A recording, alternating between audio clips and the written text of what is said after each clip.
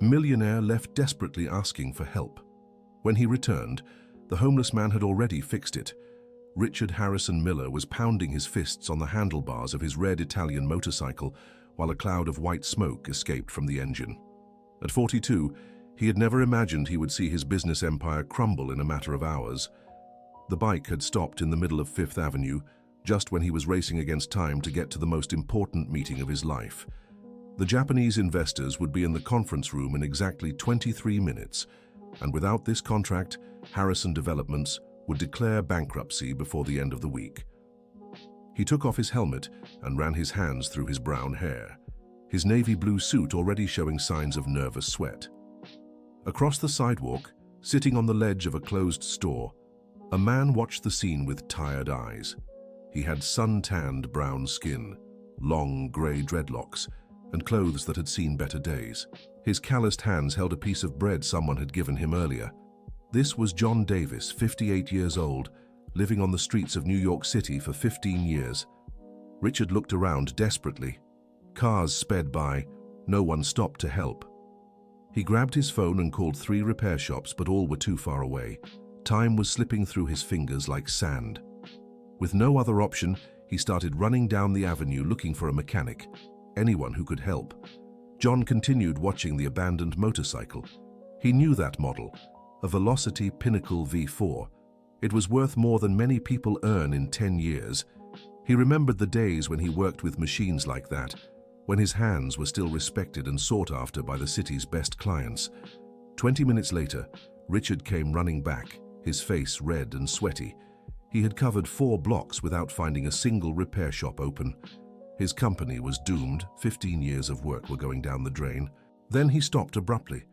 John was kneeling beside the motorcycle, his hands dirty with grease, adjusting something in the engine. The smoke had completely stopped. "Hey, get away from there!" Richard shouted, running toward the man. "What do you think you're doing?" John stood up slowly, wiping his hands on an old rag he pulled from his pocket. "Sorry, sir. I saw you were having trouble and decided to take a look." "You touched my bike?" Richard was furious. "Do you know how much this machine is worth?" "Yes, I do," John replied calmly. "A Pinnacle V4S 2023, 1,000 cubic centimeter engine, 216 horsepower. The problem was just a cooling system hose that came loose." Richard was speechless for a few seconds. How did that homeless man know the technical details of his motorcycle? "It's working now," John continued. "You can start it up." Still suspicious, Richard started the bike. The engine roared perfectly without any sign of trouble. He looked at the clock on the dashboard. He still had 12 minutes to get to the office. Dear listener, if you're enjoying the story, please take a moment to like and especially subscribe to the channel. It really helps us who are just starting out. Now, continuing. Richard took out his wallet and pulled out some $100 bills. "How much do I owe you?" John shook his head. "I don't want any money, sir." "What do you mean you don't want it? Everyone wants money. You're—" Richard stopped, realizing he was about to say something offensive. "I'm homeless, right? I can say it. I'm not offended." John smiled sadly. "But I just wanted to talk for a few minutes, if you have the time." "Talk?" Richard looked at his watch again. "I need to go. I have a very important meeting." "I understand, sir. May God bless you." Something in John's voice made Richard hesitate. There was a deep melancholy in those words, as if the man carried an immense weight on his shoulders. "How do you know so much about motorcycles?" he asked, genuinely curious now. "I worked at a specialized shop for 20 years. I was head mechanic at the best imported motorcycle dealership in New York City. I knew every bolt, every part, every secret of those machines." What happened?" John lowered his eyes. "Life happened, boss." Richard's phone rang. It was Helen, his secretary. "Mr. Harrison, the Japanese gentlemen have just arrived. They're waiting in the conference room." "I'm on my way up," he replied, hanging up quickly. He looked at John once more. There was something familiar about that face, but he couldn't place what. "Thank you for the help," he said, putting on his helmet. "My pleasure, Mr. Harrison," John replied. Richard stopped. He hadn't said his name. "How did you—" "I saw it on the bike's license plate," John explained simply. With no more time to question, Richard sped toward the office building where his company was located. He rushed up 23 flights of stairs because the elevator was under maintenance. He arrived at the conference room completely out of breath. The three Japanese executives were seated at the oval table, reviewing papers and speaking quietly in their native language. Helen made a discreet gesture, indicating he had arrived at the very last possible minute. Mr. Tanaka, Mr. Yamamoto, Mr. Nakamura, Richard greeted each one with reverence. I apologize for the slight delay. I had a technical issue on the way. Don't worry, Mr. Harrison, said Mr. Tanaka, the eldest of the three. We hope it's nothing serious. The meeting lasted 3 tense hours. Richard presented all of Harrison Development's projects, the land they already owned, the architectural plans for future developments. His company was developing a residential complex that would be the largest in Latin America, but they needed $200 million in investment to break ground. Mr. Harrison, Mr. Yamamoto said at the end, "Your projects are impressive, but our financial analysis points to elevated risks in the current American market. We understand your company has faced recent difficulties," added Mr. Nakamura. "Defaults in the real estate sector have been worrying our shareholders." Richard felt his stomach sink. He had bet everything on this deal. He'd sold his stocks, pledged assets, laid off half the staff to cut costs. "Gentlemen, I assure you that we regret that we cannot proceed with the investment at this time," Mr. Tanaka interrupted politely. "Perhaps next year, when the market is more stable." The three men stood, bowed slightly in farewell, and left the room. Richard was left alone looking out the window at the buildings of New York City. He had lost everything. Helen entered the room quietly. "Sir, the bank called 3 times. They are demanding the overdue payment. How long do we have?" 48 hours to pay $12 million, or they will call in the debt." Richard collapsed into his chair. $12 million he didn't have. The company his father had built over 30 years would be auctioned off to pay the debts. That night, he rode the motorcycle through the empty streets of New York City, trying to process what had happened. Without realizing it, he returned to the same spot where the bike had broken down that afternoon. There was John, sleeping under a nearby awning. Richard parked and walked over to him. John woke up startled. "Easy, it's me, the bike's owner," Richard said. "You're the one who fixed my Velocity Pinnacle V4 this morning." John sat up, still sleepy. "Oh yes, is it having trouble again?" No, it's perfect, I just..." Richard hesitated. "I wanted to talk for a few minutes. You said you wanted to talk earlier." John smiled sadly. "You lost the meeting, didn't you?" "How do you know?" "By the way you look." "I know that look. I've seen it in the mirror many times." Richard sat on the curb next to John. He had never done such a thing in his 42 years of life. "My company is going bankrupt. 15 years of work down the drain. I'm sorry, boss. Sometimes life takes away everything we think we have." "How did you end up here on the street?" John remained silent for long seconds. "I worked at a repair shop called Davis & Associates. I was a specialist in imported motorcycles, mainly European ones. I earned well, owned a house, had a young daughter." "What happened?" "The owner of the shop ran into financial trouble. Expensive parts started disappearing from inventory. Since I was in charge of the storeroom, they accused me of theft." "And did you steal?" John looked directly into Richard's eyes. "Never. 20 years of honest work. I never took even a screw that wasn't mine. But there was no way to prove my innocence. The owner needed someone to blame for the insurance to cover the loss." "Did you sue them?" "With what money?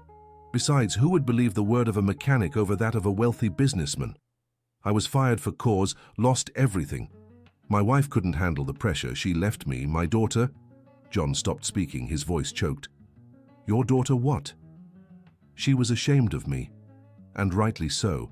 I became a burden, a failure. When I lost the house, I ended up on the streets. She chose to stay with her mother." Richard felt a tightness in his chest. He knew well the pain of disappointing the people we love.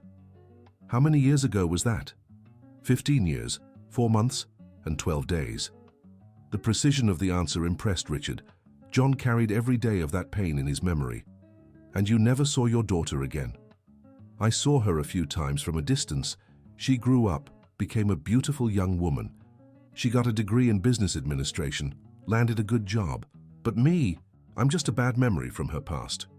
The two fell silent, listening to the distant sound of nighttime traffic. Richard thought of his own daughter, Beth, 25 years old, who worked in London and rarely visited him. "What was the name of the repair shop where you worked?" "Davis and Associates. It was in the Upper East Side." Richard felt a chill in his stomach. "Davis and Associates? On Madison Avenue?" "That's right. Do you know it?" Richard swallowed hard. "My father was a minority partner in that shop." John stared at him in surprise. "Your father? What was his name?" "Anthony Harrison Miller. He invested money in renovating the shop back in the 2000s. "Anthony Miller," John whispered. "Mr. Anthony was your father. You knew my father?" John stood up abruptly. "Your father was an honorable man. When he found out I hadn't stolen anything, he tried to defend me. But he was outvoted at the partners' meeting." "What do you mean?" "He said he was going to investigate on his own, that he wouldn't let an innocent man take the blame. But a few days later—" John stopped. The words stuck in his throat. "A few days later, what?" "Your father passed away, Mr. Richard, and with him went all my chances of clearing my name." Richard felt the world spin. His father had passed away 15 years ago, the victim of a sudden heart attack. At the time, Richard was focused on taking over the family business and never looked into the details of his father's smaller investments. "Are you saying my father believed in your innocence?" "More than that. He had found proof of who was really stealing from the shop." "Proof? What proof?" John sat back down, weary. "Your father discovered it was the owner's own son, Charles Davis. The young man had gambling debts and was taking the most expensive parts to sell. Mr. Anthony had photos, documents, everything. But when he passed—" "Why did you never come to me to tell me this?" John let out a bitter laugh. "Come to you for what, Mr. Richard? You were young. You were taking over a huge company. I was just an unemployed mechanic that nobody believed. Besides, I did try." "You tried how?" "I went to your office a few times. Your secretary always said you were busy, traveling, in meetings. After 6 months of trying, I gave up." Richard vaguely remembered Helen mentioning something about a mechanic who wanted to talk about his father, but he had told them to send him away. He was too busy building his empire to care about matters from the past. "John, No need to apologize, boss. You didn't know, and I understand you had bigger responsibilities." Richard's phone rang. It was his wife, Mary. "Richard, where are you? It's already midnight." "I'm sorting out some company problems." "Did the meeting with the Japanese go well?" Richard closed his eyes. "No, Mary. They refused the investment. We're bankrupt." The silence on the other end of the line lasted long seconds. "Bankrupt how?" "We're going to lose everything. The company, the apartment, the cars, everything." "My God, Richard. How did this happen?" "It was a gamble that didn't pay off. I bet too high." After hanging up, Richard looked at John, who had listened to the whole conversation. "Seems like now we're both failures," Richard said with bitter irony. "You're not a failure. You're just going through a rough patch." "And what's the difference?" "The difference is you have a family, you have people who care, and most importantly, you have the chance to start over in a different way." "Start over? At 42 with no money, no company, nothing?" John pulled out a very old, crumpled photo from his pocket. He showed it to Richard. In the image, a younger John appeared next to several luxury motorcycles, wearing a clean jumpsuit from Davis and Associates. "I was 38 when I lost everything. I thought my life was over, but I learned one important thing in these years on the street." "What?"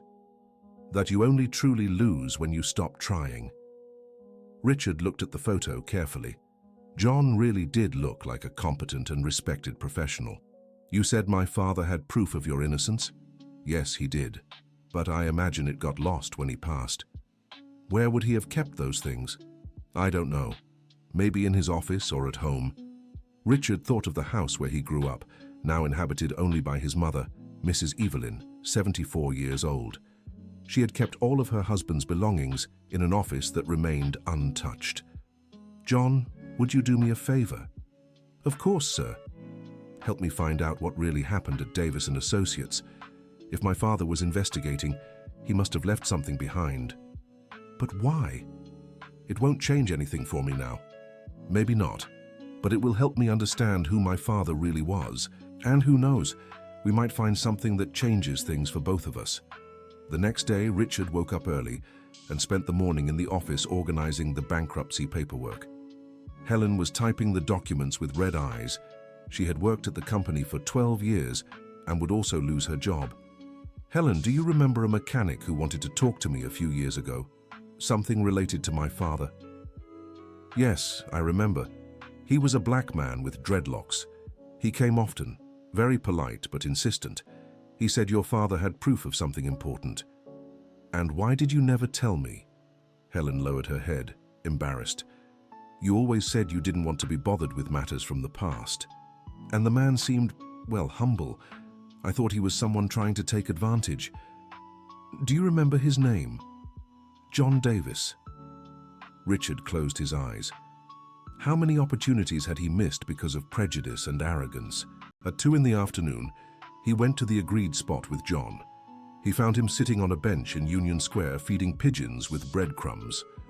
"John, I need to go to my mother's house to look for my father's papers. Will you come with me?" John hesitated. "I don't know if that's a good idea, boss. Your family might not like seeing me." "My mother is an open-minded lady. And if my father trusted you, she will trust you too." Ms. Evelyn's house was in Brooklyn Heights, in an old townhouse that she refused to sell. Richard parked the motorcycle in the garage and called John to come in. "Mom," he shouted as he entered. "I'm in the kitchen, my son," came the reply. Ms. Evelyn was preparing a cornmeal cake, using the same recipe she had made since Richard was a child. She was a small woman, with completely white hair always well combed, and blue eyes that still sparkled with liveliness. "Mom, I want to introduce someone to you. This is John Davis, Ms." Evelyn looked at John and her eyes widened. "John Davis, the mechanic from Davis & Associates?" "You know me?" John asked, surprised. "Of course I know. Anthony always spoke about you. He said you were the best mechanic he had ever met." Richard was confused. "Dad talked about John to you?" "Yes, he did, especially in the last weeks before he passed. He was very worried about an injustice that was happening at the shop." Ms. Evelyn dried her hands on her apron and approached John. "My son, I'm sorry for what happened to you. Anthony was determined to prove your innocence." "Miss Evelyn, do you know if my father left any documentation about this case?" "Yes, he did. It's all stored in his office. 15 years and I haven't touched those drawers." Anthony's office remained exactly as he had left it. Engineering and administration books on the shelves, family photos on the desk, a small collection of motorcycle miniatures that he collected. Ms. Evelyn opened a locked drawer with a key she had kept for years. Here are the folders he was organizing before he passed. There were 5 thick folders with documents. Richard and John began to examine everything meticulously. It was a complete investigation. Photos of stolen parts being sold in junkyards, copies of recorded conversations, falsified receipts. "My God," Richard whispered. "Dad really had proof of everything." "Look here," John pointed to a series of photos. "It's Charles Jr. selling the parts. Your father followed him several times." "And here is a letter that Dad was writing to the shop's lawyer," Richard showed. "He was going to present everything officially the following Monday." "What following Monday?" Richard looked at the date of the letter. It was 2 days before his father had the heart attack. "John, do you think there is any connection between Dad's discovery and—" "I don't know, Mr. Richard. Did your father have heart problems?" "Not that we knew. The heart attack was completely unexpected." Ms. Evelyn entered the office carrying a tray with coffee and cake. "Did you find what you were looking for?" "Mom, did you know that Dad was investigating a theft at the shop?" "Yes, I did. He said an honest employee was being unfairly accused, that he wouldn't sleep peacefully knowing an innocent person was paying for another's mistake." "Why did you never tell me this?" Ms. Evelyn sighed. "Because you were very busy taking over his business. and I thought it would be better to leave the past behind. But this injustice was never corrected, John said softly. That's true, Ms. Evelyn agreed, and that always bothered me. Anthony said he was going to fix everything, that he was going to clear your names and make Charles Davis pay for what his son did. Richard flipped through more documents and found something that chilled him. John, look at this. It was a handwritten letter from his father, addressed to Richard himself. My son, if you are reading this letter, it means something happened to me before I could bring about justice. John Davis is an honorable man who is being unfairly accused. The proof of his innocence is in these folders. Please do what is right. Do not let injustice prevail. Your father who loves you, Anthony. Richard felt tears streaming down his face. His father had died knowing an injustice was being committed and trusting that his son would do what was right. John, I will clear your name. Mr. Harrison, too much time has passed. I don't know if it's still possible. We'll find out. Dear listener, if you're enjoying the story, please take a moment to like and especially subscribe to the channel. It really helps us who are just starting out. Now continuing. The next morning, Richard sought out a lawyer specializing in labor cases. Dr. Franklin Cooper examined all the documents carefully. Mr. Harrison, this material is explosive. There is sufficient evidence to overturn the dismissal for cause and even sue Davis and Associates for emotional damages. Is it still possible after so long? The statute of limitations for labor issues is 5 years, but crimes like defamation and falsification of records can have longer deadlines. And more importantly, John can request the clearing of his name in the professional registries. How much would that cost? For a case with such clear evidence? About $50,000 in fees.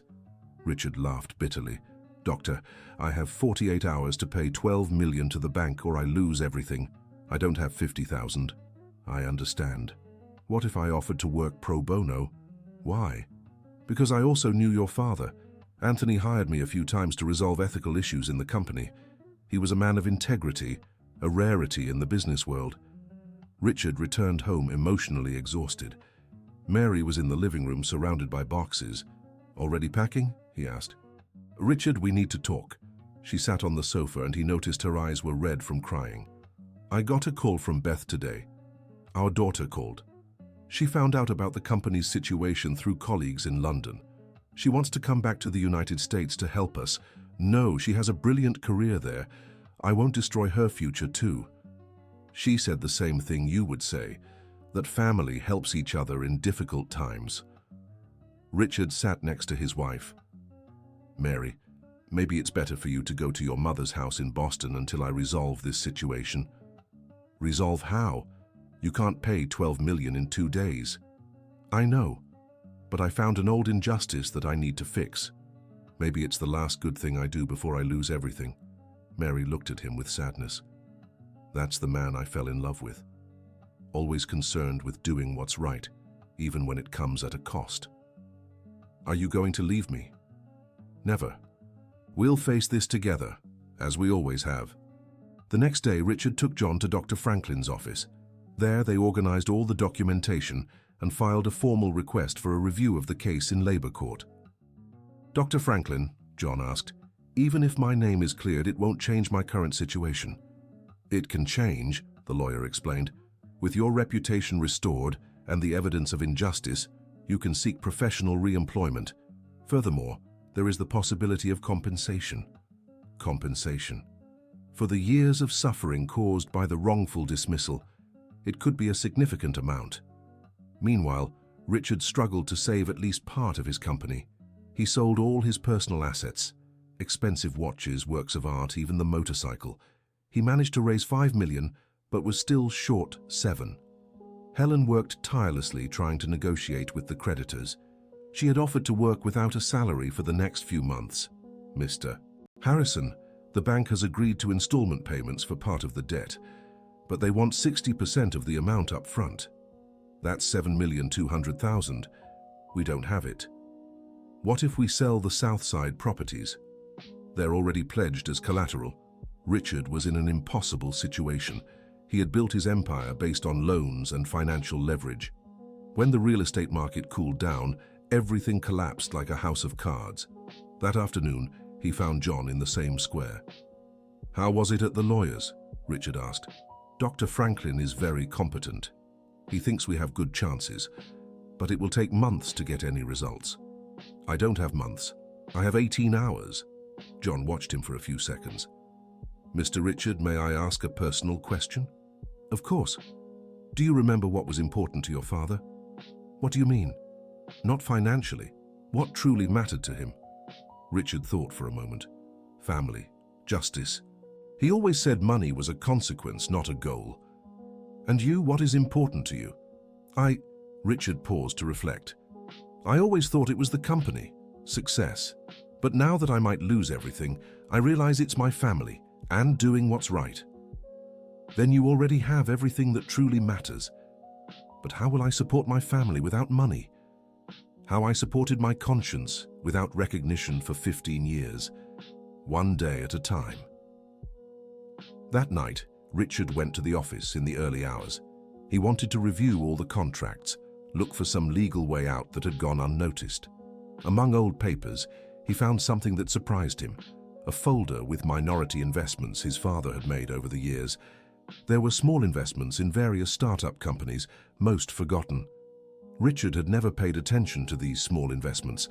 One company caught his eye, Tech Solutions America. He searched online and discovered that Tech Solutions had been sold to an American multinational for 400 million reais the previous year. His 5% minority share had never been redeemed. Richard immediately called the family lawyer. "Dr. Augustine, I need you to investigate some old investments of my father's." "Richard, it's 3 in the morning. Please, it's urgent. A company called Tech Solutions America." The next morning, Dr. Augustine called with news. "Richard, you won't believe it. Your father had 5% of Tech Solutions. With the sale of the company, that equals 20 million reais. 20 million! The money is in a blocked account waiting for air documentation. I can release it later today." Richard collapsed into his chair. After all the anguish, there was a salvation he didn't even know existed. But instead of relief, he felt something different. During those desperate days, he had learned important lessons about himself and about what truly matters in life. He called John, and they arranged to meet in the square. "John, I have a proposal for you." "What kind of proposal?" "My company will survive. I discovered my father had investments I didn't know about, but I want to do things differently now." "How so?" "I want you to be my partner." John laughed, thinking it was a joke. "Mr. Richard, I've lived on the streets for 15 years. Exactly because of that. You know real life, you know real difficulties. I only know offices and business meetings.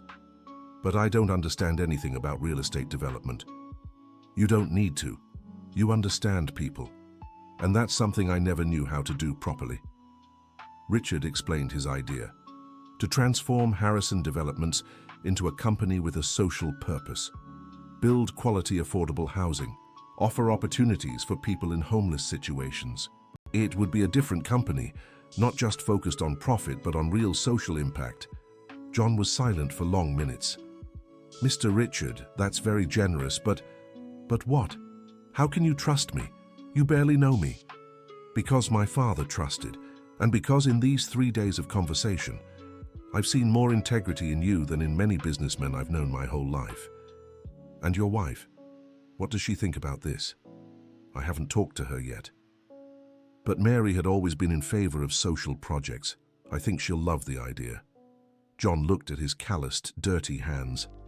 "I don't even know how to behave in an office anymore. It's been 15 years. We'll learn together. You teach me about humanity, I'll teach you about business." That afternoon, Richard presented the proposal to Mary. As he predicted, she was thrilled.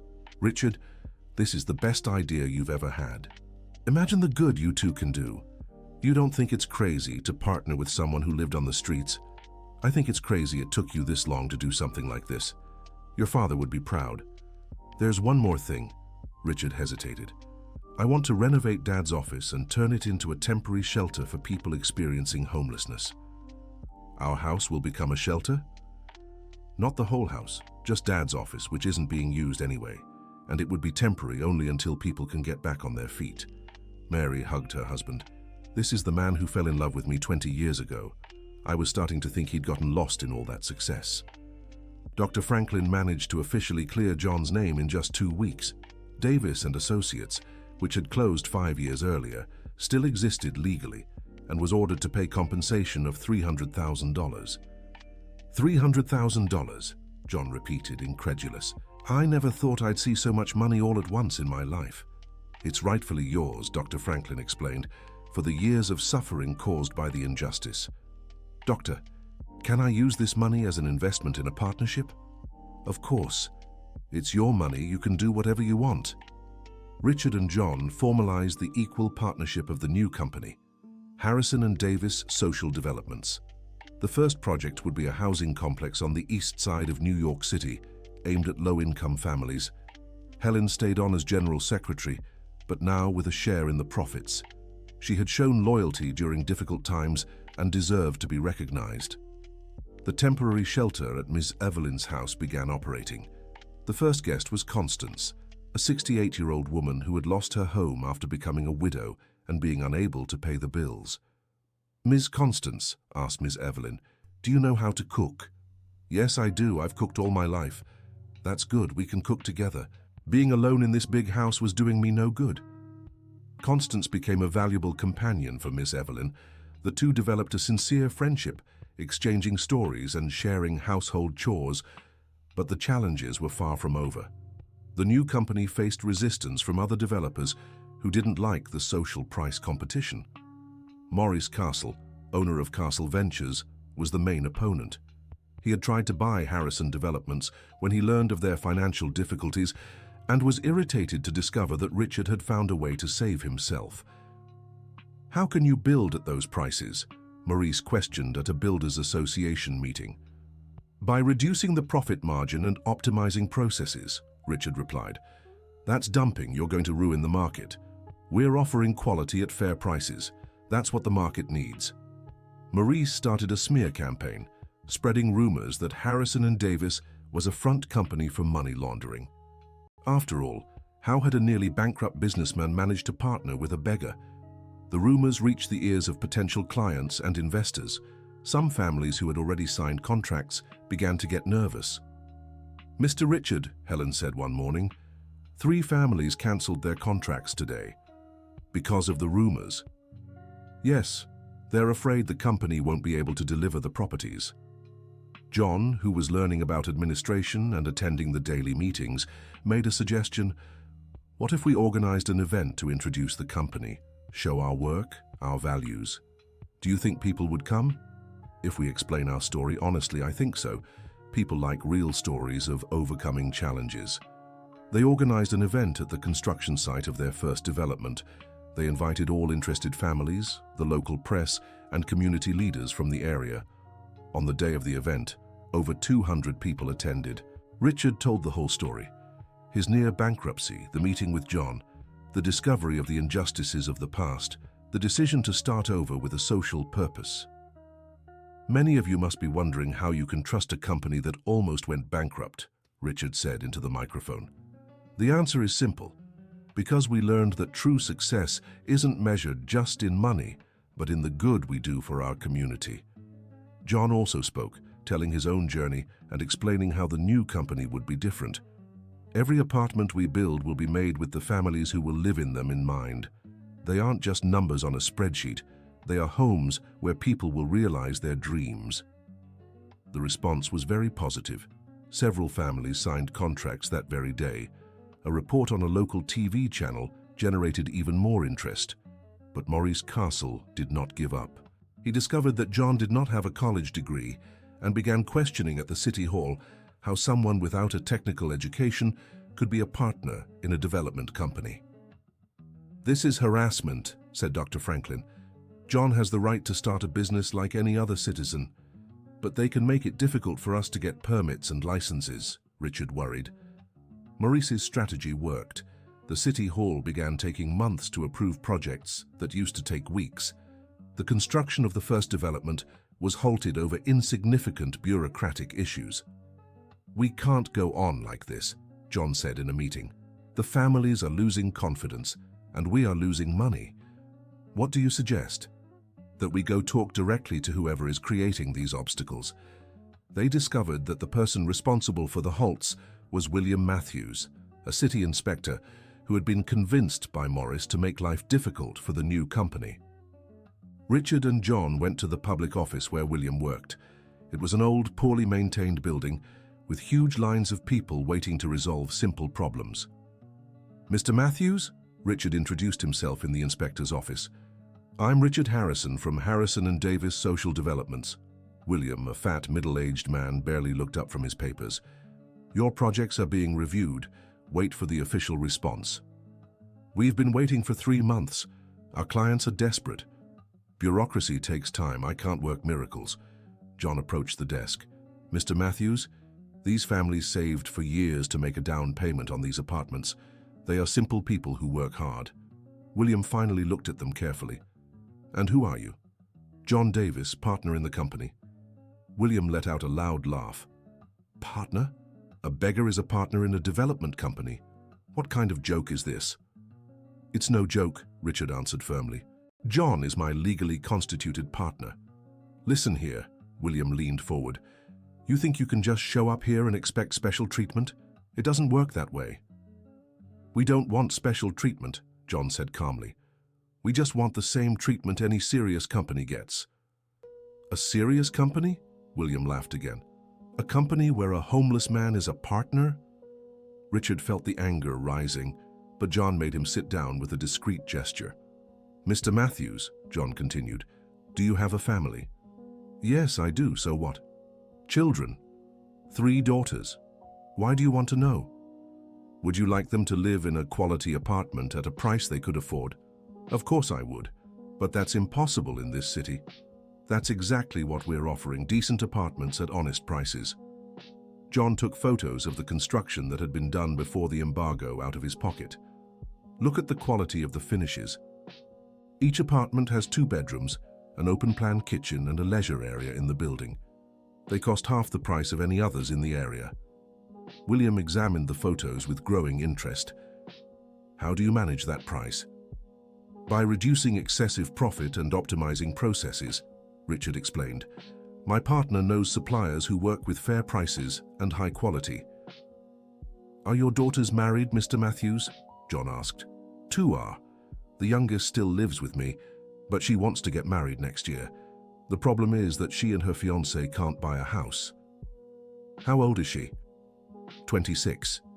John and Richard exchanged glances. "Mr. Matthews," John said, "if we can offer an apartment for your daughter in our development at the same price we offer to everyone else, would you consider speeding up the approval of our projects?" "Are you trying to bribe me?" William stood up, agitated. "No," Richard replied quickly. "We're offering her the same opportunity we offer to all other families. No special discount, no privileges, just the chance to buy a decent home." William thought for a moment. "And if the apartments are finished and have problems, what if the company can't deliver?" "That's why we're here," John said, "to show that we're serious, that we keep our promises. Let me talk to my daughter. If she's interested, we'll see." Leaving City Hall, John was thoughtful. "Do you think it worked?" Richard asked. "I don't know, but at least he didn't throw us out." "John, can I ask you something? How did you know he had a daughter of marriageable age?" "From the photo on his desk. I saw a young woman in a white dress next to him, and from the way he talked about property prices, it seemed like a father's concern." "You're very observant. 15 years on the streets teach you to read people. It's a matter of survival." 2 days later, William called the office. "Mr. Harrison, my daughter liked the project. She wants to visit the construction site." The construction site had been released from the embargo in record time. William took his daughter, Caitlin, and her future son-in-law, Andrew, to see the development. "Daddy, this is very beautiful," Caitlin said, impressed. "It's exactly what we were looking for." Andrew, who worked as a teacher at a public school, was delighted with the company's social project. "Are you going to hire people from the area to work on the construction?" he asked. Yes, John replied. We want to generate local employment and give opportunities to those in need. That's fantastic. My students are always complaining that there are no job opportunities around here. Caitlin and Andrew signed the contract that same day. William, seeing his daughter's happiness, became an ally of the company, helping to speed up approvals for other projects. Maurice Castle was furious with the change in the city's attitude. He tried to bribe William directly, offering $50,000 to embargo Harrison and Davis's works again. William rejected the proposal and even recorded the conversation. The audio was handed over to the competent authorities, and Maurice was removed from the Employers Association. With the bureaucratic obstacles removed, the construction of the first development progressed rapidly. John demonstrated surprising skills in managing construction teams. His experience on the streets had taught him to communicate with all kinds of people. "John," Richard said one afternoon, "have you ever thought about looking for your daughter? I think about it every day. But she must be fine now. She has her own life. Why would I disturb her? Maybe she wants to know you've gotten back on your feet. And if she doesn't, what if she's still ashamed of me? What if she's waiting for you to take the initiative?" John grew thoughtful. "How will I explain 15 years of absence? By telling the truth. That you were unfairly accused, that you fought to clear your name, that you're now rebuilding your life. And if she doesn't believe me? The people who truly love us always give a second chance." That night, John looked for information about Leslie Davis, his daughter. He discovered she worked at an accounting firm in the Williamsburg area. She was married and had 2 young children. For a week, John spent every day in front of the building where Leslie worked, trying to gather the courage to approach her. Richard accompanied him on some occasions to give moral support. On Friday, John finally saw her leaving work. Leslie had inherited her mother's light eyes, but had the same bone structure as her father. She wore discreet business clothes and carried a simple bag. "That's her," John whispered to Richard. "Go talk to her." "I can't. What if she makes a scene? What if she calls the police?"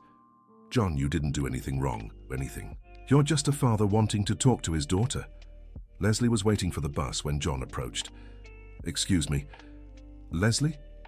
She turned and recognized him immediately, even after 15 years. Her eyes filled with tears. "Dad?" John couldn't speak. He just nodded. "My God, Dad. Where were you? I looked for you for years." "What do you mean? You looked for me?" "Of course I did. When I grew up and understood things better, I realized your story didn't make sense. You would never steal anything." John began to cry. "I thought you were ashamed of me." "Ashamed? Dad, I was proud of you. You were the best mechanic in the city. Everyone respected your work. But when we lost the house, when your mother left me, I was a child, I didn't understand anything. I only knew that suddenly you were gone. They talked for 2 hours at the bus stop.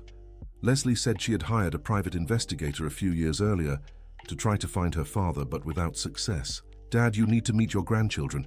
Peter is 8 and Maria is 5. "Your children," John whispered. "How will you explain to them who I am?" "I'll tell them you're their grandpa, that you've been traveling for a long time, but now you're back to stay." "Leslie, I don't want you to lie to your children." "It's not a lie, Dad. You've been on a very difficult journey, but now you're back. And you'll stay, won't you?" John looked at Richard, who had discreetly kept his distance. "Yes, I'll stay, my daughter, I'll stay." John's reunion with his grandchildren was emotional. Peter, the oldest, was fascinated to learn that Grandpa understood motorcycles. Maria, the youngest, simply clung to John's leg and didn't want to let go. "Grandpa, why are your hands so big?" Maria asked innocently. "Because I worked a lot with them, my love." "And why are they so calloused?" John looked at Leslie, who nodded encouragingly. "Because sometimes life is hard and we have to be strong to overcome it." "Were you strong, Grandpa?" "I tried to be, my little granddaughter. I tried to be." Leslie invited her father to dinner on Sunday at her house. It was a small but cozy apartment on the west side of the city. Her husband Frank was a nurse and received John with kindness. "Mr. John, Leslie told me your story. I'm sorry for what you went through." "Thank you, Frank. And thank you for taking good care of my daughter and my grandchildren. She's an amazing woman, very much like you in determination. During dinner, Leslie asked a question that had been tormenting her. Dad, did you spend all these years on the street? Yes, I did, daughter. How did you survive? How did you endure for so long? John looked at his grandchildren playing in the living room. By thinking every day that maybe one day I could prove my innocence and return to you. But Dad, even if you couldn't prove it, I would never stop welcoming you. You're my father, no matter what. I didn't know that, Leslie. I thought you were ashamed of me. The only thing I was ashamed of was not trying to find you sooner. Dear listener, if you're enjoying the story, please take a moment to like and especially subscribe to the channel. It really helps us who are just starting out. Now continuing, with John's personal life stabilizing, the company began to thrive. The first development was delivered on time, with quality exceeding expectations. The families moved in happily and started recommending the company to friends. Richard noticed he was working fewer hours but being much more productive. The partnership with John had changed his perspective on business. They weren't just building buildings, they were building communities. Ms. Evelyn loved having activity in the house. Besides Constance, they temporarily welcomed 3 other people.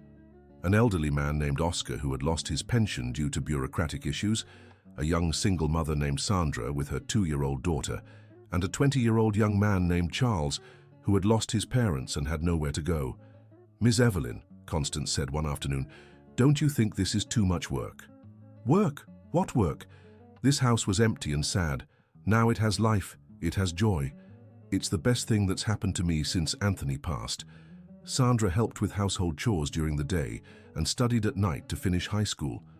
Charles turned out to be talented at carpentry and began making custom furniture for the company's apartments. Oscar took care of the garden and became the official storyteller for the children who visited the house. Harrison and Davis was growing sustainably. They developed a unique business model, building social developments in partnership with local worker cooperatives, providing employment and professional training for the community itself. John enrolled in a night business administration course. At 58, he was determined to make up for lost time. Richard helped him with the more difficult subjects, and the two discovered they made a great study duo. John, Richard said one night after studying late, do you ever regret accepting my partnership proposal? Never. And you? Never either. You know what amazes me the most? What? How you harbor no bitterness. 15 years of injustice and you hold no grudges against anyone. Holding a grudge is like carrying a stone on your back every day. Eventually the weight brings you down. It's better to forgive and move on. Even against those who intentionally wronged you. Especially those people. Because holding on to hatred only hurts the one who holds it. Richard thought about his own lingering resentments against competitors, former employees who had betrayed him, clients who hadn't paid. John was right. It was all unnecessary weight. The company's second project, a set of townhouses on the south side, was going better than the first. They had refined their processes, and demand was greater than their construction capacity. We need to expand, Richard said in a meeting. We have a waiting list of over 500 families. Expand how? John asked. Hire more people? Yes, and start projects in other parts of the city. Helen, who was now the administrative manager, presented the numbers. We have enough capital to start 2 projects simultaneously, but it would be risky. All growth involves risk, Richard considered. Yes, but we're talking about 1,500 families who will depend on us to deliver what we promised. John made an important observation. What if we grow slowly? Deliver exactly what we promised, build a solid reputation, and then expand. Do you think we should turn clients away? I think we should be honest about our capacity. It's better to say no now than disappoint later. They decided to maintain a controlled pace of growth. It was a wise decision because 3 months later, the real estate market went through another crisis. Several smaller developers went bankrupt for having expanded beyond their means. Harrison and Davis not only survived the crisis but prospered. Families who had lost investments in other companies sought them out, attracted by their reputation for reliability. Maurice Castle, on the other hand, was facing serious problems. His company had become too indebted in an attempt to aggressively compete with low prices. He was forced to sell 2 developments for half the price to pay off debts. At a chance meeting at the employers' union, Maurice approached Richard. "Harrison, we need to talk." "About what?" "About a possible partnership." Richard almost laughed. "You spent months trying to destroy my company, and now you want a partnership." "Look, I admit I went overboard with the competition, but you have to admit that at the beginning it seemed crazy." "Crazy why? For wanting to do honest business? Crazy for going into business with a beggar?" Richard felt the anger rise, but he remembered John's teachings about forgiveness. "Maurice, John hasn't been a beggar for a long time, and he was never less worthy for having lived on the street." All right, but let's get to the point. I can offer 3 plots of land on the north side in exchange for 40% of your company." "I'm not interested. Their plot's worth 12 million. "It doesn't matter. My partnership with John is not for sale." Maurice was irritated by the refusal. "You'll regret this, Harrison. The market is small, everyone knows each other. If you don't want to play fair..." "Threats, Maurice, after everything you've already tried?" "They're not threats. They're the natural consequences for someone who doesn't know how to do business." Richard walked away without answering, but he was worried about what Maurice might try next. His concern proved to be well-founded 2 weeks later. John arrived at the office with a paper in his hand, clearly shaken. "Richard, we've received a legal notice." "For what?" "Maurice Castle is suing us for unfair competition and forming a cartel." "A cartel? How so?" "He claims our company uses illegal practices to get low prices, says we have hidden government subsidies, or that we're laundering money." Helen was outraged. "This is pure harassment. Everyone knows you're honest. Being honest won't matter if we can't prove it," Richard said, worried. Dr. Franklin examined the legal petition. "It's a clearly baseless lawsuit, but it will be a lot of work to refute. Maurice hired an expensive firm, and they are raising questions about everything, from how John got the money to invest in the partnership to how you managed to get such low prices. We have documentation for everything," John said. "Yes, but they will question every document, every supplier, every process. It could take years to resolve." "Years?" Richard went pale. "And in the meantime? In the meantime, you will spend a fortune on lawyers and have your reputation questioned. Some clients may get cold feet." John left the office deeply dejected. After all the struggle to rebuild his life, once again someone was trying to destroy him with lies. Richard found him sitting on the steps of a nearby church. "John, we'll solve this." "How?" "Maurice has the money to sustain a long lawsuit. We don't. We have truth on our side, and we have documentation that proves everything." "Richard, I don't want you to lose everything again because of me." "It's not because of you. It's because of an envious man who can't accept that there are people better than him. Maybe it's better if I leave the partnership. You continue alone and..." "Stop that!" Richard became agitated. "You're my partner and my friend. I won't abandon you like they did 15 years ago." John lifted his head, his eyes filled with tears. "Are you sure?" "Absolutely, we'll fight together." Dr. Franklin worked tirelessly on the defense. He managed to prove that all the accusations were unfounded and even demonstrated that Maurice was using the lawsuit as a form of harassment. The judge not only rejected the case, but also ordered Maurice to pay the legal costs for Harrison and Davis, plus compensation for emotional damages. $50,000 in emotional damages for each of you, Dr. Franklin informed. And Maurice was prohibited from filing new baseless lawsuits. The legal victory had an unexpected effect. The local media covered the case as a David versus Goliath story, and the company gained extremely positive publicity. Families from other cities began seeking out Harrison and Davis, wanting similar developments in their regions. The business model was working beyond expectations. "I think it's time to expand," John said in a meeting. "You changed your mind about growth," Richard joked. "I did, but in a planned way. Let's open branches in 3 cities in the state: Boston, Providence, and San Jose." "How will we manage everything?" "By hiring local people, training them in our work method, and most importantly, visiting each construction site personally, at least once a week." The expansion was a success. In each city, they replicated the model: local partnerships, regional employment, fair prices. John became a kind of celebrity in the construction industry, known as the partner who had transformed his life through honest work. One Thursday afternoon, Richard was at the construction site in Boston when he received an unexpected call. "Daddy?" It was Beth, his daughter, calling from London. "Beth, what a surprise, how are you?" "I'm fine, Dad, but I'll call back later because I'm about to have a video conference now. I'm seeing the news about your company there in the United States." "News? What news?" "About your social project. It was in an international business magazine. They're talking about Harrison and Davis as an innovative model of conscious capitalism." "Really?" "Dad, I'm so proud of you. I always knew that one day you would do something truly important." "Beth, Dad, I'm thinking about coming back to the United States." "Coming back? But your career in London." "My career is going well, but I want to be part of what you're building. I want to help the company grow while maintaining its social values." Richard felt a lump in his throat. "Are you sure?" "Absolutely. I'm already organizing my return. I'll be there next month." After hanging up, Richard shared the news with John. "Your daughter is coming back to work for the company?" "It seems so. She said she wants to be part of the social project." "What joy, Richard. A united family is the greatest wealth there is."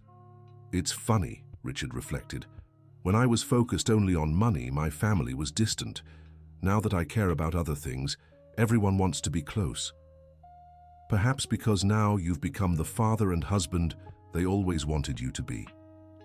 Beth's return to the United States was a celebration. She brought new ideas from Europe about sustainability and social innovation.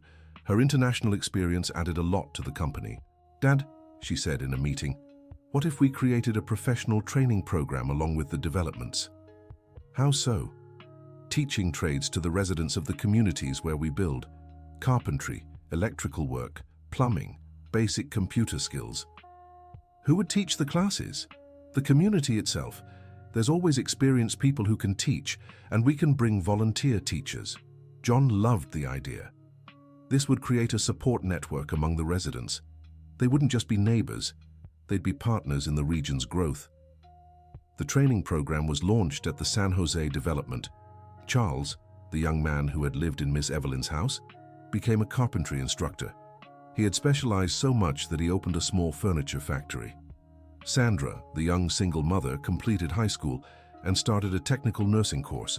She still lived in Miss Evelyn's house, but now paid a small contribution and helped take care of the other residents.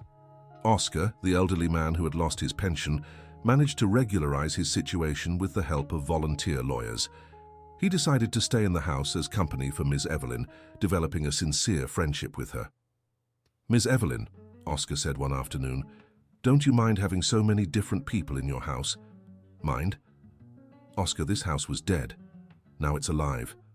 It's as if Anthony is smiling from wherever he is." "Do you think your husband would approve of all this?" "I'm sure. He always said that money that doesn't help other people is worthless." The company completed 2 years of operation with impressive results. 6 developments delivered, over 1,000 families served, 200 direct jobs created, and 0 customer complaints. Richard and Mary renewed their wedding vows in a simple ceremony at Miss Evelyn's house. John was the best man, Leslie the maid of honor, and her grandchildren were the ring bearers. Beth organized everything, and even Constance helped with the decorations. "Richard," John said during the party, "can I tell you something I've never told anyone?" "Of course." "The day I fixed your motorcycle on the street, I was thinking about giving up on everything. I had been living on the streets for 15 years and thought I'd never be able to get out of there." "Really?" "Really. But when I saw you desperate, running after help, I remembered how I felt when I needed to solve difficult problems at the shop, and I thought, maybe I'm still good for something. You saved my life that day, John, and not just by fixing the motorcycle." "What do you mean?" "You showed me there's another way to do business, a way that honors my father's memory." The party lasted until late at night. All the company employees were present, along with residents from the developments, suppliers, and even some competitors who had become partners in social projects. Dr. Franklin arrived with his wife at the end of the party. "John, I brought a surprise for you." "What surprise?" "I managed to locate Charles Davis Jr., the one who actually stole the parts from the shop." John became tense. "What for?" "He wants to apologize in person and offer a proposal." Charles Davis Jr. appeared at the party visibly embarrassed. He was a man in his early 40s with a tired and ashamed appearance. "John, I don't know how to begin. You can start by explaining why you destroyed my life." "I was young, stupid, and addicted to gambling. I took the parts to pay gambling debts. When my father found out, I told him I suspected you were selling parts on the side." "And why did he believe you and not me?" "Because I was his son, and because you were too honest to defend yourself in a dirty way." John took a deep breath. "And why are you here now?" "Because I heard your story through the news reports, and because my conscience hasn't let me sleep for 15 years. What do you want from me?" Charles took an envelope from his pocket. "I want to give back what's yours. I sold my share of the shop's inheritance and brought the money. It's $200,000. It's little compared to what you lost, but it's all I can give now." John looked at the envelope without touching it. "I don't want your money." "What do you mean?" "I want you to use this money to help other people. Find someone who's going through hard times and help them without expecting anything in return." Charles was confused. "But John, it's rightfully yours." "My rights have already been restored. I have work, I have family, I have my dignity back. This money can help someone who's still lost like I was." Richard watched the scene, moved. John had truly learned to transform suffering into wisdom. "Charles," John continued, "do you have children?" "I have 2 teenage sons." "Tell them what happened. Not the ugly details, but the important lesson." "What lesson?" "That our choices affect many people, and that it's never too late to do the right thing." Charles left the party visibly transformed. Weeks later, he created a support program for families dealing with gambling addiction, using the money he wanted to give John. The company continued to grow sustainably. They opened a branch in Chicago, then in Portland. Each new city received the same treatment: local partnerships, regional employment, positive social impact. John graduated with a business degree at 60 years old with honors. Richard was at the graduation, along with Leslie, the grandchildren, Frank, and the entire family John had built. "Dad," Leslie said after the ceremony, "you know you're an inspiration to my children, right?" "What do you mean?" "Peter said he wants to be just like his grandpa when he grows up, strong and determined. And Maria said her grandpa is the bravest person she knows." John hugged his daughter. "Leslie, can I confess something?" "Of course." "All those years on the street, what hurt me the most wasn't the cold, hunger, or humiliation. It was thinking that you were ashamed of me." "Dad, I could never be ashamed of you. You're the most honorable person I know." John's graduation party took place at the company headquarters. Over 300 people attended: employees, clients, residents of the developments, local officials. The mayor of New York City gave a speech praising the social work of Harrison and Davis. "This company proves it's possible to run profitable businesses while maintaining social responsibility. You're an example for other entrepreneurs." John was called to speak at the microphone. 5 years ago, I was living on the street and thought my life was over. Today I'm here thanks to people who believed in me when I didn't even believe in myself." He looked at Richard in the audience. "My partner and friend Richard gave me the chance nobody else would, and he taught me that starting over has no age limit." Then he looked at Ms. Evelyn. "Ms. Evelyn took me into her home when I had nowhere to go and treated me like a son." And finally he looked at Leslie. "My daughter forgave 15 years of absence and gave me back what matters most in life: family." "But I mainly want to speak to people who are going through hard times," John continued. "Life sometimes knocks us down so hard that we think we'll never get back up. But it's always possible to start over, as long as we don't give up on ourselves." The audience gave a standing ovation for several minutes. 2 years later, Harrison and Davis was recognized as the best corporate social responsibility company in the country. They had delivered over 3,000 housing units, created 500 direct jobs, and trained over 2,000 people in different professions. John had become a motivational speaker, sharing his story at universities and companies. His message was always the same: it's never too late to start over and make a difference. Richard reduced his workload to dedicate more time to his family. He and Mary traveled together regularly, something they hadn't done in years. Beth took over the company's international division, developing projects in other countries in Latin America. Ms. Evelyn, at 76 years old, had become a sort of unofficial ambassador for the company. She would receive international visitors at her home, explaining how it all began and showing them Anthony's office, which was now a memorial honoring his integrity. "My husband used to say that true success is measured by how many people we manage to help," she would tell the visitors. My son and John understood that perfectly. One Saturday morning, Richard and John were reviewing projects in the office when Helen arrived excitedly. "You won't believe what I got in an email." "What is it?" Richard asked. "A buyout offer for the company." "From whom?" "A group of European investors. They want to replicate our model in 15 countries. John and Richard exchanged glances. "How much are they offering?" John asked. 100 million euros. Each of you would get 50 million. It was an astronomical amount. More money than either of them had ever dreamed of having. "What do you think?" Helen asked. Richard and John stepped outside to talk privately. "John, with this money, you could buy any house, travel the world, set your grandchildren up for life." "I could," John agreed. "And you could have the empire you always wanted again. But would that make our families proud of us?" "What do you mean?" "Richard, this company isn't just ours. It belongs to all the people who believed in the project. Helen, Beth, the employees, even Ms. Evelyn. Are you suggesting we refuse the offer?"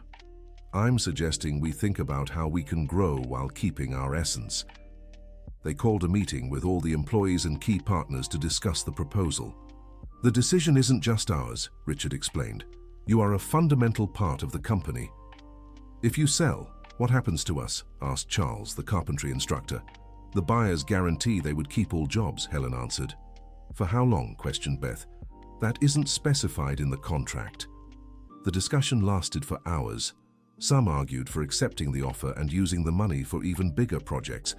Others feared the company would lose its social identity. "May I give my opinion?" asked Constance, who had been invited to the meeting. "Of course, Ms. Constance," Richard replied. "You've built something very special here. It's not just a company, it's a family. Money can be lost overnight, but a true family is forever. You think we shouldn't sell? I think you should follow your hearts, and your hearts are here with this community you've built." John asked for a week to make the final decision. During those 7 days, he visited all the company's developments, talked with residents, employees, and suppliers. "What did you find out?" Richard asked at the end of the week. "I found out that we can't sell." "Why?" "Because our company isn't a regular business. It's a movement. If we sell, the movement dies." "But John, it's 50 million euros. That's money for several generations of your family." "Richard, my family already has everything it needs. I have work I'm proud of, a restored relationship with my daughter, grandchildren who admire me. What more could I want? And comfort, financial security. I have comfort. I live in a good house that the company rented for me. I have financial security because our company is solid and will keep growing." Richard smiled. "Then it's decided. We'll refuse the offer." The refusal of the proposal surprised the market. Several industry publications ran stories about the entrepreneurs who turned down 50 million euros to uphold their social values. The attention brought even more interest in the company. Municipal governments from various states began seeking partnerships for housing programs. Universities wanted to study the business model. Other companies requested consulting to implement similar practices. "I think we've become a reference," Richard commented. "For better or for worse," John joked. "Definitely for the better." The company was invited to participate in an international conference on social innovation in Washington, D.C. Richard and John traveled together to present their model. In the audience was the Secretary of Urban Development, who was impressed with the presentation. "Gentlemen, the federal government would like to partner with you for a national social housing project." "What kind of partnership?" Richard asked. "Replicating your model in 50 American cities over the next 5 years." It was a tremendous opportunity, but also an enormous challenge. "Mr. Secretary," John replied, "it's an honor to receive this proposal, but we need to ensure we can maintain our quality and values in such a large project. How would you do that?" "Intensive training for local teams, constant supervision, and most importantly, never promise more than we can deliver. Do you accept?" Richard looked at John, who nodded positively. "We accept." The national project began 6 months later. Harrison and Davis became one of the country's leading social housing companies. They maintained their principles from the beginning: local partnerships, regional employment, professional training. John traveled throughout the United States, visiting construction sites and training teams. At 62, he was more active and fulfilled than ever. Richard took on the national presidency of the project, but kept the main office in New York City. He didn't want to distance himself from the community he had created. Beth developed an international exchange program, bringing experts from other countries to learn the American model and sending company executives to teach elsewhere. "Dad," she said in a meeting, "we've received invitations to expand to Argentina, Chile, and Colombia. What do you think?" "I think we're ready. We have the experience and the necessary team." "And you, John?" Richard asked. "I think if we manage to transform our lives, we can help transform the lives of people in other countries too." The international expansion was gradual and planned. They always maintained the philosophy of growing without losing their essence: social impact, sustainability, fair prices. 5 years after that chance encounter on Fifth Avenue, Harrison and Davis had become one of the largest social housing companies in Latin America. But for Richard and John, the most important thing wasn't the numbers or the international recognition. The most important thing was what happened every Sunday at Ms. Evelyn's house, which had become a gathering place for the large family they had built. "Ms. Evelyn," Constance said on one of those Sundays, "do you remember what this house was like before all this commotion?" "Yes, I remember. Empty, silent, sad. I would spend whole days without talking to anyone. And today?" Ms. Evelyn looked around. In the living room, Richard was helping Peter with his homework. In the kitchen, Mary and Leslie were preparing lunch for 15 people. In the garden, John was teaching Maria how to plant flowers. Frank, Beth, and Andrew were discussing a technical school project.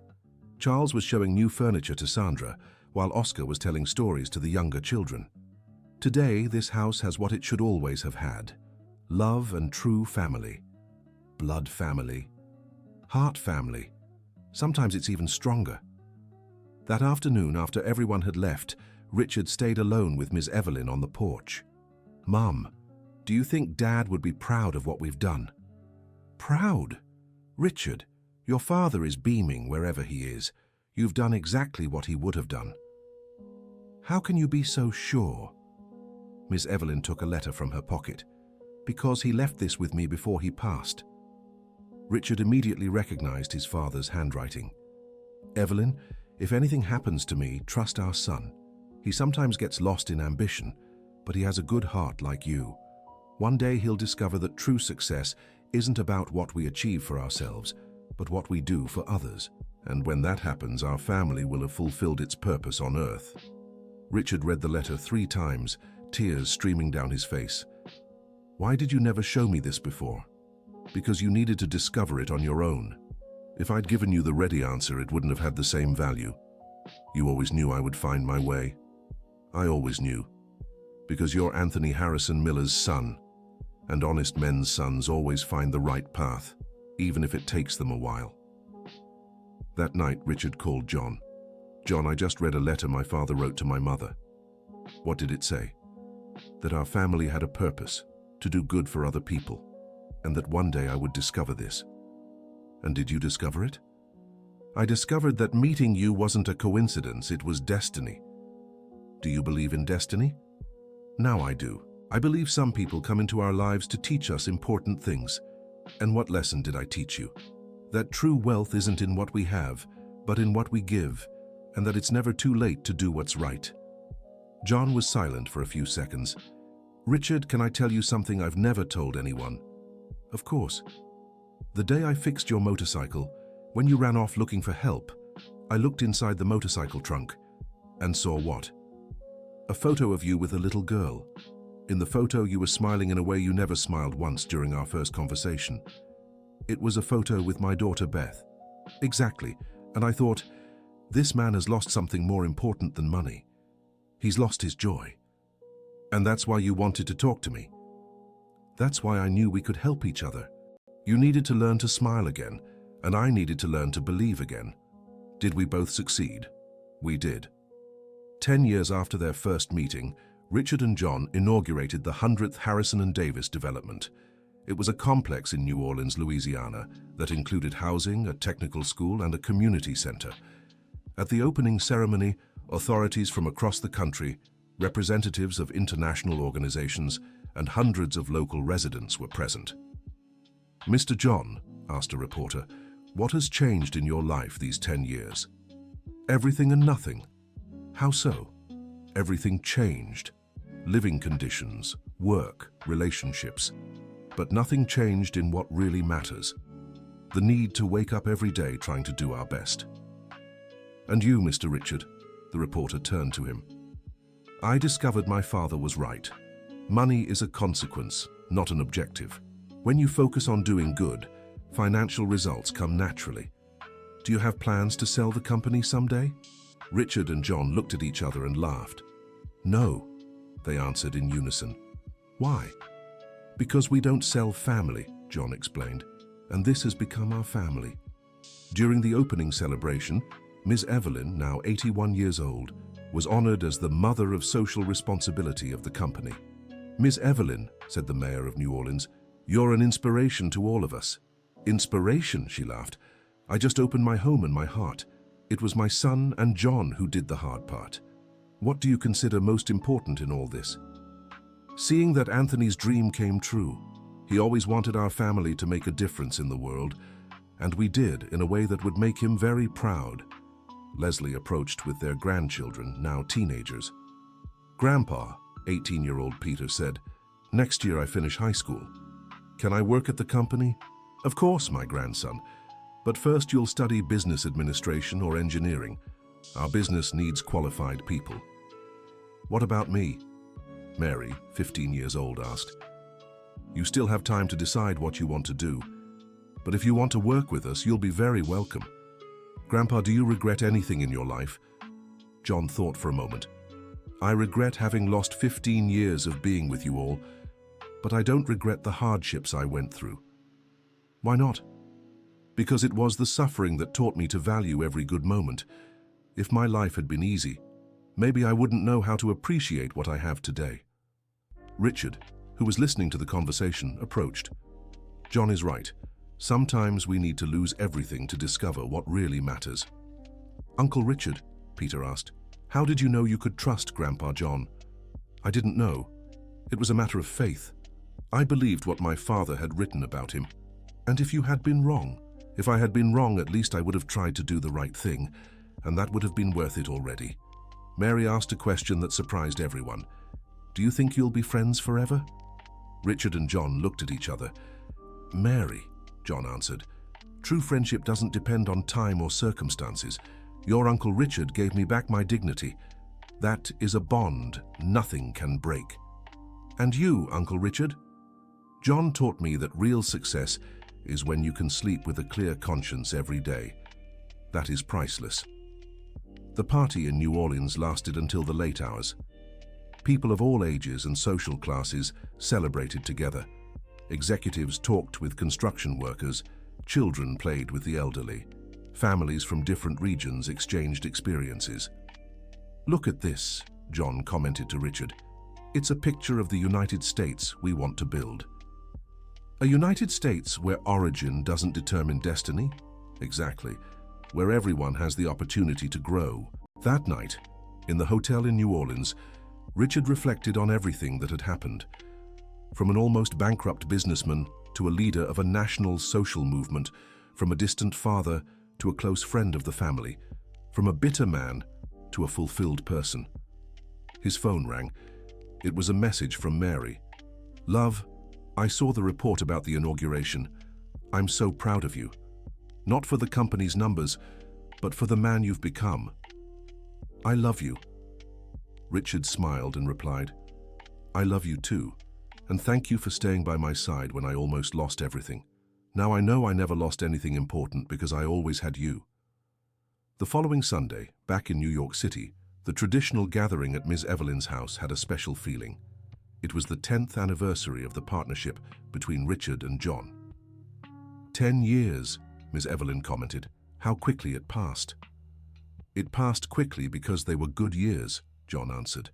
"Difficult years take a long time to pass. Happy years fly by." "And were you happy these 10 years?" "Very happy," Richard confirmed. "Even with all the difficulties, they were the best years of my life." "Why?" "Because they were the years when I learned who I really am, and when I discovered that family isn't just who you were born with, but also who chooses to stay." Constance, now 78 years old, had become a second mother to everyone. She created a small vegetable garden in Ms. Evelyn's backyard and taught the children about plants and healthy eating. "Miss Constance," Mary asked, "did you also lose everything like Grandpa John?" "I did, dear, but I found a new family here. Do you miss the old house?" "Sometimes I do, but I learned that home isn't a place, it's people, and here I have the best people in the world." Sandra, now a graduated nurse, had married a co-worker and moved to her own apartment, but she kept visiting the house every Sunday with her daughter, who considered Ms. Evelyn her grandmother. Charles opened a second furniture store and employed other young people from the area. He always said that everything started when John gave him his first honest work opportunity. Oscar, at 75 years old, became responsible for welcoming the new temporary residents of the house. His experience with loss and starting over made him a valuable counselor for those going through hard times. "Mr. Oscar," asked a new resident, "how can you be so optimistic after everything you've been through?" "Because I learned that the worst experiences can bring the best lessons, and the best lessons prepare us to take advantage of the best opportunities." "But how do you know when an opportunity is truly good? When it demands the best from you and also offers the best for others?" The company was completing a decade with impressive numbers. 10,000 families served, 3,000 jobs created, 100 projects delivered, presence in 25 cities.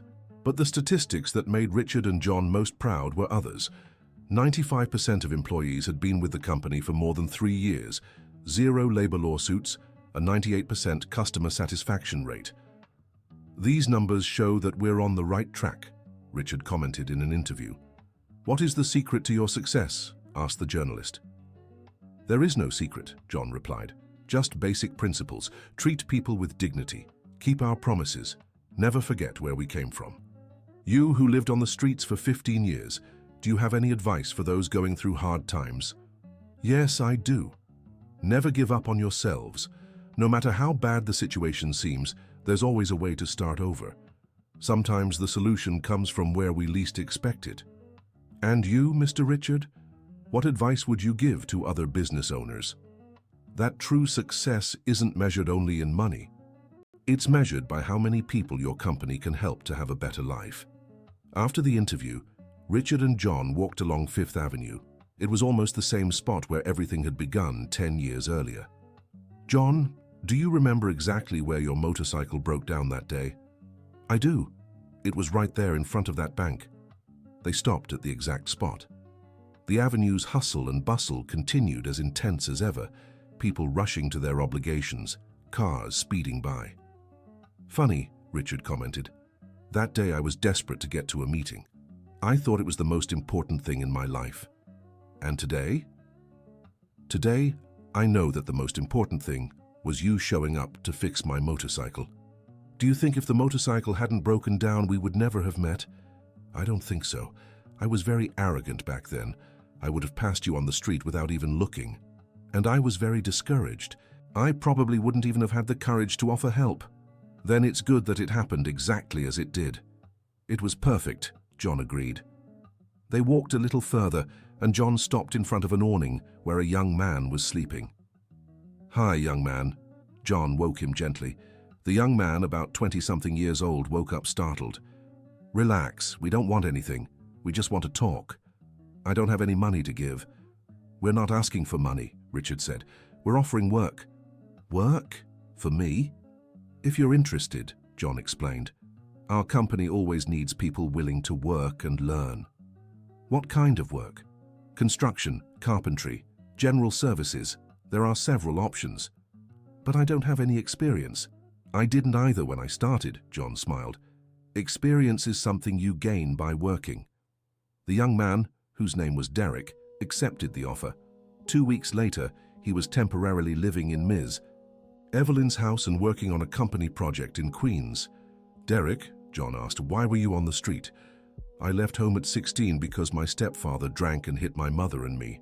I stayed at friends' houses for a while, but I couldn't keep bothering them forever." "And why didn't you seek help from protection agencies?" "I did. But you know how it is. Lots of bureaucracy, few solutions. It was easier to manage on my own." "Do your parents know where you are?" "My mother does. I call her once a month. My stepfather, I don't know and don't want to know." John spoke with the company's social workers about Derek's case.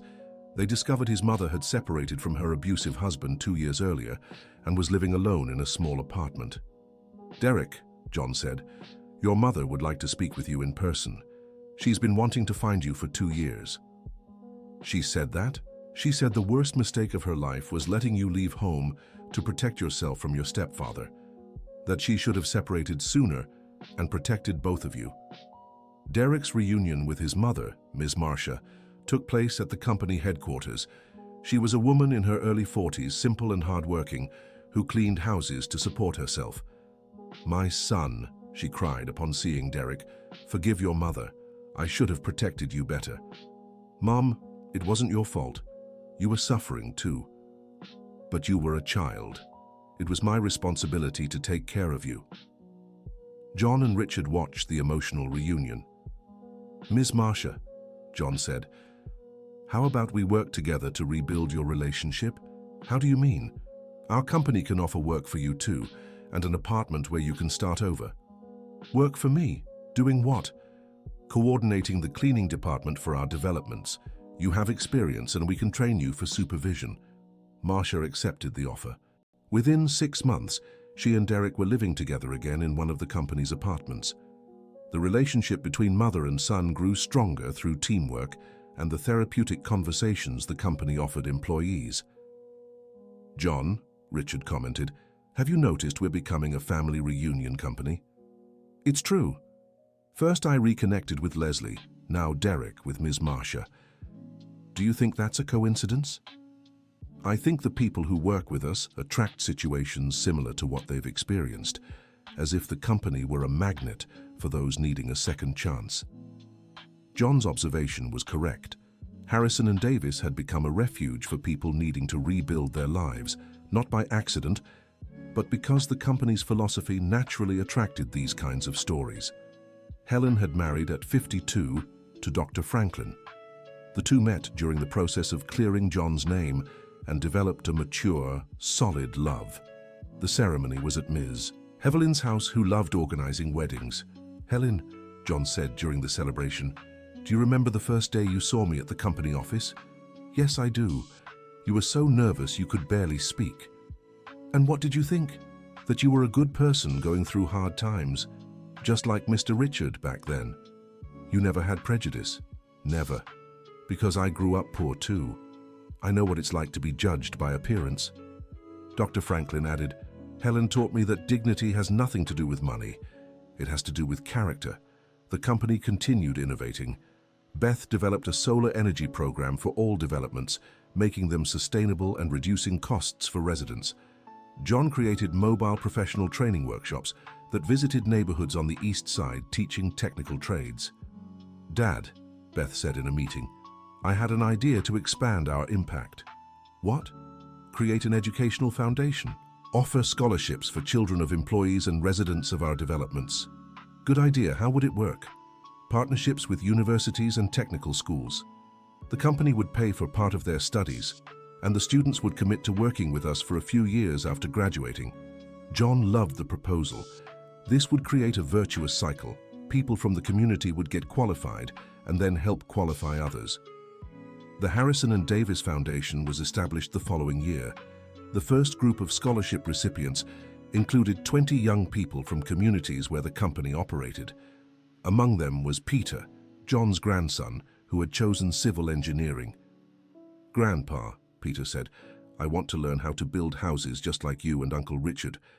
Do you want to learn how to build, or do you want to learn how to transform lives?" "What's the difference?" "Building is technique. Transforming lives is purpose. Both are important, but purpose is what makes the difference." "And what is our purpose?" "To give opportunities to those who didn't have any. To believe in people no one else believes in. To prove that everyone deserves a second chance."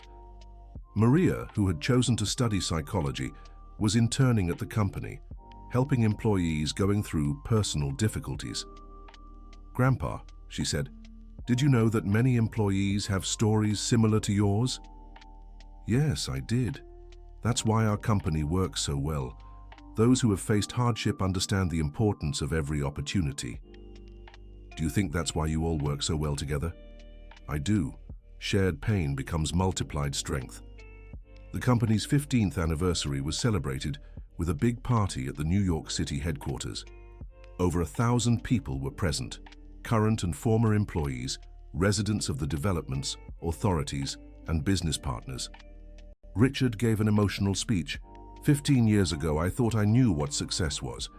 Today, I know I was completely wrong. Success isn't about how much you have, but how many lives you can improve." John added, "And it's not an individual task. It's a team effort, a community effort, a family effort. Every person here has been part of this story." At the end of the party, when everyone had already left, Richard, John, Ms. Evelyn, and their closest families stayed talking on the balcony. "Do you think Anthony would be surprised by all this?" Ms. Evelyn asked. "I think he would be moved," Richard replied, "but not surprised.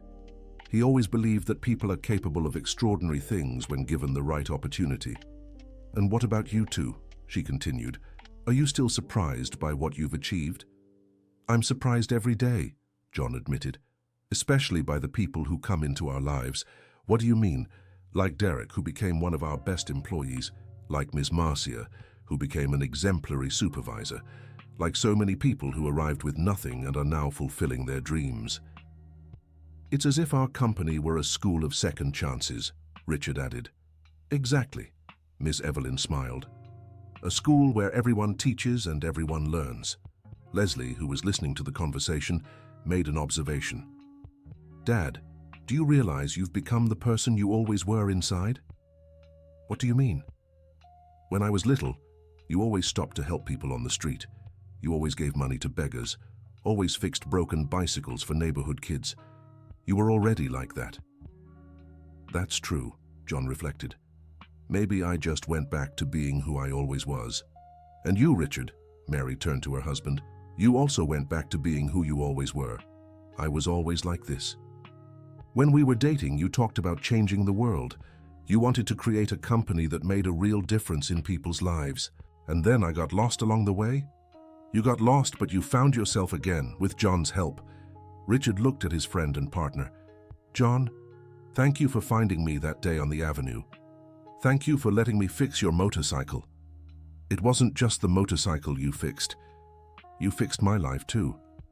Miss Evelyn stood up and went to Anthony's office. He came back carrying one last letter he had never shown before. "Richard, this one is for you and John to read together. It was dated 1 week before Anthony's passing. My son Richard and my friend John, if you two are reading this letter together, it means justice has been served and you have found each other.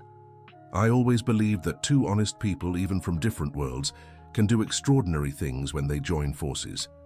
John, you have the wisdom that comes from adversity. Richard, you have the determination that comes from responsibility. Together you can build something that goes far beyond buildings and apartments. You can build a community based on true values. This is my last request. Take care of each other, take care of your families, And don't forget that the best legacy we can leave is not material possessions but transformed lives. With much love and pride, Anthony Harrison Miller. Richard and John remained silent for long minutes, too moved to speak. How did he know this would happen? Richard finally asked. Maybe he didn't know, John replied.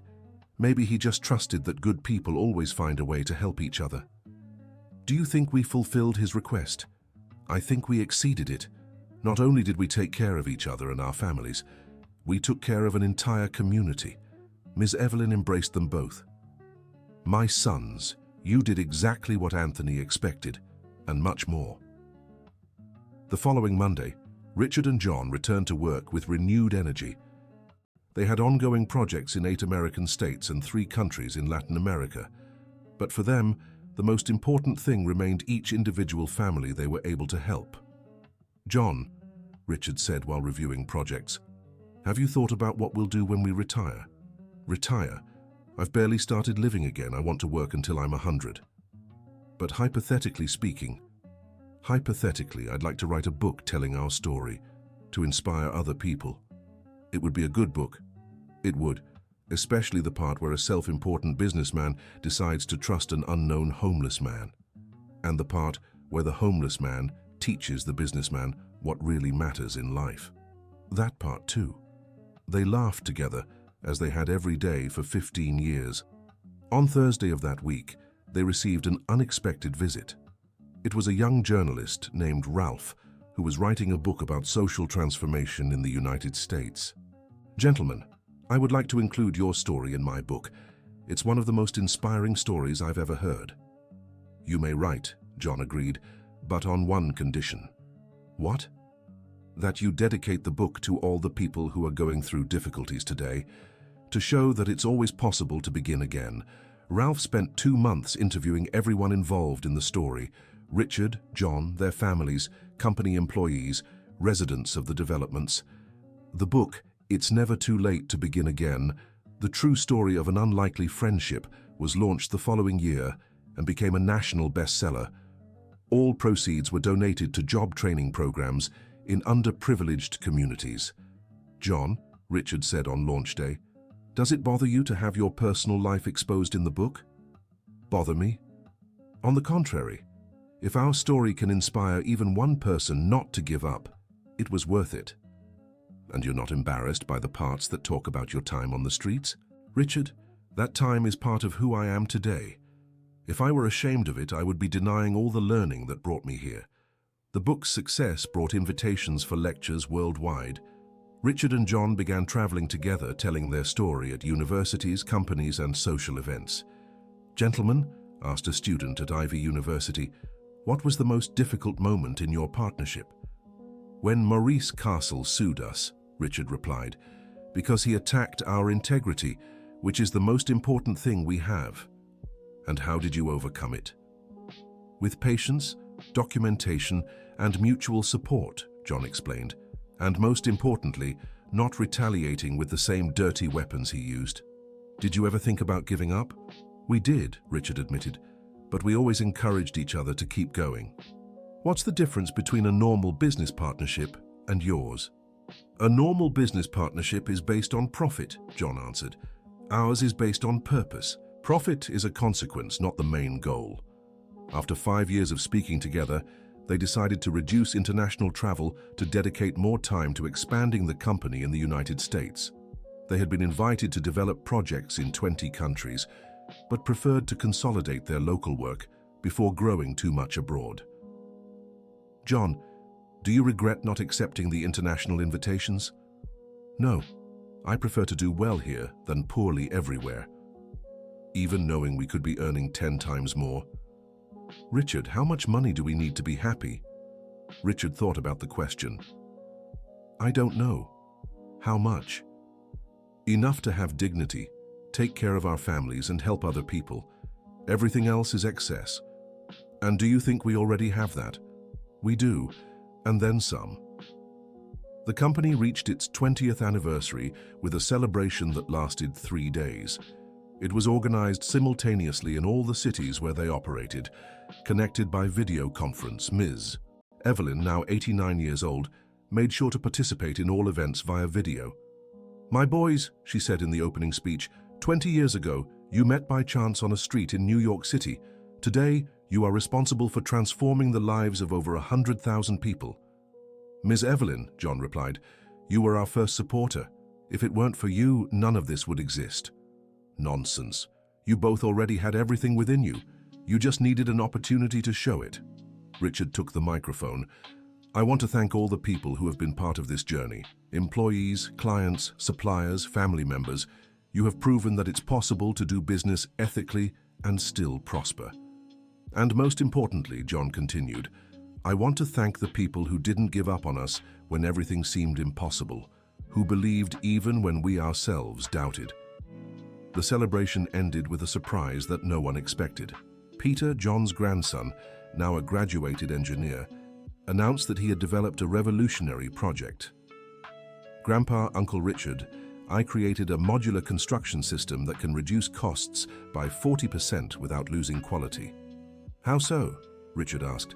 "Prefabricated parts that fit together like puzzles. It reduces construction time, material waste, and the need for specialized labor." John examined the plans carefully. "Peter, this could revolutionize social construction in the United States." "That's exactly my intention, Grandpa, to continue the work you started, but in an even more efficient way." "When can we start testing?" "I already started. I built a prototype in the university lab." "Want to see?" In the lab, Richard and John were impressed with the innovation. Peter had developed a system that could truly make social housing construction much more affordable. "My grandson," John said proudly, "you managed to improve in one generation what took us 20 years to develop." "I only managed because you paved the way, Grandpa, and because I grew up seeing that it's possible to make a real difference in the world." "Peter," Richard asked, "would you like to become the company's director of innovation?" "I would very much, but on one condition." "What?" "That Maria becomes my partner in the social responsibility area. She finishes her psychology degree next year and has fantastic ideas about how to improve community well-being." The new generation was taking over the company with the same philosophy as the founders, but bringing technological and social innovations that Richard and John hadn't imagined. "John," Richard said one afternoon, "do you realize we created something bigger than ourselves?" "How so?" "The company now has a life of its own. It will keep helping people even after we're no longer here. It's the best legacy we could leave. Are you satisfied with everything we've built?" John looked out the office window. Down below on the street, he saw ordinary people coming and going from work. Children playing in the square, street vendors making an honest living. "You know what satisfies me most, Richard?" "What?" "That today, when I see someone in trouble on the street, I can offer real help. Not just a plate of food or some spare change, but genuine opportunity. And do you think we made the most of these 20 years? We made more of them than I ever dreamed possible. We transformed our pain into strength to help others." "Do you have any regrets?" John thought for a long moment. "Just one." "What?" "Not having met you sooner. Imagine all we could have done with more time." "John, we met at the right time. If it had been earlier, I might not have been ready to learn what you had to teach." "That's true. Everything has its time." That night, Richard went home with a feeling of mission accomplished. At 62, he had built a solid company, restored family relationships, and helped transform thousands of lives. Mary was waiting for him on the porch with a cup of coffee. "How was your day?" "Thoughtful. John and I were talking about everything we've accomplished in these 20 years. "And what was the conclusion?" "That the best thing that happened to us was meeting each other that day." "Why?" "Because each of us had exactly what the other needed. I had opportunity, but didn't know how to use it properly. He had wisdom, but didn't have opportunity. And now? Now both of us have everything we need. And most importantly, we learn to share it with others." Mary hugged her husband. "I'm proud of who you've become. And I'm grateful you stayed by my side while I was becoming this person." The following Sunday, at the traditional family gathering at Miss Evelyn's house, John made an announcement that surprised everyone. "Everyone, I have some news." "What news?" Leslie asked. "I'm getting married." The room fell silent for a few seconds, then erupted in celebration. "With whom?"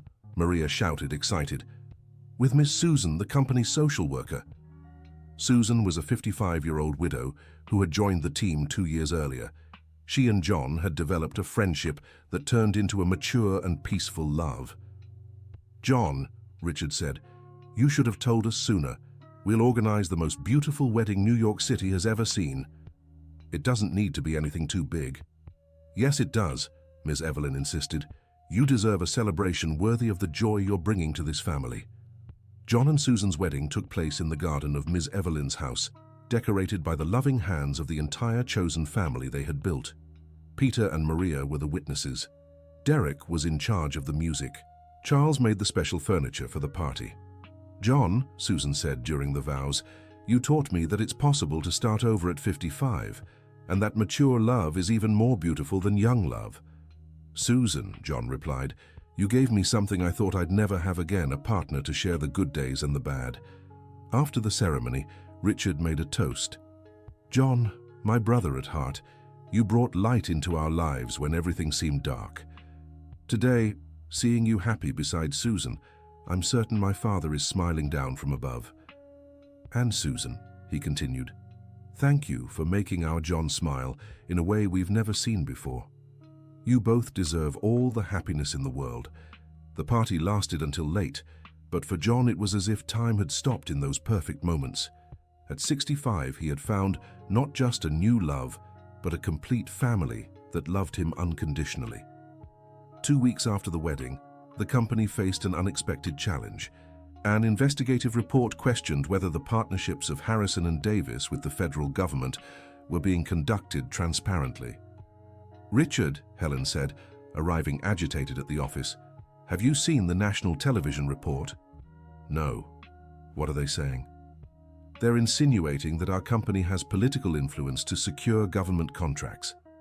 John, who was on a video conference with the Chicago branch, hung up immediately.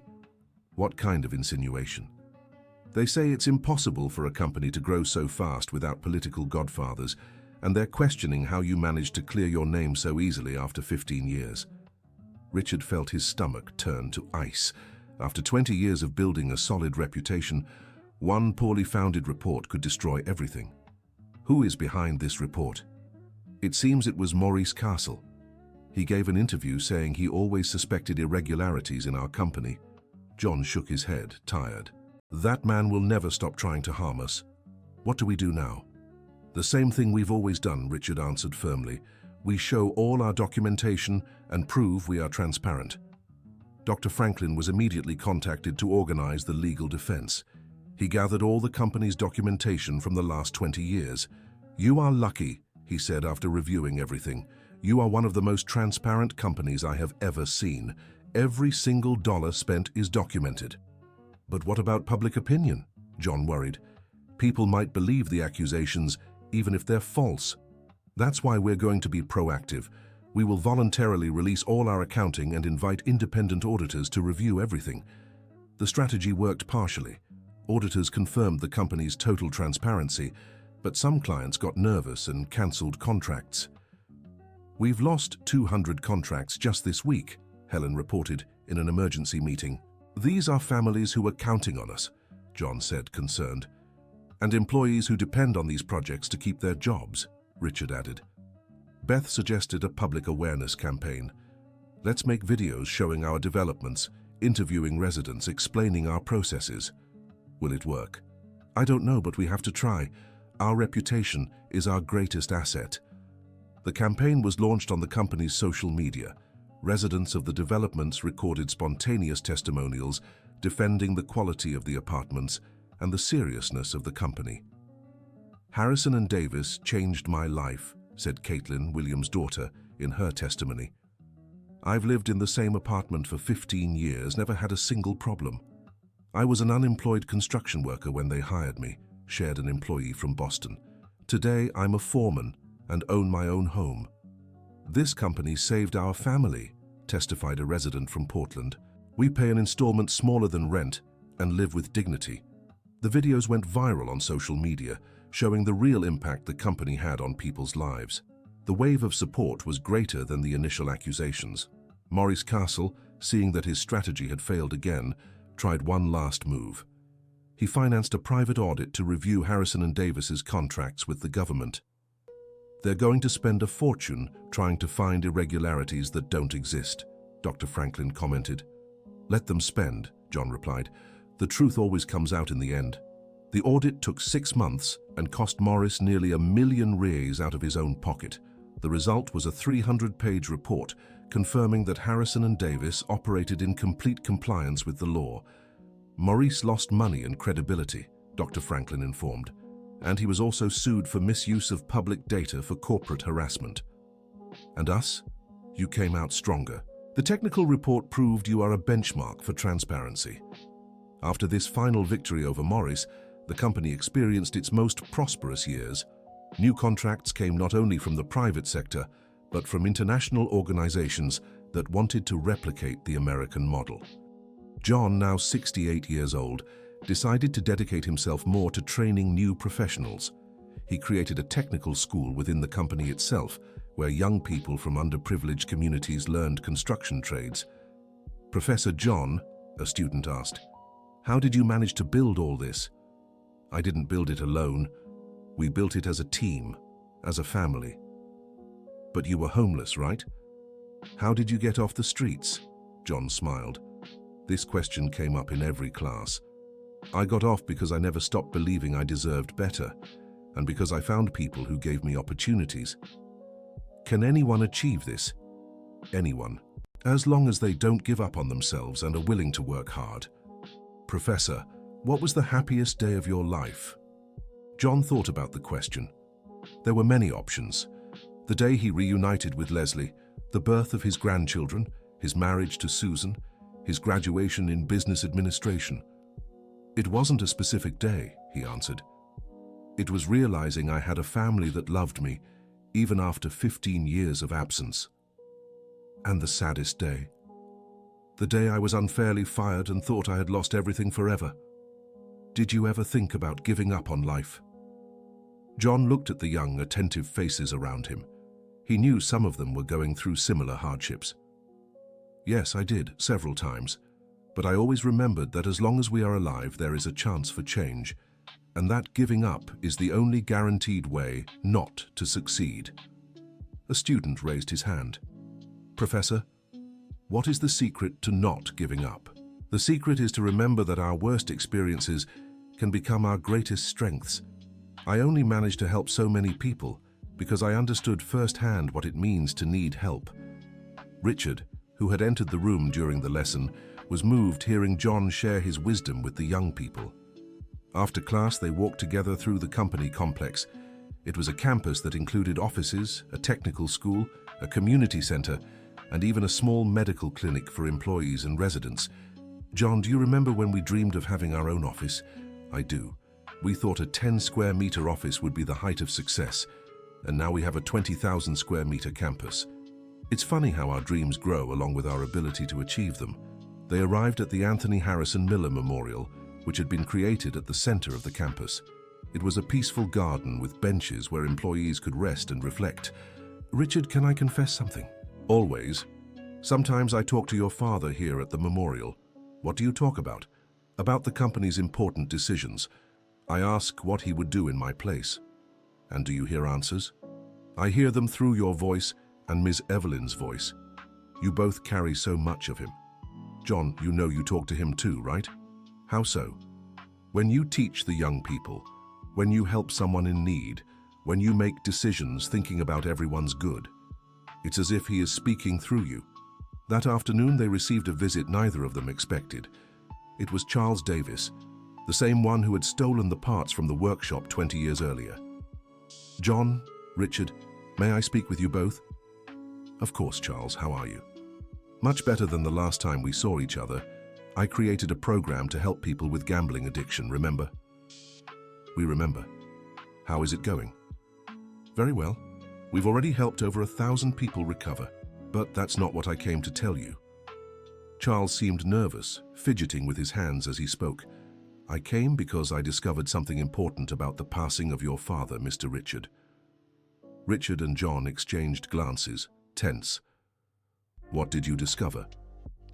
My father, the owner of the repair shop, told me before he passed that he had a terrible argument with your father the week before the heart attack. An argument about what? About me. Your father wanted my father to turn me over to the police and publicly clear John's name. My father refused to protect me. Richard felt his blood run cold. Are you saying that... I'm saying your father became very stressed about the situation, that the injustice committed against John made him sick with worry. John stood up abruptly. Charles, why are you telling this now? Because my father passed last month, and in the end, he confessed that he always regretted not doing the right thing. He said the argument with your Anthony was one of the worst fights of his life. Your father said he regretted accusing me, John asked. He said he regretted allowing you to be accused knowing you were innocent, and he said your Anthony was right to want justice. Richard leaned on the table, trying to process the information. Charles, do you think the stress of this situation could have contributed to my father's heart attack? I cannot say that for sure, but I know he was very shaken by the injustice. Your father was a man who couldn't sleep knowing something wrong was happening. John approached Richard. Richard, this changes nothing of what we've built, and it's no one's fault. Not anyone's fault. John, my father may have passed because of the stress of trying to defend you. And if he did, he passed fighting for what was right. There is no more honorable way to go. Charles continued. Gentlemen, my father left a letter asking me to tell you this, and he also left something else. He took an old key from his pocket. This is the key to the safe of the old Davis & Associates repair shop. My father kept the original documents of the case. He said they belonged to John. John took the key with trembling hands. Is there still something in the safe? There is. My father never touched it. He said that one day justice would be done and you could take what was yours. Richard and John immediately went to the address of the old repair shop. The building had been abandoned for years, but the safe was still there, in a back room. Inside the safe was a folder with John's personal documents, course certificates, recommendation letters from old clients, and a photo from his graduation as a mechanical technician. John, you were a certified technician? Yes, I was. I studied at night for 5 years while working during the day. Why did you never tell me? Because I didn't think it was important. A diploma didn't stop me from ending up on the streets. But it explains why you were so good at what you did. There was also a handwritten letter from Anthony Harrison Miller addressed to John. John, if you are reading this letter, it means the truth has finally come to light. I want you to know that I always believed in your innocence and that I fought until my last day to prove it. You are a man of integrity and an exemplary professional. I hope that one day my son can meet you personally and learn from your dignity. The United States needs people like you, with admiration and respect. Anthony Harrison Miller. John read the letter twice before handing it to Richard. Your father was truly special. He was, and you are too. That's why you two understood each other. Richard, may I ask for something? Of course. I want to frame this letter and place it in your father's memorial. Why? So that people know he fought for justice even when it cost him dearly. And so I never forget that there was always someone who believed in me.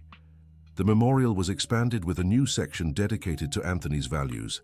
The letter was displayed alongside the full story of the injustice against John and Anthony's fight for the truth. Grandpa, Beth commented upon seeing the new exhibit, did you know my grandfather was this brave?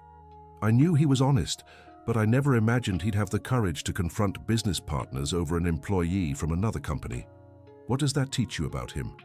That he saw John not as an employee from another company, but as a human being deserving of justice. That's true character. The exhibit at the memorial attracted visitors from across the country. Schools brought students to learn about this story of social transformation. The company became a case study in business schools for management and social responsibility. Susan, who had adapted perfectly to the family's Sunday routine at Ms. Evelyn's home, brought a special contribution to the group. As an experienced social worker, she helped resolve conflicts and difficulties among new members of the extended family. Susan, Sandra said one afternoon, Do you think I did the right thing by leaving home so young with a tiny daughter? Sandra, you did what you needed to do to protect yourself and your daughter. Sometimes difficult choices are the only ones available. But I could have tried other paths. You could have, but you didn't know what those paths were at the time. We can only make decisions with the information we have at the moment. And now, should I look for my daughter's father? Susan looked at John, who was listening to the conversation. What do you think, Sandra? Could he add anything positive to your lives? I don't know. He never wanted to take responsibility. Then perhaps it's better to leave things as they are, John suggested. Your daughter has a family here that loves her. Sometimes a chosen family that loves you is better than a biological family that doesn't care. Sandra's daughter, now 15, had grown up considering everyone in Miss Evelyn's house as her aunts, uncles, and grandparents. She was a studious and well-adjusted young woman who showed no longing for her absent biological father. Aunt Evelyn, she said one afternoon, can I ask you a personal question? Of course, my dear. Do you miss Grandpa Anthony every single day? Miss Evelyn, now 89 years old, smiled tenderly. Yes, I do, darling. But I've learned that missing someone can be good or bad. How so? Bad missing is when we get stuck in the past and can't live in the present. Good missing is when we remember with fondness and use those memories to do good today. And which kind do you feel? The good kind. Because I know Anthony would be happy seeing this whole family we've created. The company celebrated its 25th anniversary with a special celebration.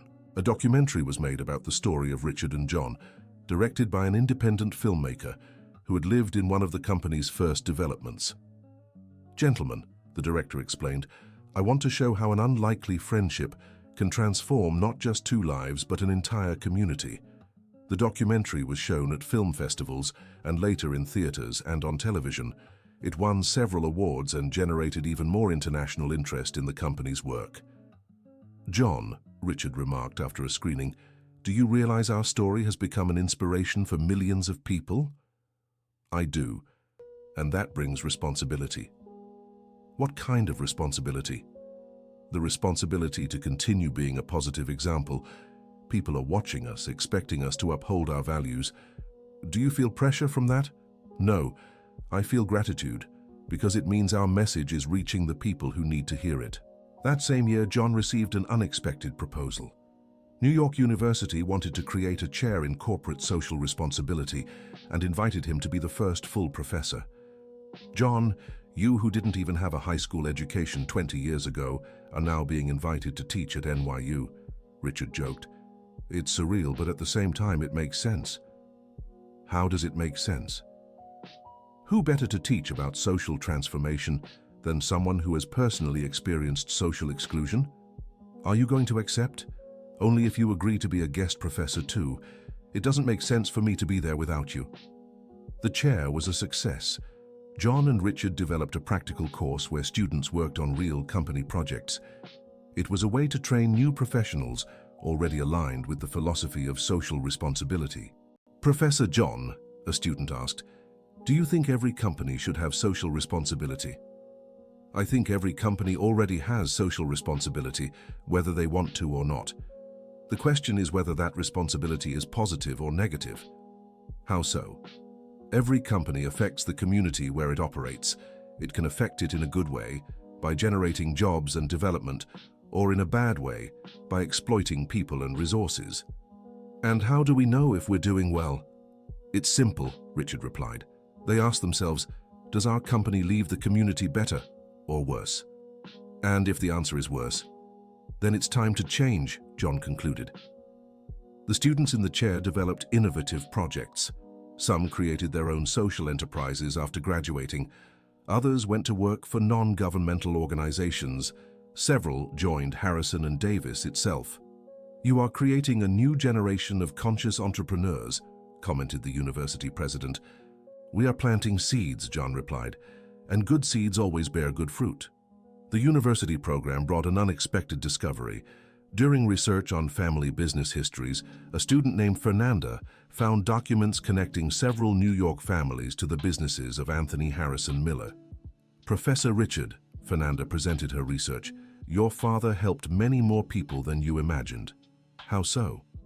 I found records that he financed education for employees' children, paid for medical treatments for needy families, and even bought homes for people who had lost theirs. Really? All documented but done discreetly. Your father didn't want publicity. He just wanted to help. How many people did he help? From the documents I found, more than 300 families received some kind of help from him over 30 years. Richard was moved. He discovered he had inherited not just a company, but a legacy of generosity he hadn't even known about. John, this explains why my father so firmly believed in your innocence. How so? He saw people for who they really were, not how they appeared to be.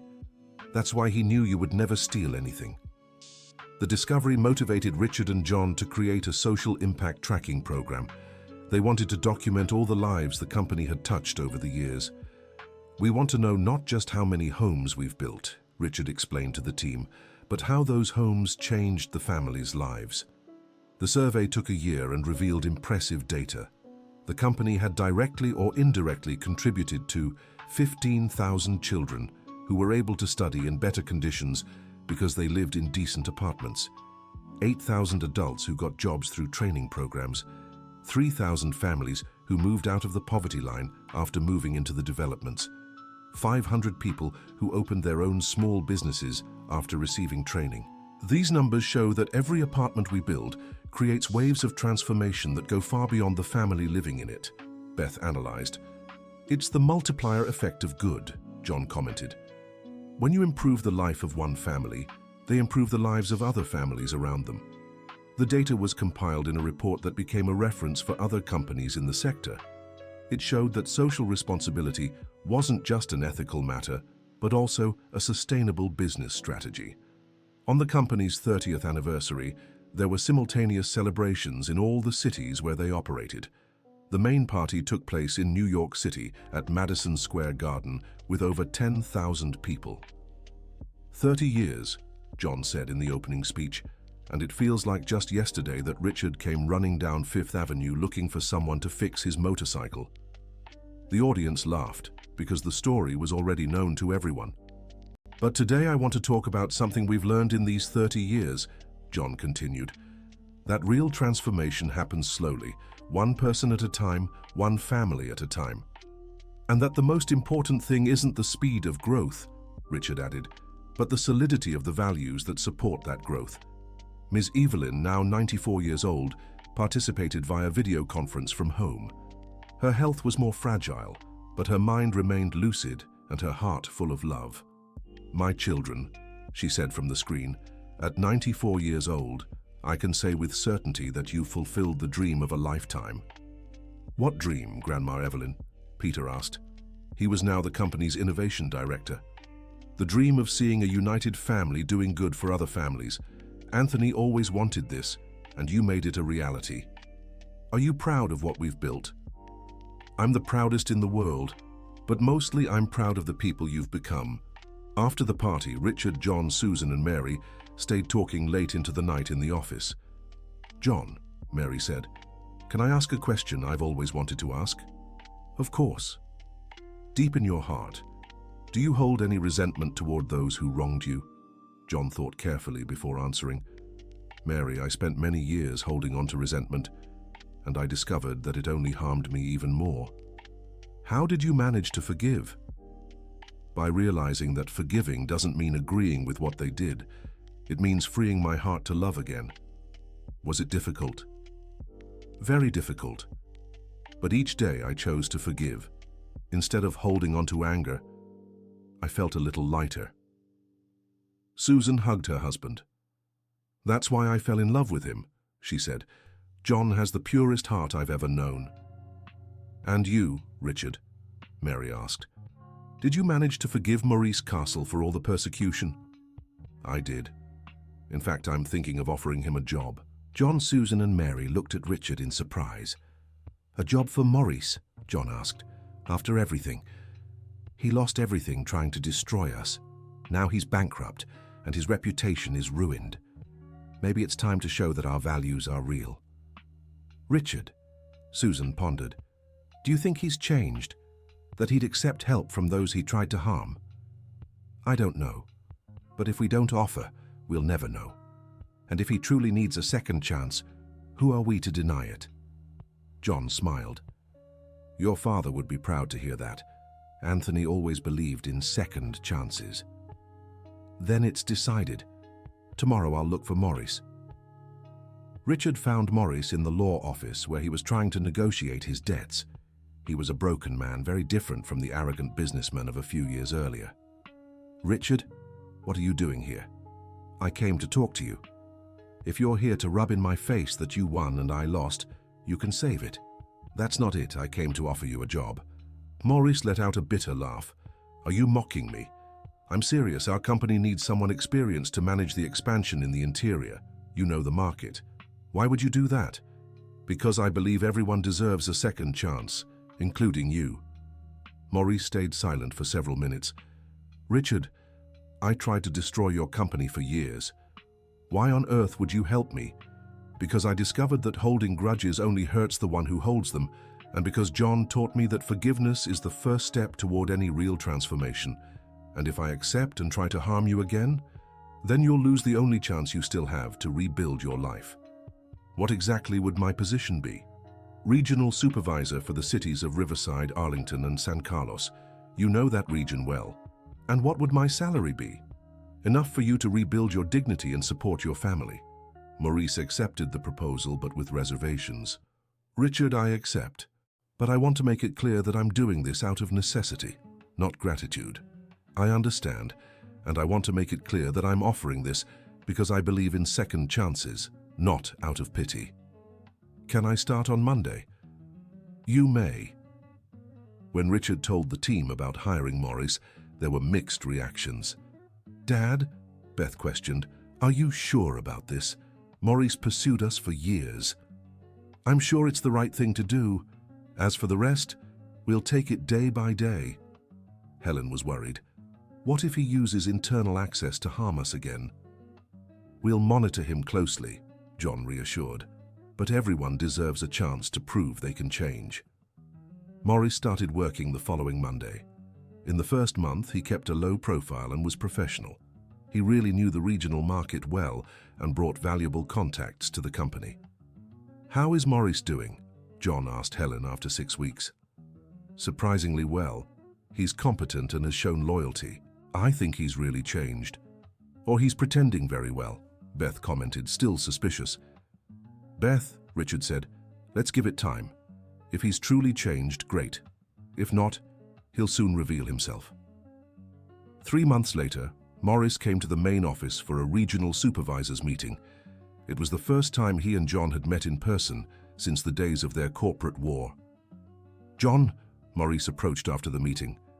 Can I speak with you privately? Of course. They went out to the memorial garden.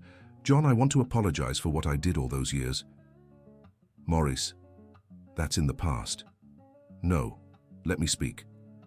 I was prejudiced, cruel, and unfair. I tried to destroy you out of pure envy.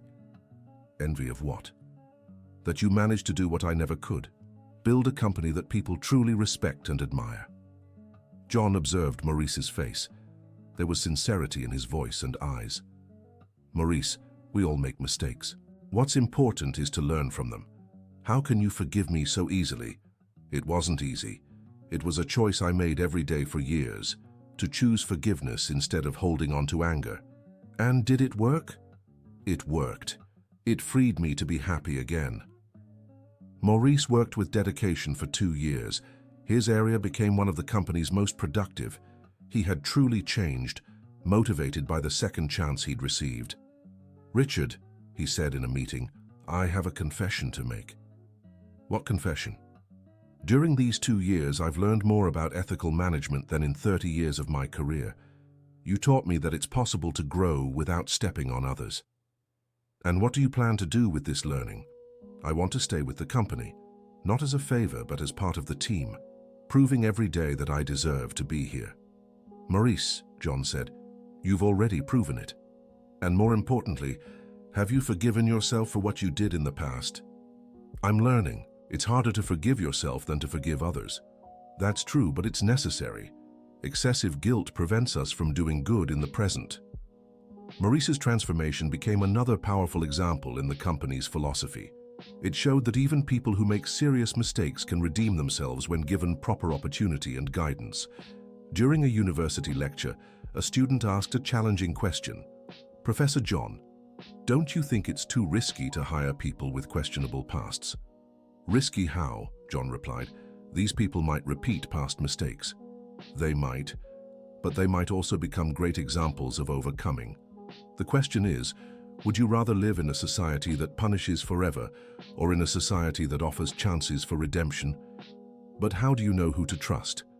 "We don't," Richard answered. "That's why we observe, guide, provide support.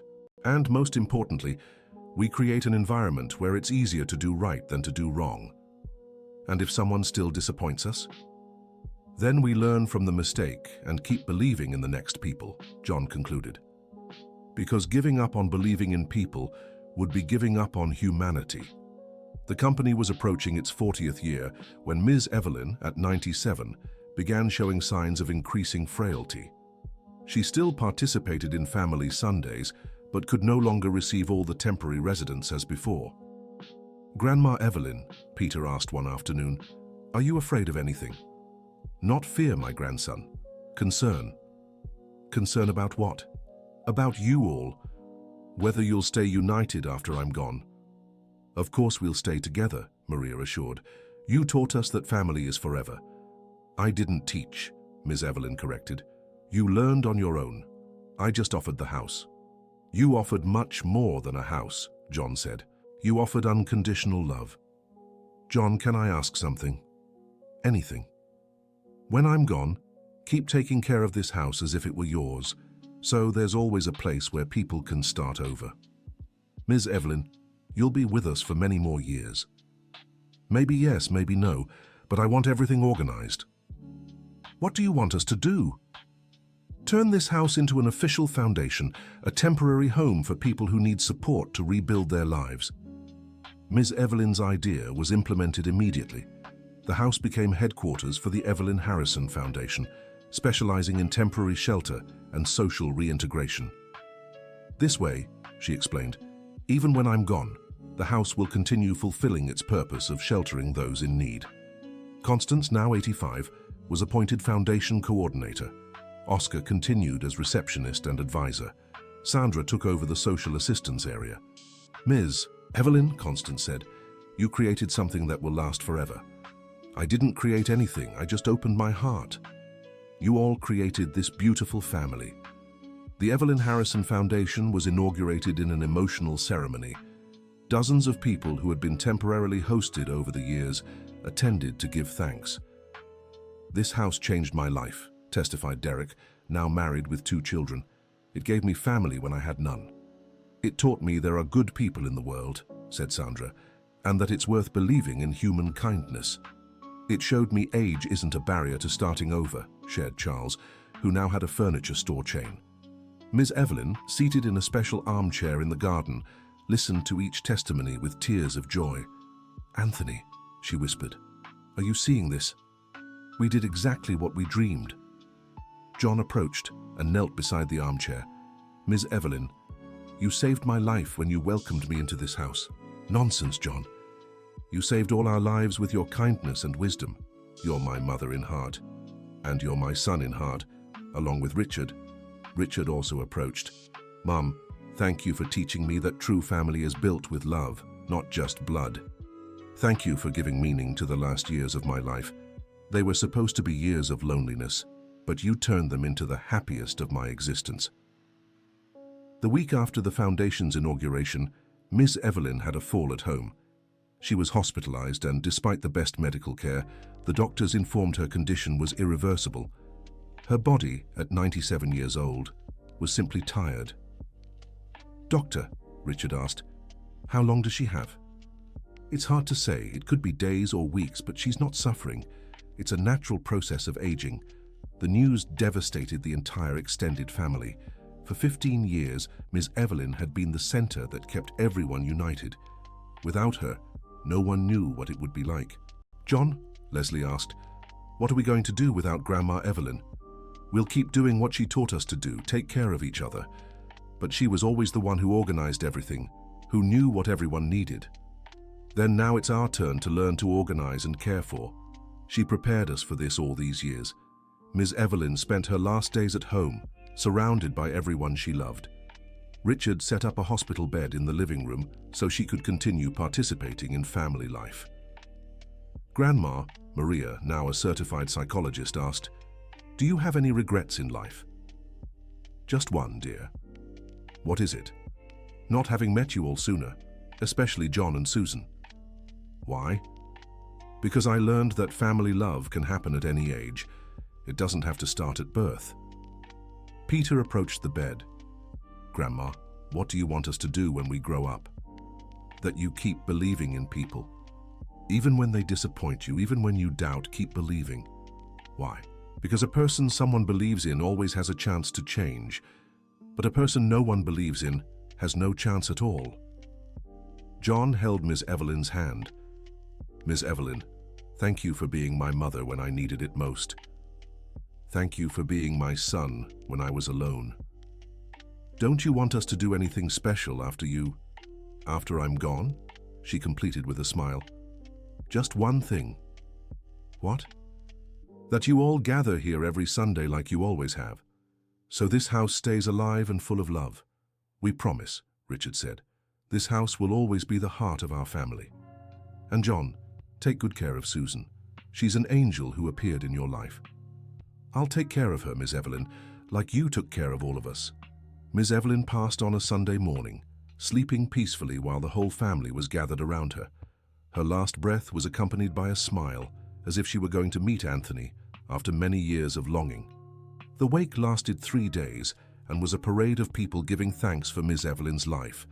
Residents of the developments, company employees, former guests of the house, authorities, neighbors. "I've never seen a wake with so many people expressing gratitude," commented the priest who celebrated the Mass. "It's because she touched the lives of thousands of people," Richard explained. "Even without leaving the house, she changed the world around her." After the burial, the whole family gathered at the house to decide how to fulfill Miss Evelyn's request to keep the Sunday gatherings. "Who will organize the lunches?" Constance asked. "All of us women together," Susan answered. "Mary, Leslie, you, me, Maria.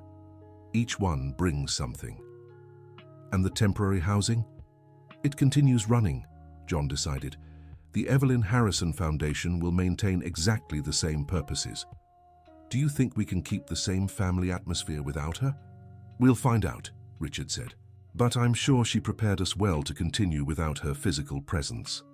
The first Sunday after Miss Evelyn's passing was emotional. Everyone gathered as usual, but there was an empty chair at the table that no one dared to take. "Grandma would be sad to see us crying," Maria observed. "That's true," John agreed. "She used to say that tears of longing are normal, but tears of despair are a waste of energy." "How do you think we should honor her memory?" Leslie asked. "By doing exactly what we did with her here," Mary answered. "Taking care of each other, welcoming those in need, keeping the family united. And especially," Susan added, "opening our hearts to new people who need support, just as she did with all of us." 3 months after Miss Evelyn's passing, the family received official correspondence. It was from the notary's office, informing them about the will she had left. "What does it say?" John asked when Richard opened the envelope. "She officially left the house to the Evelyn Harrison Foundation, and she left a letter for each of us." The letters were personalized. For John, she wrote, "My dear son, you taught me that it's possible to remain kind even after much suffering. Continue being that light for other people.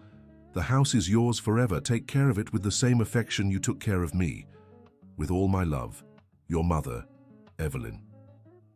For Richard, "My beloved son, you gave me back my purpose for living when I thought all that was left was to wait. Through you, I saw Anthony continue doing good in the world. Always be the man of integrity your father was. With eternal pride, your mother." The letters deeply moved everyone. Miss Evelyn had managed, even in the end, to demonstrate individualized love for each member of her chosen family. She really was special, Susan commented. Even in passing, she still teaches us about love. Life continued with the established routine, but now with a special responsibility, keeping Ms. Evelyn's legacy alive through the foundation that bore her name. The company went through the following years, facing new challenges typical of growth: international competition, changes in the economy, new regulatory milestones. But the solid foundation of values allowed them to overcome everything while maintaining the original philosophy. John, now 75 years old, gradually reduced his operational activities to dedicate more time to teaching and mentoring young professionals, but he still went to the office every day. John, Richard, 70 years old, asked, "Don't you want to really retire?" "Richard, I retired from life on the streets. Now I'm living my best years. Why would I stop? To rest, travel with Susan, enjoy the grandchildren. I rest every Sunday at home. I travel with Susan during the company's vacations, and I enjoy the grandchildren every day because they work with us." Peter had gotten married and had 2 children. Maria had also started a family. The 4th generation of the Harrison Davis family was growing up with the values of social responsibility from a young age. "Great-Grandpa John," asked Sophie, Peter's 5-year-old daughter, "why did you live on the street?" John crouched down to be at the girl's height. "Because sometimes bad things happen to good people. But that doesn't mean the person is bad." "And how did you get off the street?" "With help from Great-Grandpa Richard, and many people who loved me even when I thought I didn't deserve love." "Can everyone who lives on the street get off it?" "Everyone who doesn't give up on themselves can manage it, but they need support and opportunity." "And do we give support?" "We do. That's what our family exists for, to help those in need." The conversation with his great-granddaughter made John reflect on the complete cycle of his life. From respected mechanic to unjustly treated beggar, from beggar to businessman, from businessman to educator, and now from educator to patriarch of a family spanning 4 generations. "Susan," he said that evening, "do you think I've lived a worthwhile life?" "John Davis, you are the most incredible man I've ever known. Of course it was worthwhile.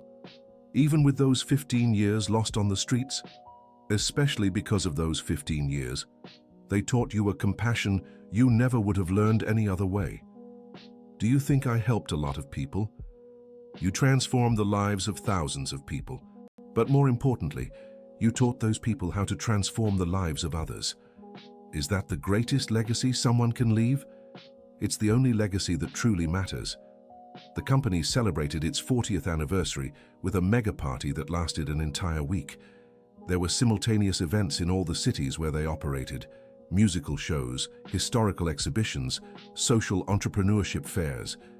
The pinnacle of the celebration was when they announced the creation of the John Davis Institute for Social Transformation, dedicated to training community leaders across the country. "John," Richard said in the announcement speech, "this institute will perpetuate your philosophy that every person deserves a second chance." "Richard, I don't deserve to have an institute named after me." "Yes, you do. You proved that personal transformation can generate social transformation. That is what the institute will teach." The John Davis Institute was inaugurated on the company campus, but with autonomy to operate across the entire country. The first course graduated 100 community leaders from slums, rural communities, and urban outskirts. "Professor John," asked a student from the interior of Louisiana, "do you really think poor people can change their communities?" "I'm certain of it, because those who live the problems understand the solutions best." "But how do we convince authorities and business people to listen to us?" "By showing results, starting small, doing it well, and growing based on the trust you earn." "Is it hard to keep hope when everything seems impossible?" John looked at all the young, determined faces around him. "It's very hard, but do you know the secret?" "What?" "Remembering that you're not fighting just for yourselves. You're fighting for your families, your communities, and for all the people who will be inspired by you in the future." The Institute quickly became a national benchmark in community leadership training. Graduated students created projects in their home regions, multiplying the social impact exponentially. Richard and John, now in their 70s, decided to officially write their memoirs. not for commercial publication, but as a historical legacy for the future generations of the company and the family. "John," Richard said as they organized their notes, "what do you consider the most important moment of our 40 years together?" "The moment you decided to trust me without even knowing me." "Why?" "Because it showed that there are still people capable of acts of pure faith. That changed my perspective on humanity." "And what was the most difficult moment?" "When Ms. Evelyn passed, because she was our safe harbor, our moral compass. But we managed to carry on without her. We managed because she prepared us well. She taught us to love unconditionally." "John, do you consider yourself a successful person?" "I consider myself a fulfilled person." "What's the difference?" "Success is about external achievements. Fulfillment is about internal peace. I have peace." The memoirs were compiled into a 500-page book, illustrated with photos from all the important moments of their journey. Copies were distributed to all employees, residents of their developments, and students from their educational programs. "This book is our legacy," Richard explained in a presentation, "so that future generations know how and why we got here. And most importantly," John added, "so they know that every achievement was the result of teamwork and solid values." The book presentation coincided with another surprising discovery. Maria, now a doctor of psychology and specialist in family dynamics, had conducted research on the long-term impact of the company on the communities where it operated. "Grandpa John, Uncle Richard," she presented the results, "I discovered something extraordinary." "What?" "In communities where we built over 10 years ago, crime rates dropped by 60%. "How so?" "Domestic violence decreased, drug use reduced significantly, and most importantly, 80% of young people between 15 and 25 are studying or working. And this is related to our company. It's directly related. Decent housing generates family stability. Family stability generates more secure children. Secure children become more balanced adults." "Maria," John became emotional, "are you saying that building apartments helped reduce violence?" "I'm saying that building communities helped build better citizens." Maria's discovery was published in international academic journals and became a reference for public housing policies. Several countries sent delegations to study the American model. "John," Richard commented, "do you realize our company has become an instrument of social transformation?" "I do, and that brings even more responsibility." "What responsibility?" "To ensure that those who come after us maintain the same values. Our company cannot die with us." This concern led to the creation of a permanent values council, formed by members of the extended family and community leaders. Its function was to ensure that all company decisions respected the original principles.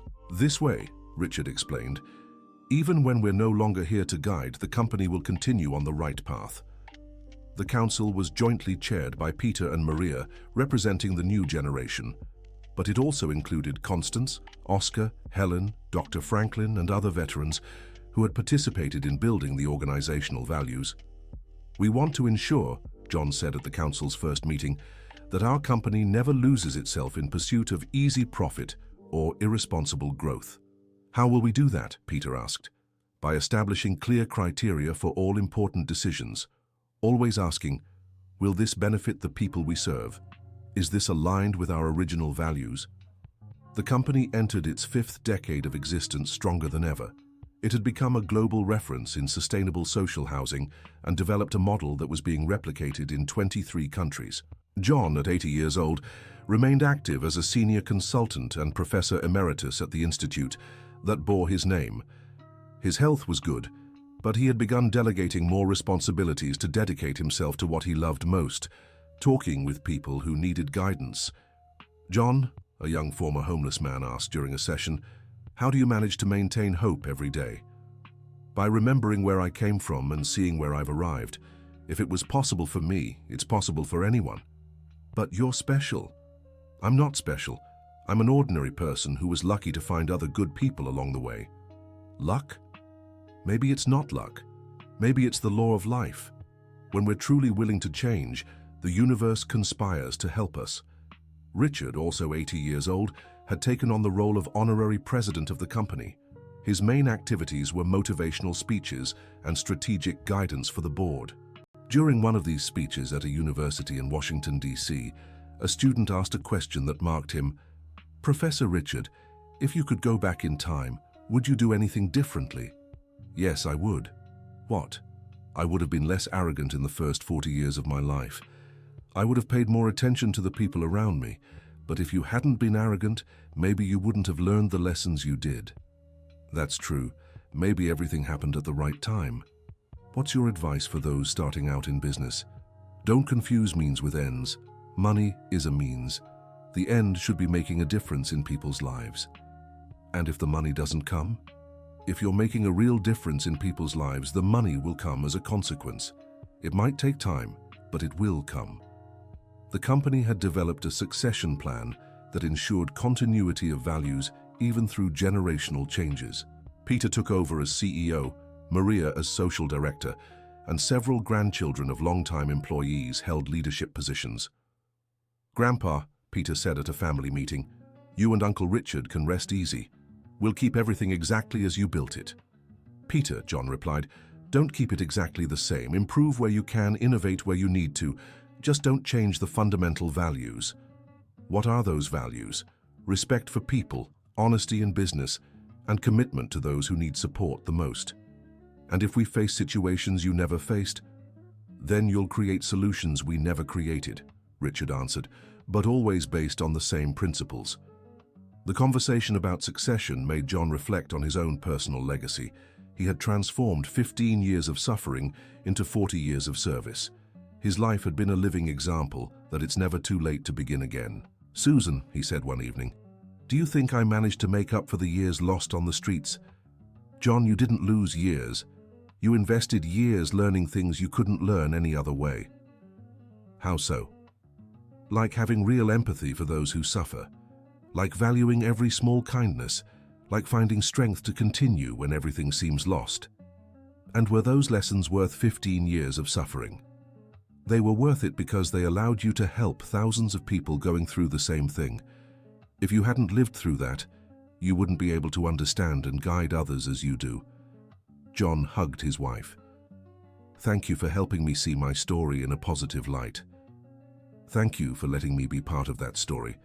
In 2045, when the company turned 50, Richard and John, both 85 years old, attended the last major celebration of their lives. It was an international event, with representatives from 50 countries where the Harrison and Davis model had been implemented. 50 years, John said in his final speech, and it still feels like we're just beginning. "Because every day we discover new ways to help people," Richard added. "What message do you leave for future generations?" asked an international reporter. "That it's never too late to begin again," John answered, "and that one determined person with proper support can transform not just their own life, but the life of an entire community. And that true family is built with love, not just blood," Richard added. "The best people in my life I met after I turned 40. After the party, Richard and John sat in the garden of Anthony's memorial, as they always did when they needed to make important decisions. "John, do you think we fulfilled our mission?" "I think we exceeded it. We didn't just build a company, we built a movement." "A movement of what?" "Of people who believe in each other, of companies that do good, of families that extend beyond blood." "And are you at peace with everything?" John looked around the company campus. He saw young people studying at the technical school, families visiting the memorial, employees chatting happily during breaks. "I am completely at peace. My life had purpose." "John, can I say something I've never said?" "Of course. You were the best gift I ever received in my life." "Better than any business success." "Why?" "Because you taught me how to be human again. You taught me that relationships matter more than money." "Richard, you were also a gift to me. You gave me back my dignity when I thought I deserved nothing more." They remained silent, contemplating everything they had built together. Two lives that met by chance on a street in New York City and created a story that inspired people all over the world. "John, do you have one last dream you want to fulfill?" "Yes, I do." "What is it?" To see you happy every day until the end of your life, that's all I ask. And you, John? Do you want to be happy until the end? I want to continue being useful until my last day. As long as I can help someone, I'll be here. Then let's make a pact. What pact? Let's continue together, taking care of each other and our extended family until the last one of us departs. And after that, our story will continue through all the people we helped transform. They embraced like two brothers who share a lifetime of experiences. The following week, Peter announced an ambitious expansion, taking the Harrison and Davis model to Africa, starting with Portuguese-speaking countries. "Grandpas," he said, "we want to create a social housing project in Angola, Mozambique, and Cape Verde. Do you think our model works in different cultures?" "We believe dignity and opportunity are universal," Maria answered. "The forms may change, but the principles are the same." "And do you have enough international experience?" "We have Beth, who coordinated projects in 12 countries. And most importantly, we have your teachings on how to adapt solutions to different realities." Richard and John approved the project, but with one condition: that they always maintain local partnerships and respect regional cultures. "You're not going to impose an American model," John advised, "but to adapt our values to local realities." "How do we do that?" "By listening more than speaking, learning before teaching, and most importantly, always putting local people as the protagonists of the projects." The African project became a milestone in the company's history. They developed housing adapted to the climate, using local materials and regional construction techniques, but they maintained the fundamental principles: local employment, professional training, affordable prices. "We're proving," Beth reported in a video conference, "that it's possible to do ethical business anywhere in the world." Are the results good? Excellent. The local community embraced the project and is already replicating the model in other regions. John was particularly moved by the photos Beth sent from Africa. Seeing African families happy in houses built with the values he and Richard developed was confirmation that they had created something universal. "Richard," he said one afternoon, "our story is spreading to places we never imagined. And it's spreading organically, through the people who believed in what we do. This means our work will continue even after we're gone. It will continue and it will grow, because we planted seeds that generate other seeds." At 87, John began to show signs of fatigue. Not serious illness, but the natural tiredness of a long and intense life. He reduced his activities to 3 days a week, dedicating more time to family.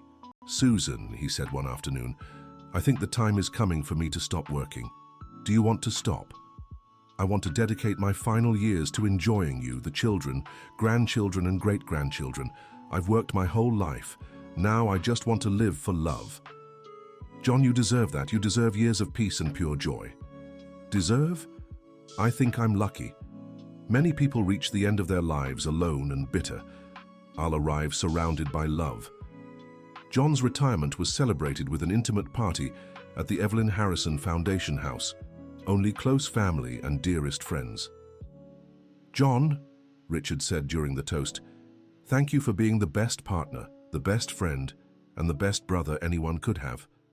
Thank you for giving me the chance to be all that. What will you miss most about work?" "The conversations with people who are starting over, seeing the sparkle in their eyes when they discover they're capable of more than they imagined." "And what will you enjoy most in retirement?"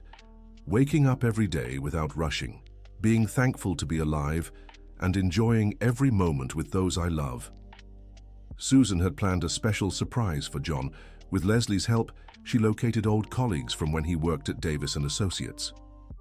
"John," she said one morning, "we have special visitors today." 3 elderly men arrived, former workshop colleagues of John's from the 1980s and 1990s.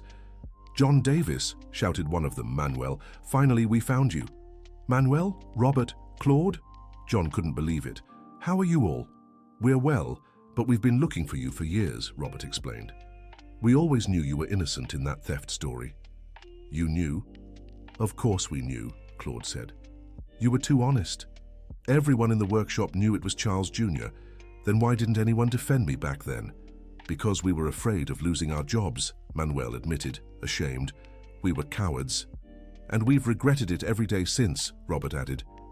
John hugged his three friends, moved. All is forgiven, everyone. You also had families to support. John, Claude said, we saw on television everything you managed to build. We're proud of our friend. And we wanted to apologize in person, Manuel finished, for not having the courage to support you when you needed it. You're supporting me now. That's what matters. The reunion with his old colleagues brought John a sense of closure. All the wounds from the past had been healed, all misunderstandings clarified. Susan organized a barbecue so Richard could meet John's friends. It was an afternoon of many stories and laughter, remembering the good old times in the workshop. John was always the most talented of us, Robert told Richard. He could fix any machine just by listening to the engine noise. And he was the most generous too, Manuel added. He always taught what he knew to anyone who wanted to learn. That's why we couldn't believe the theft accusation, Claude explained. John would give the shirt off his back to anyone in need. Richard listened to the stories with interest. He discovered aspects of John's personality that only old acquaintances could reveal. You were right about him, Richard said. In 50 years of friendship, I've never seen John do anything dishonest or selfish. 50 years of friendship? Manuel was surprised. You've known each other that long? No, John corrected. We met 30 years ago. But it feels like 50 because we've been through so much together.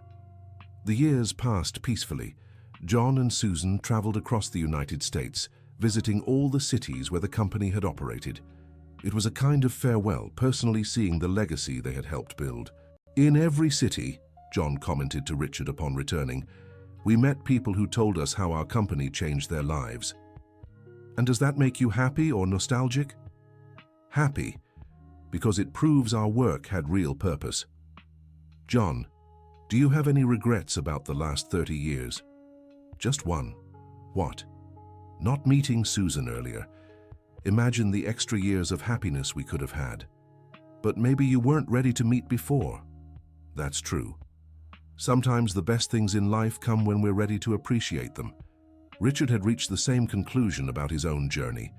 At 85, he felt every experience, good or bad, had been necessary to shape who he had become. Mary, he said one evening, do you regret marrying me? Richard Harrison Miller. How can you ask such a thing after 45 years of marriage? Because you could have had a simpler, quieter life with another man. Simpler, perhaps, but not more interesting. Our life has been a beautiful adventure. Even with all the crises we faced, especially because of the crises, they taught us we can count on each other in any situation. What are you most proud of in our story? Having watched you become the man I always knew you could be, and being part of the most beautiful family in the world. The most beautiful family in the world, as Mary called it, now included 4 generations and people of various nationalities. Their international projects had created connections with African, Latin American, and Asian families. It's incredible, Constance, now 90, observed during a Sunday lunch, how our table has grown over the years. It grew because our hearts grew, John answered. Every new person we welcomed expanded our capacity to love. Do you think this will continue after the elders are gone? It will continue, Maria assured them, because you taught us that love is a habit that perpetuates itself. And especially, Peter added, because we structured everything to continue. The foundation, the company, the institute, everything was designed to last for generations. The last joint project of Richard and John was creating a study center on active and productive aging.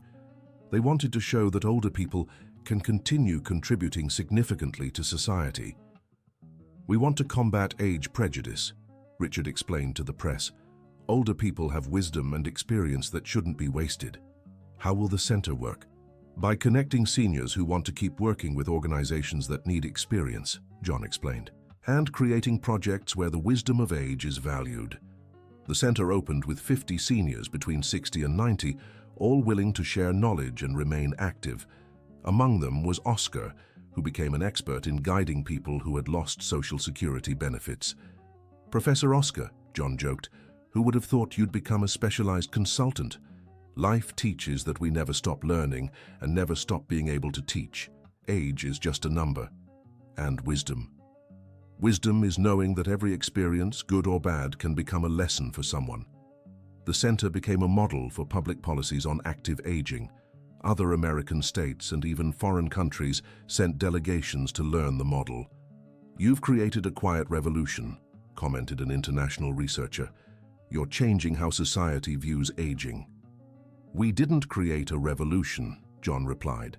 "We just showed that human potential has no expiration date, and that life experience is a valuable resource that should be utilized," Richard added. At 90, John still actively participated in Sunday family gatherings, but no longer traveled. His energy was focused on enjoying every moment with the people he loved. "Leslie," he said one afternoon, "can you forgive the 15 years we were apart?" "Dad, there's nothing to forgive. You were fighting to survive, and most importantly, you came back to me. I wasted 15 years of your youth. You didn't waste anything. You were learning the lessons you needed to learn to become the amazing father and grandfather you turned out to be. Do you really believe that? Dad, you built a company that improved the lives of millions of people. That was only possible because you went through what you went through. Every hardship you endured turned into relief for others." John embraced his daughter, feeling deep gratitude for her generosity. "Leslie, you are my greatest pride, and you are my greatest inspiration." Richard, also in his 90s, had reduced his activities to a minimum. He spent his mornings at the office mentoring Peter and his afternoons at home with Mary. "Richard," Mary said one such afternoon, "do you remember what we dreamed of when we were young?" "I do. Getting married, having children, building a prosperous life. We achieved all that and much more." "Much more like what?" "We built a family that includes people of all ages, backgrounds and stories. We created a company that serves as a global example. And most importantly, we grew old together, keeping our love alive." "What are you most proud of in our story?" "Of having stood by your side when you lost everything, and of having watched you rebuild yourself into a better man." "And what do you miss the most?" "Our young children. But at the same time, I love seeing them as accomplished adults building their own families." The company had become a complex ecosystem: construction, education, social assistance, academic research, technological innovation. But it had never lost its original essence of caring for people. "Dad," Beth said at one of the last meetings Richard attended, "what is your final advice to keep the company on the right track?" "Never forget where we came from. Never forget that we started with a bankrupt businessman and an unjustly treated homeless man. And most importantly, never forget that our strength comes from the love we have for one another. And if we face crises that you never faced, then you gather, talk honestly, and make decisions thinking about the good of the people we serve. The right answer always comes when we put love first." John taught his last class at the Institute at 91 years old. It was a special group, 50 community leaders from favelas across the country. "Professor John," asked a student from New Orleans, "what is the final lesson you want to leave us with?" John looked at all those young and determined faces. "The final lesson is that you are capable of much more than you imagine. Each one of you has the potential to transform hundreds of lives. How can we be sure of that? Because you are already here. You left your communities, studied, trained yourselves. That proves you are extraordinary people. And if we fail in our projects? Failure doesn't exist. There are only results different from what we expected. Every result teaches something that helps in the next project. Professor, what was your greatest achievement in life?" John smiled, looking out the classroom window where he could see the company's campus full of life and movement. "My greatest achievement was discovering that even a life that seems lost can be rebuilt, and that when that happens, it can inspire others to rebuild theirs too." "And your greatest lesson?" "That true family is built with daily love, not just by blood, and that it is never, never too late to begin again as long as we are alive." The class ended with a round of applause that lasted 5 minutes. Everyone knew they were witnessing the end of an era. After class, Richard was waiting for John in the hallway. "How was the last class?" emotional. These young people are going to do amazing things. John, are you ready for this new phase of life? I am. I'm tired of talking about transformation. Now I want to live intensely each day I have left. How many days do you think that is? I don't know and I don't care. It could be months or years. What matters is that they are days of gratitude and love.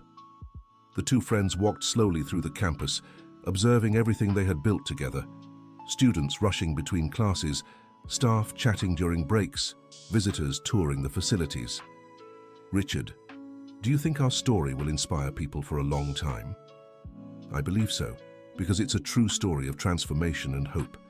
And do you think we've made a real difference in the world? Richard stopped and looked around. John, do you see all this? Thousands of people working, studying, building dreams. That is our answer. It's a good answer. It's the best possible answer. They returned home, walking in the garden of the foundation. There was Miss Evelyn's favorite chair, where she liked to sit and watch the household activity. You know what I miss most about her? John asked. What? The simple wisdom she had. She could solve any complex problem with basic advice about love and common sense. She prepared us well to carry on without her. She did, and now it's our turn to prepare the next generations. Do you think we can do that? I think so. Look at how Peter and Maria are running the company, with competence and solid values. And the great-grandchildren? The great-grandchildren are growing up seeing that it's possible to do good and still prosper. That's the best lesson we can leave. On the last Sunday John attended the family gatherings, he made sure to speak individually with every person present. To Peter, you have the responsibility to lead this family business into the future. Do it with wisdom and compassion. To Maria, continue taking care of the human side of everything we do. Numbers are important, but people are essential. To Constance, thank you for being a mother to all of us after Miss Evelyn. Continue being our reference for unconditional love. For each one, John had special words of gratitude and encouragement. Why are you talking as if you're saying goodbye? Leslie asked, worried. Because at 91 years old, you never know if the next Sunday will come. Dad, are you feeling unwell? No, daughter. I'm feeling complete. It's different. What do you mean complete? As if I've fulfilled everything I came to do in this life. Now all that's left is to enjoy each moment as a gift. The following Monday, John didn't wake up for breakfast. Susan found him sleeping peacefully with a smile on his face. He had passed during his sleep without suffering, surrounded by the love of the entire family he had built. John's wake lasted a week. People came from all over the United States and from several countries to say goodbye. Residents of the developments, former students of the Institute, community leaders he had trained, business people who learned about social responsibility through his example. I've never seen someone so loved by so many people, commented the priest. John touched thousands of lives. Richard gave the main speech at the wake. John Davis came into my life when I most needed guidance. He was a broken man who taught me to rebuild not only my business, but my soul. He proved that heroism isn't in grand gestures, but in the daily persistence of doing good. Susan also spoke. John taught me that mature love is possible at any age. We lived 12 years of complete happiness because he knew how to value each day as if it were unique. Leslie concluded the speeches. My father taught me the greatest lesson in life, that forgiving frees the one who forgives more than the one who is forgiven. He transformed 15 years of injustice into 40 years of service to others. That is greatness of soul. The burial took place in the cemetery, where Anthony and Miss Evelyn also rested. On John's tombstone, the phrase he always repeated was engraved, "It's never too late to begin again." After the burial, Richard stayed alone with Susan. Susan, how will we go on without him? Just like he continued after he lost everything, one day at a time, helping other people. Do you think he was happy in his final years? Richard, I've never seen anyone as happy as John. He woke up every day thankful to be alive. And now, will you be all right? I'll be sad, I'll miss him, but I'll be all right because he taught me that true love doesn't end when someone passes away. It stays alive in all the good things we've learned. Richard hugged Susan. You'll always be our family. John would want you to know that. And you'll always be my brother in heart. Like John was. The company continued to thrive under the leadership of Peter and Maria. They implemented all the innovations needed to stay competitive, but they strictly preserved the original values. Uncle Richard, Peter said in a meeting, how do we make sure the company never loses its way, even with the world changing? By always keeping one fundamental question in mind with every decision: would this make John and my father proud? And if the answer is no, then you don't do it. It's that simple. And if the answer is yes, but the financial results are lower, then you do it anyway, because there are things more important than money. The company reached its 50th anniversary as a world leader in sustainable social housing. It was present in 70 countries and had built over 100,000 housing units. Richard, now 92 years old, attended the celebration in a wheelchair, but with a clear mind and a full heart. 50 years, he said in his speech, since that day on Fifth Avenue when my motorcycle broke down and I met John. The audience of 5,000 people listened in reverent silence. John is no longer with us physically, but he is in every apartment we've built, in every family we've helped, in every person who receives a second chance through our company. He taught me that true success isn't measured by what we achieve, but by what we give, and that life only has meaning when it's dedicated to serving others. That's why, in John Davis's name, I make the commitment that this company will never stray from its original purpose, to prove that it's possible to do prosperous business while keeping human values. The celebration ended with the inauguration of the John Davis Museum, where his story was preserved to inspire future generations. In the center of the museum, a statue showed him fixing a motorcycle, representing the moment that changed 2 lives and transformed thousands of others. Richard spent his final years writing letters to the great-grandchildren who hadn't been born yet, making sure they would know the full family story. In one of these letters he wrote, "When you read this, John and I will already be reunited with Grandpa Anthony and Grandma Evelyn, but we want you to know that our story doesn't end. It continues through you, through the company, through every person you help throughout your lives. Always remember, family is built with daily love. Success is measured by the good we do. And it's never, never too late to begin again when we take the wrong path. Take care of each other, take care of the company, and most importantly, take care of those who need support the most. That's what your great-grandfather John taught me. That's what you must teach your children. With all my eternal love and pride, great-grandfather Richard."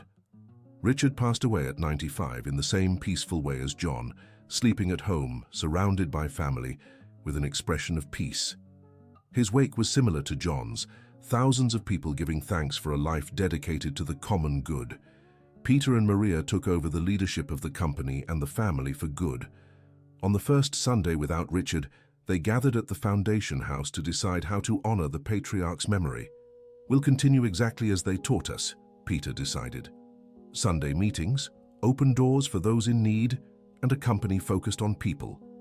And we'll tell their stories to everyone who comes after us," Mary added, "so they never forget where we came from and why we do what we do."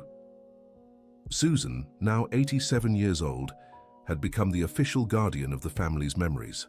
She recorded hundreds of hours of videos telling all the stories that John and Richard had shared with her. "I can't let these stories be lost," she would explain. "They are the DNA of our company and our family." The company entered its 6th decade of existence stronger than ever. The model had spread globally, but each region maintained the necessary cultural adaptations while respecting the core values. At an international conference on conscious business, Mary presented the 60-year results of Harrison & Davis. "Our company has proven that it's possible to grow sustainably while maintaining human values. We've built over 200,000 housing units, trained 50,000 professionals, created 100,000 direct jobs. But the numbers we're most proud of are others. 0 lawsuits for poor quality, 98% customer satisfaction, and most importantly, 4 generations of employees who consider our company a family." The international audience gave a standing ovation. How do you ensure the original values are preserved in international expansions? Asked a German businessman. Through people, Peter replied. In every country where we operate, we develop local leadership that shares our philosophy. And most importantly, we never prioritize growth speed over quality of values. At the end of the conference, a Chinese businesswoman approached Peter and Mary. We want to replicate your model in China. Can you help us? We can, Mary responded, but with one condition. What? That you come to the United States first, to understand how our organizational culture works, because values are more important than techniques. For how long? For as long as necessary for you to truly absorb our philosophy. It could be months. And then? Then you implement it in China, keeping the essence, but adapting to Chinese culture, never imposing a foreign model. The Chinese proposal materialized 2 years later. It was Harrison and Davis's first project in Asia, opening doors for expansion throughout the continent. Constance, at 95 years old, was now the oldest person in the family. She had symbolically assumed the role that Miss Evelyn had held, wise counselor and loving heart to all. Ms. Constance, asked Sophie, John's great-granddaughter, now a teenager, how do you remember so many family stories? Because they're love stories, dear. We never forget love stories. Did you know great-grandfather John when he lived on the street?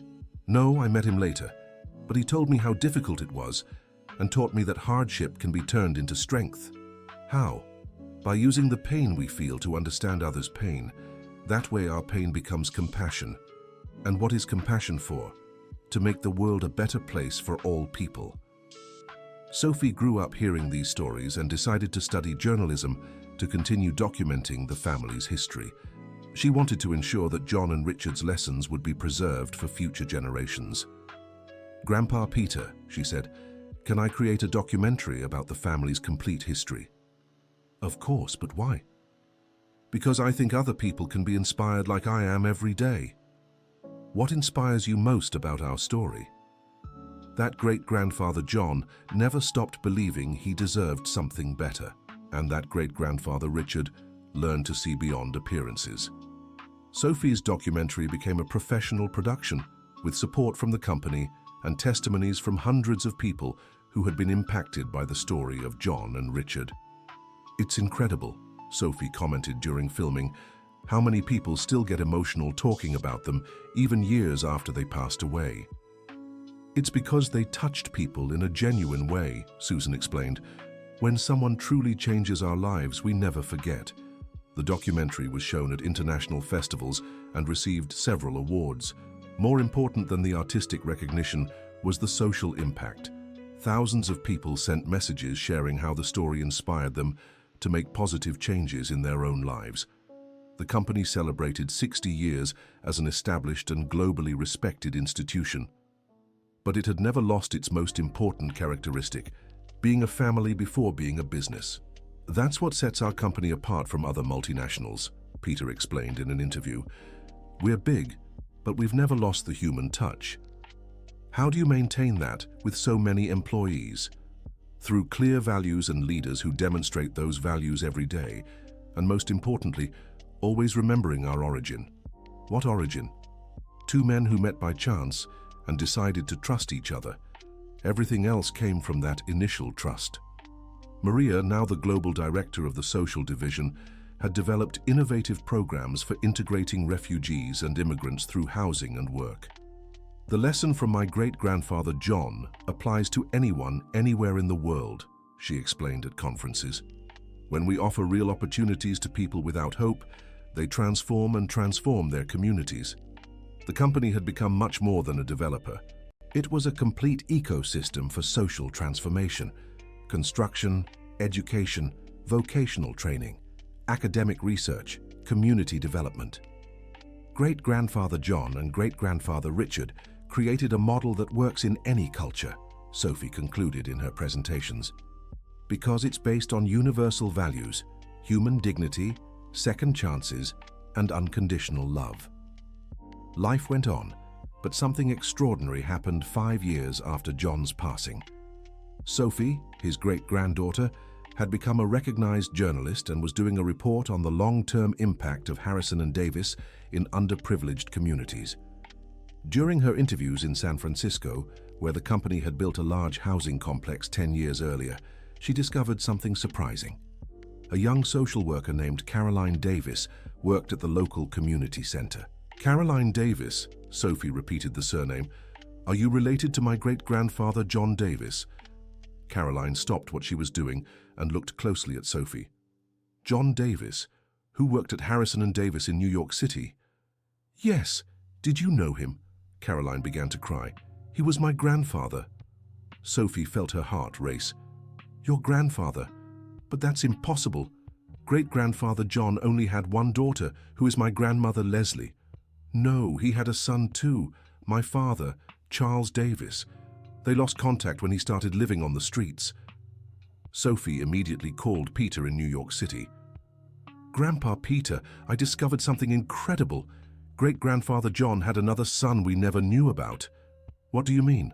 A granddaughter of his works here in San Francisco. The son is named Charles Davis and lives here in California. Peter fell silent, processing the information. Sophie, are you sure about this?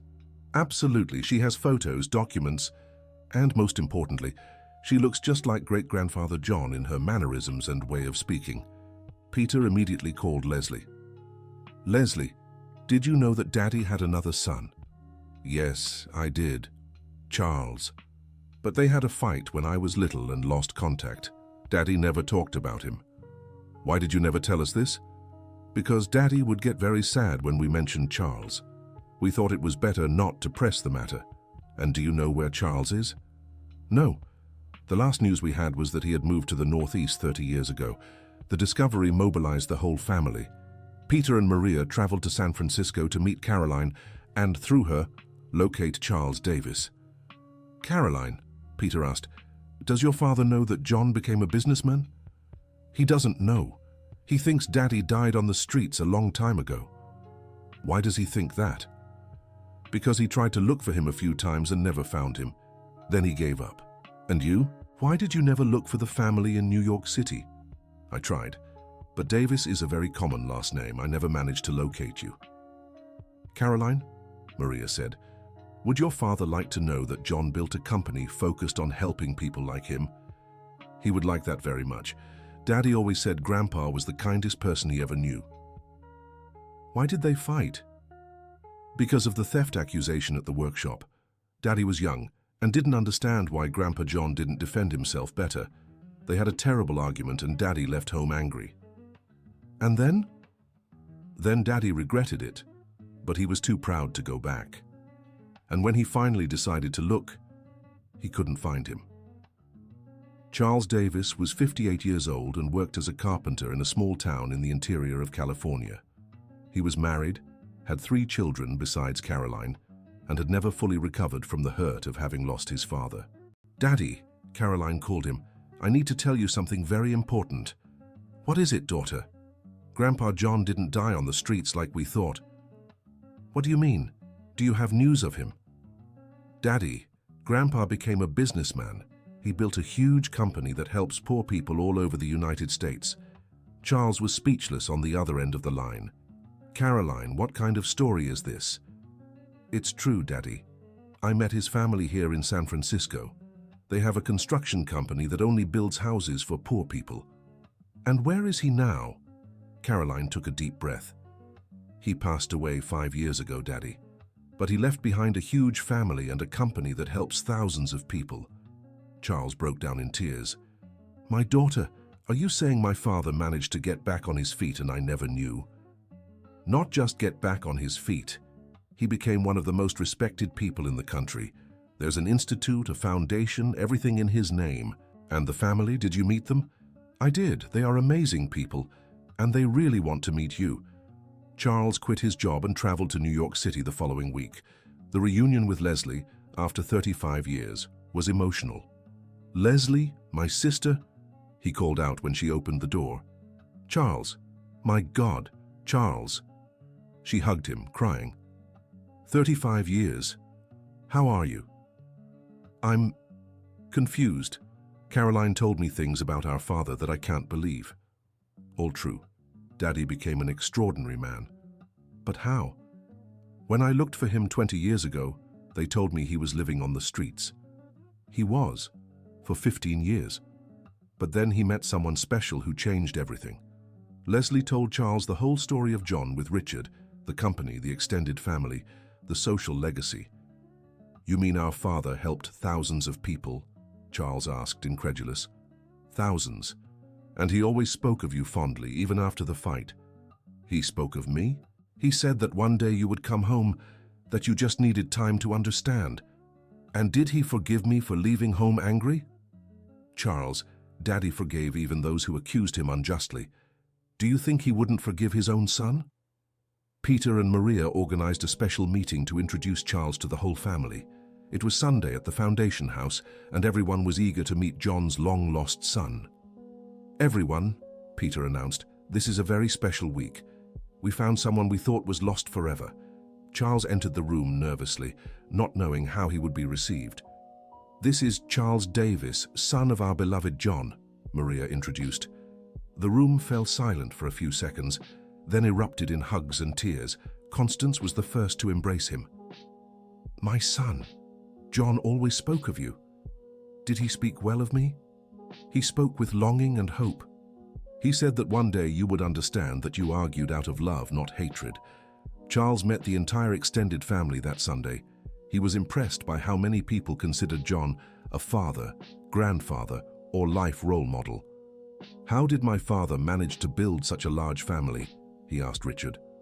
"By opening his heart to those who needed shelter," Richard, now 97 years old, replied in a still, firm voice. "And you? Why did you trust him when he was on the street?" "Because I saw in his eyes the same honesty your father saw when he decided to defend me in the workshop 15 years earlier." "My father tried to defend you." "He tried, and succeeded. He spent the last years of his life proving my innocence and building a life that would honor his memory." Charles spent 2 weeks in New York City getting to know everything John had built. He visited the company, the institute, the foundation, the developments. In every place he found people who spoke of John with love and gratitude. "Your father saved my family," shared a resident of Queens. "He gave us our own home when we thought it was impossible." "John taught me that I could start over at 50, said a former homeless woman who now ran a cooperative. "Your father was my teacher and my life example," testified a community leader who had studied at the institute. With each testimony, Charles better understood the scale of what John had achieved. "Leslie," he said one evening, "how did our father manage to forgive so many people after suffering so much?" He said that forgiveness frees the one who forgives, and that holding on to resentment is carrying unnecessary weight. "And you? Can you forgive me for abandoning you back then?" "Charles, there's nothing to forgive. You were young and hurt, and most importantly, you came back." "I came back too late. Daddy was no longer here. But you came back at the right time to meet the family he built and continue his legacy." This observation from Leslie planted an idea in Charles's head. On his last night in New York City, he sought out Peter and Maria. "Folks, I want to make a proposal." "What proposal?" "I want to move to New York City and work at the company." "Charles, you have your life established in California." "I do, but I also have a debt to my father. I want to dedicate the rest of my life to continuing the work he started." "And your family there?" "Caroline is finishing college and can move here. My wife is a teacher and can find work anywhere. And my other children are adults. They have their own lives." Peter and Maria discussed the proposal with Richard and Susan. "What do you think?" Peter asked. "I think John would be thrilled," Susan replied. "He always dreamed that Charles would return to the family." "And do you think Charles has the right profile to work at the company?" "He is John's son," Richard smiled. "He must have inherited at least some of his father's integrity." Charles moved to New York City 2 months later, bringing his wife and Caroline. They settled into an apartment owned by the company itself, and Charles began working in the community relations department. His experience as a carpenter in the countryside had taught him a great deal about the real needs of working families. He brought valuable perspectives to the company. "Charles," Peter said after 3 months. "You have a lot of your father in you." "How so?" "The ability to truly listen to people and understand what they really need. I learned that working in the countryside. There you have to solve problems with limited resources. That teaches creativity." Caroline graduated in social work and went to work at the Evelyn Harrison Foundation. It was impressive how she had inherited her grandfather's compassion and her uncle's New York determination. "Caroline," Constance observed, "you're just like John in the way you care for people." "What do you mean, Miss Constance?" "You see the whole person, not just their problem, just like your grandfather used to do." "Was he really like that when he was young?" "He always was. John was born to take care of people." The integration of Charles and Caroline into the family completed a circle that had been left open for decades. John had passed away in peace, but now his lineage was truly complete and united. Richard, at 98 years old, had the joy of meeting a fifth generation. Peter had a grandson and Maria had a granddaughter. The children would grow up hearing the stories of their founder great-grandfathers. Richard, Mary, now 96, said one afternoon, "Did you fulfill all your dreams?" "I fulfilled dreams I didn't even know I had. I built a family that goes far beyond blood." "What was your greatest joy in these last years?"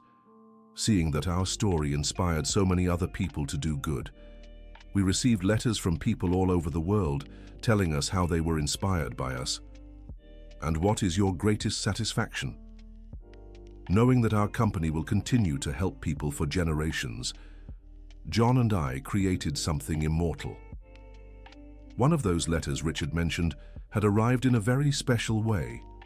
It was from a German businessman named Klaus Müller, who had read the book about John and Richard's story. "Mr. Richard," the letter said, "my company was going bankrupt when I read about you. Inspired by your story and Mr. John's, I reshaped my business to include social responsibility.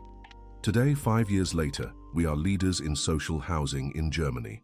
My children work with me, and we are proud of what we have built. Thank you for showing that there is another way to do business." "See?" Richard showed the letter to Susan. "Our story crossed oceans." "John would be moved to know this," Susan commented. "He always said that kindness is contagious." "And you? How are you feeling at 89? "Grateful for every day I lived by John's side, for every person I met through him, for every moment of happiness I didn't expect to have anymore." "Susan, can I confess something?" "Of course. You were fundamental to his happiness. John was completely transformed when he married you. And he taught me that love has no age, that one can fall madly in love at 55. On a Tuesday afternoon, Richard was in the office reviewing reports when Helen, now 78 but still active as a consultant, arrived with special news. "Mr. Richard, we have received a proposal unlike any we've ever had." "What proposal?" "Ivy University wants to create a permanent chair on conscious business based on your story." "How so?" "A mandatory course for all business students, telling how you transformed a bankrupt company into a world reference." "And what do they want from us?" "That we authorize the use of the story and that Peter or Maria teach there a few months each year." Richard was moved. Ivy University, the most prestigious university in the world, wanted to use their story as an example of how to do business. "Helen, you can accept, but on one condition." "What?" "That the chair be dedicated to the memory of John Davis. He deserves this recognition." The John Davis Chair for Conscious Business was inaugurated at Ivy University 6 months later. Peter was the first American professor to teach regular classes at the university on corporate social responsibility. "It's surreal," Peter said in a video conference, "to be teaching at Ivy University about lessons I learned from a man who lived on the streets." "How do the American students react to the story?" Maria asked. "They're deeply moved. Many cry during the classes. And most importantly, they leave determined to do business differently." "And the professors?" "They're impressed with the results we've achieved. They want to understand how we maintained sustainable growth for so many years without losing our values." The international recognition brought invitations to create similar chairs at other prestigious universities: Cambridge University, French University, Tokyo University, All wanted to include John and Richard's story in their curricula. "We are exporting American wisdom to the world," Maria commented proudly. "Wisdom from simple people," Charles, already integrated into the family, added. "My father never imagined his lessons would reach Ivy University." One Sunday morning, Richard woke up having difficulty breathing. Mary immediately called the family doctor, who examined him carefully. "Miss Mary," the doctor said after the examination, "his heart is tired. It's natural at his age. How much time does he have?" "Hard to say, it could be weeks or months, but he's not suffering." The news spread quickly through the family. Everyone wanted to spend time with Richard, thank him for his teachings, say a proper goodbye. "Peter," Richard said during one of these visits, "I want to leave everything organized before I go." "Grandpa, don't talk like that." "Peter, I'm 98 years old. I've lived far longer than I expected, and most importantly, I've lived well. What do you want to organize?" "I want to ensure the company continues exactly as it is, and I want to leave letters for all the great-grandchildren who haven't been born yet." "Why?" "So they know they had great-grandparents who loved them even before they existed." Richard spent his last 2 months writing letters and recording videos for future generations. Each letter was personalized, based on what he observed in each descendant's character. For Sophie, he wrote, "My great-granddaughter journalist, keep telling stories that inspire people. Your pen has the power to transform hearts. Always use it for good." For Peter, "My grandson director, you've received a solid company and a united family. Keep both treasures with the same care. And remember, to lead is to serve." For each person, a special message of love and guidance. One Thursday afternoon, Richard asked to be taken to Anthony's memorial on the company campus. It was his symbolic farewell to the place that had been his second home for 40 years. "Father," he whispered before Anthony's statue, "I fulfilled what I promised. I did justice to John. I built an ethical company, and I raised a united family. Now I can go in peace to meet you and our Evelyn." Peter and Maria were by his side, emotional. "Grandpa," Maria said, "thank you for being the best example of how to live a life with purpose." "Thank you for being the best family anyone could have," he replied. Richard passed away that same night, sleeping peacefully at home, surrounded by Mary, Beth, Peter, Maria, and everyone who loved him. His wake was the largest in New York City's history. People came from 60 countries to say goodbye to the man who had revolutionized the way conscious business is done. The President of the Republic gave an official speech. Richard Harrison Miller proved that the United States can export much more than commodities. It can export values, ethics, and social innovation. The mayor of New York City announced that Fifth Avenue would be renamed John Davis and Richard Harrison Avenue, in honor of the two friends who had met there 55 years earlier. "It's only fair," Peter said in his wake speech, "that the street where it all began bears the names of those who turned a mechanical breakdown into a worldwide social transformation movement."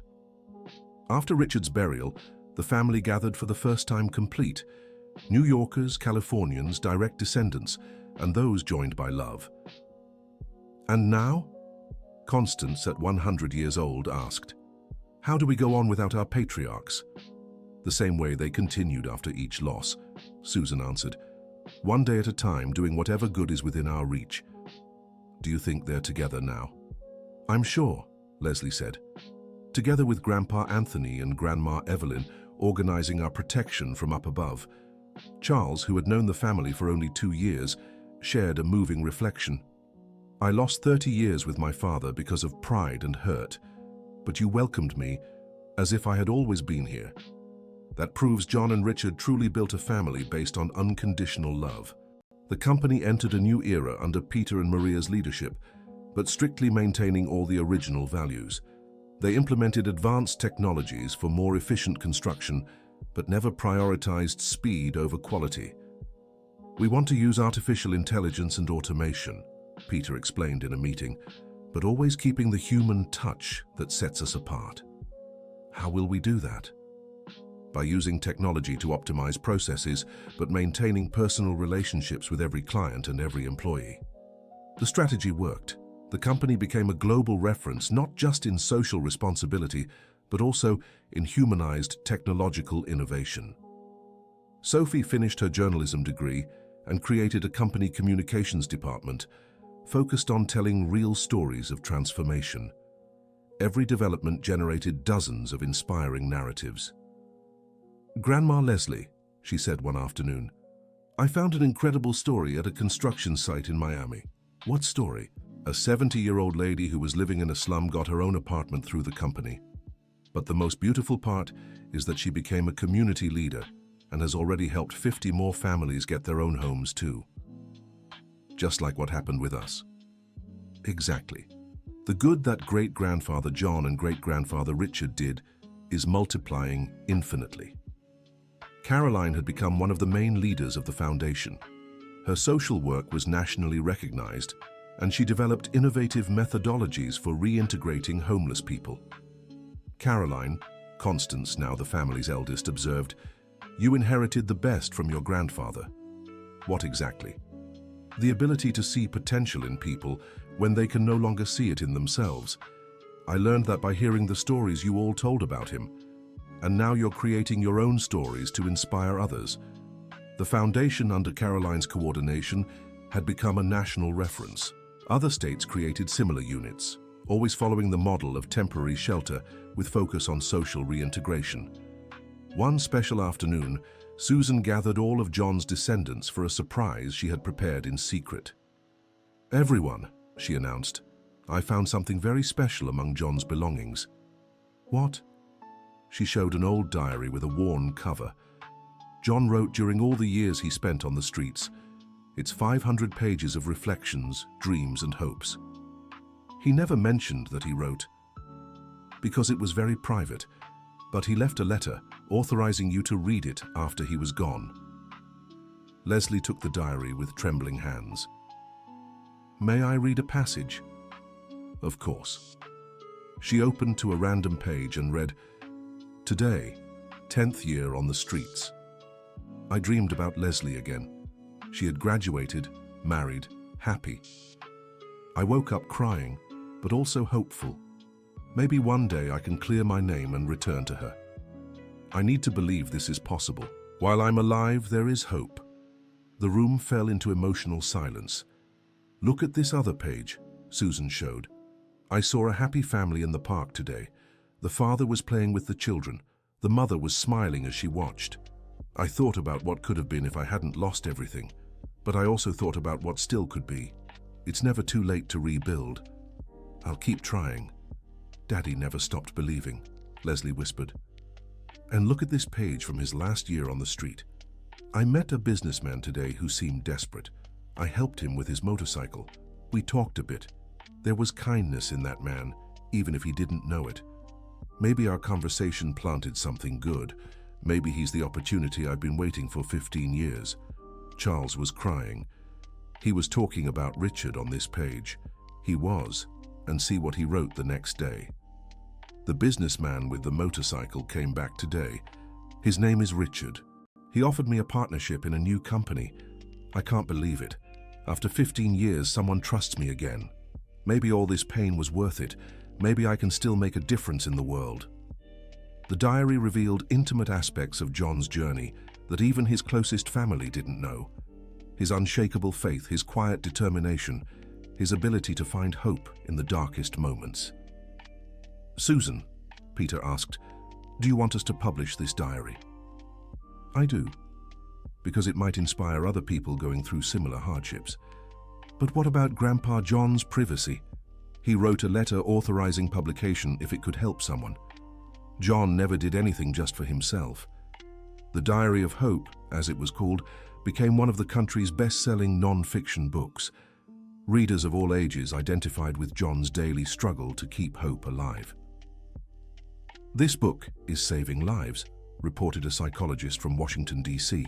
"Patients who thought about giving up on everything are finding inspiration in John Davis's persistence." "How so?" Sophie asked in an interview. "They read how he survived 15 years on the street while keeping hope, and they realize their problems have solutions. If John managed to start over at 58, they can too at whatever age they are. The diary's impact was so great that Sophie decided to create a special project. Letters to John. People from all over the United States sent letters addressed to John, sharing how his story had inspired them. "We want to show," Sophie explained, "that even after passing, Great-Grandpa John continues to transform lives." The letters arrived by the thousands. Each one told a story of overcoming, inspired by John's example. "Mr. John, I had been unemployed for 2 years and was thinking of giving up looking for work. After reading your diary, I realized 2 years is nothing compared to 15. Today I got a job at a company that values older employees. John Davis, my husband, left me at 60 after 40 years of marriage. I thought my life was over. Your story showed me that one can start over at any age. Today at 65, I opened a small bakery and I'm happy again. Mr. John, I'm young but was angry at life because I come from a poor family. Your words made me understand that origin doesn't determine destiny. I went back to school and planned to help my community, just like you helped yours."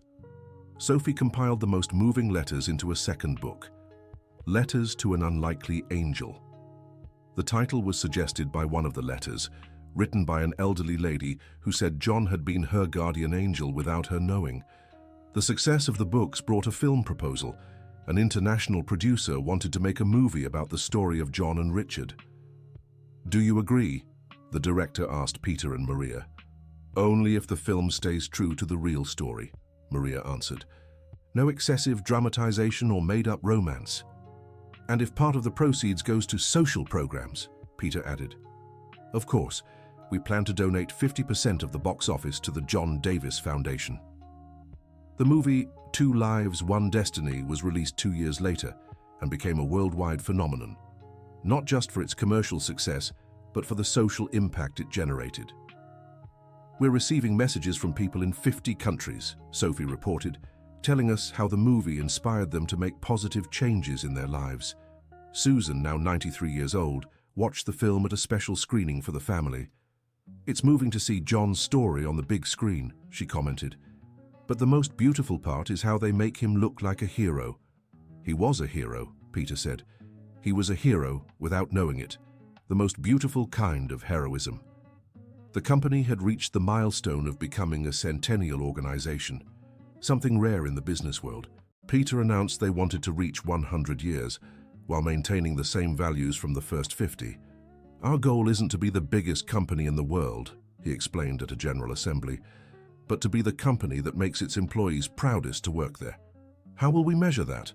"By regularly asking our employees, 'Are you proud to work here? Would you tell your children you work for a company that does good?'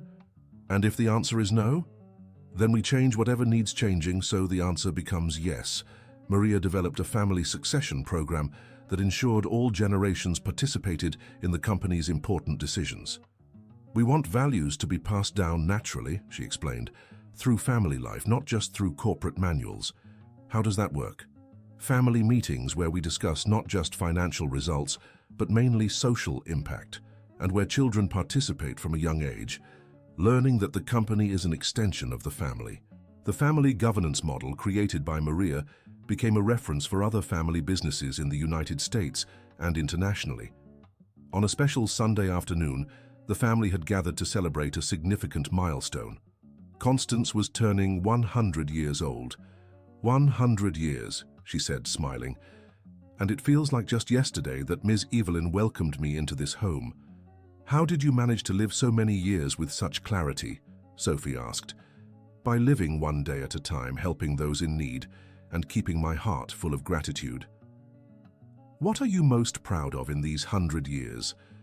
"Being part of this family, seeing John transform from a beggar into a businessman, seeing Richard learn that love is more important than money." "And what's your greatest life lesson?" "That we never know what fate has in store. That's why we shouldn't judge anyone and should always be open to goodness." "Do you have any regrets?" "Just one. Not having met this family before I was 70. Imagine how many more years of joy I could have had." Constance's 100th birthday party gathered over 2,000 people on the company campus. It was a celebration not just of her longevity, but of the longevity of the values the family represented. During the party, Peter announced a special tribute.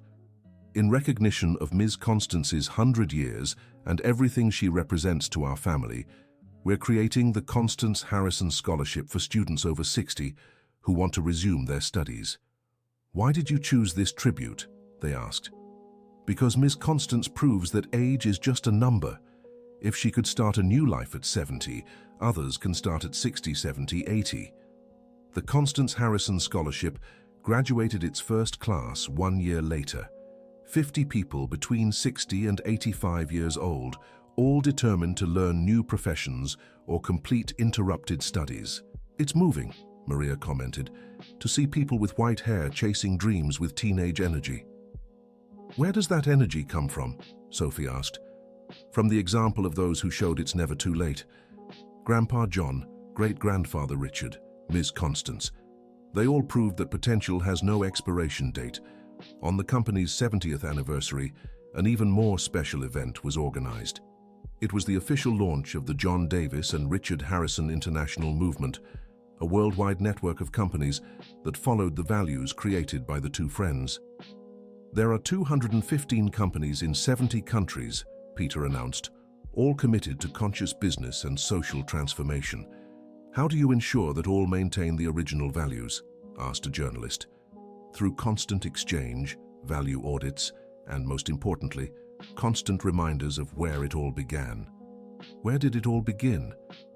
With two men who decided to trust each other when every reason pointed to distrust. If they managed, anyone can.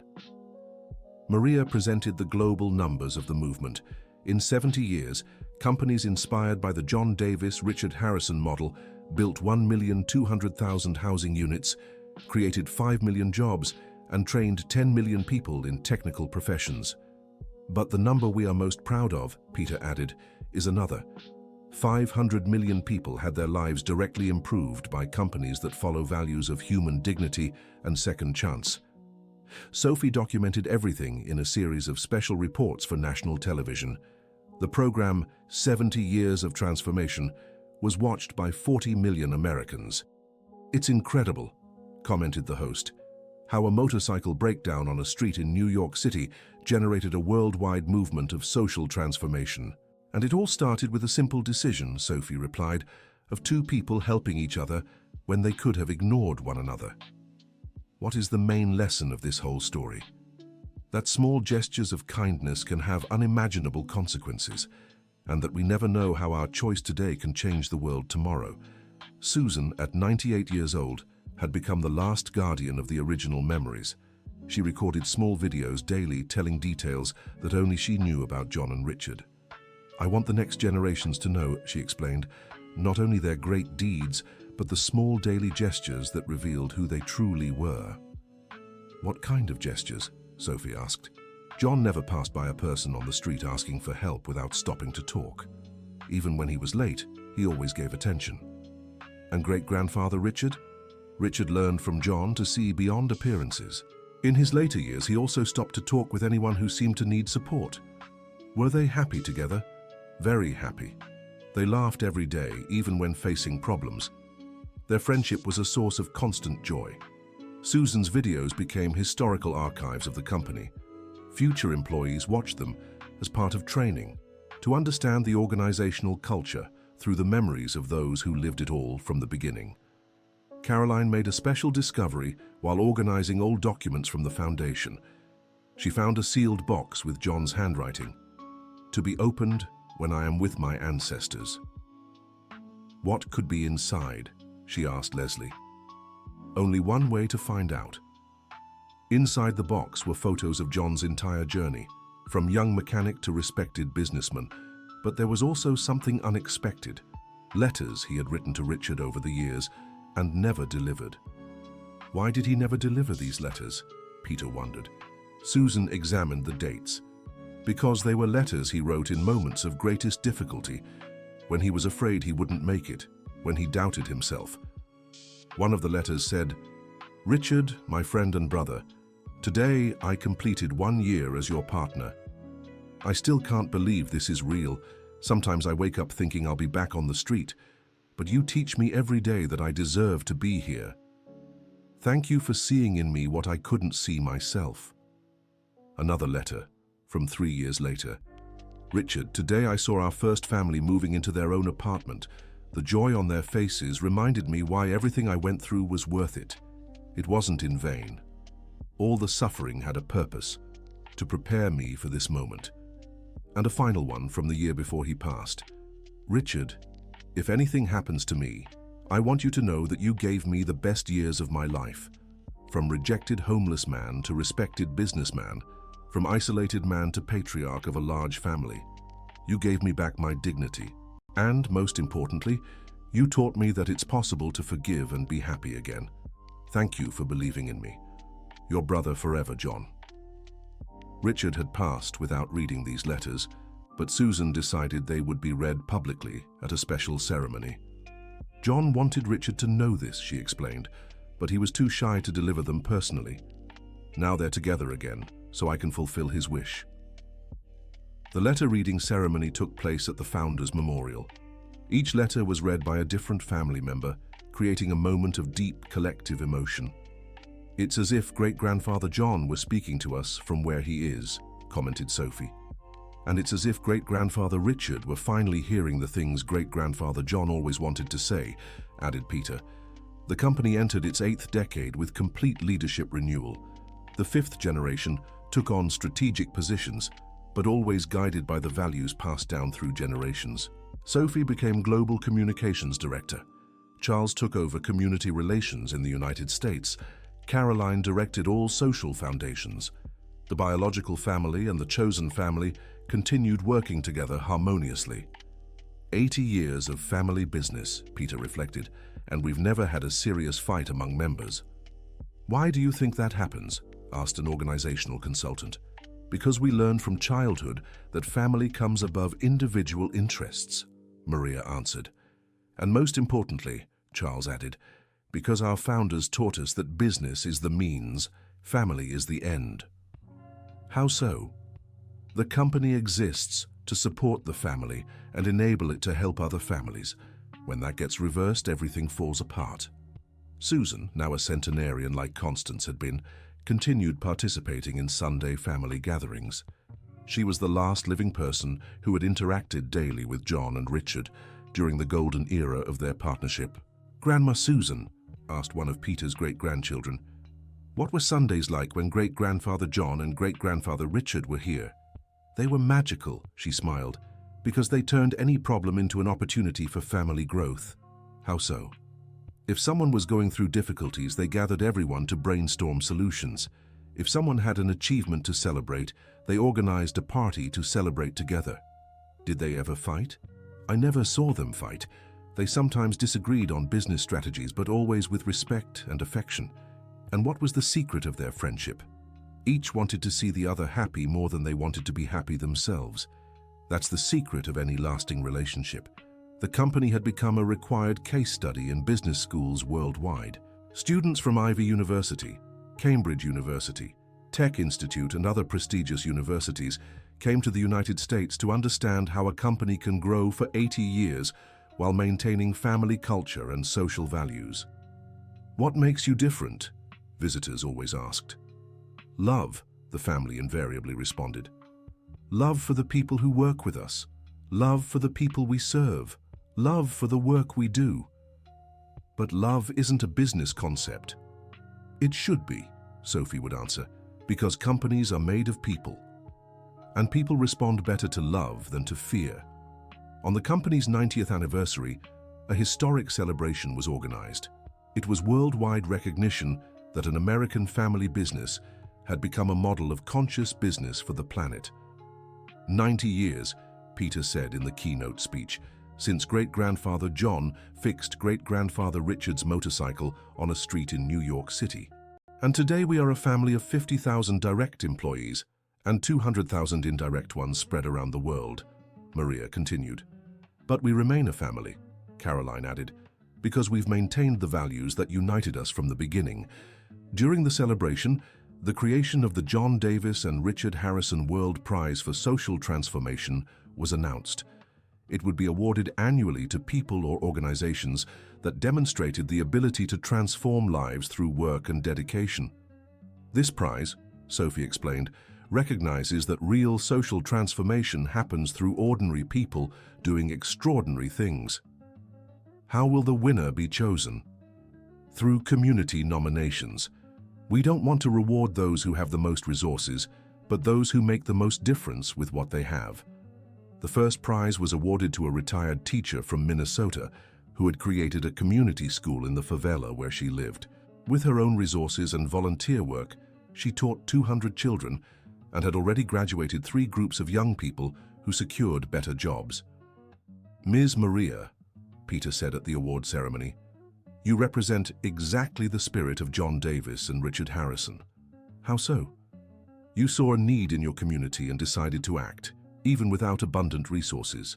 That's exactly what our founders did. And what else characterized them? The belief that one determined person can change the lives of many others. You prove that belief was right. Susan attended the ceremony at 101 years old, in a wheelchair, but with a completely lucid mind. John would be moved to see this, she commented. He always said that kindness is contagious. Do you think he and Richard imagined their friendship would have this impact? Never.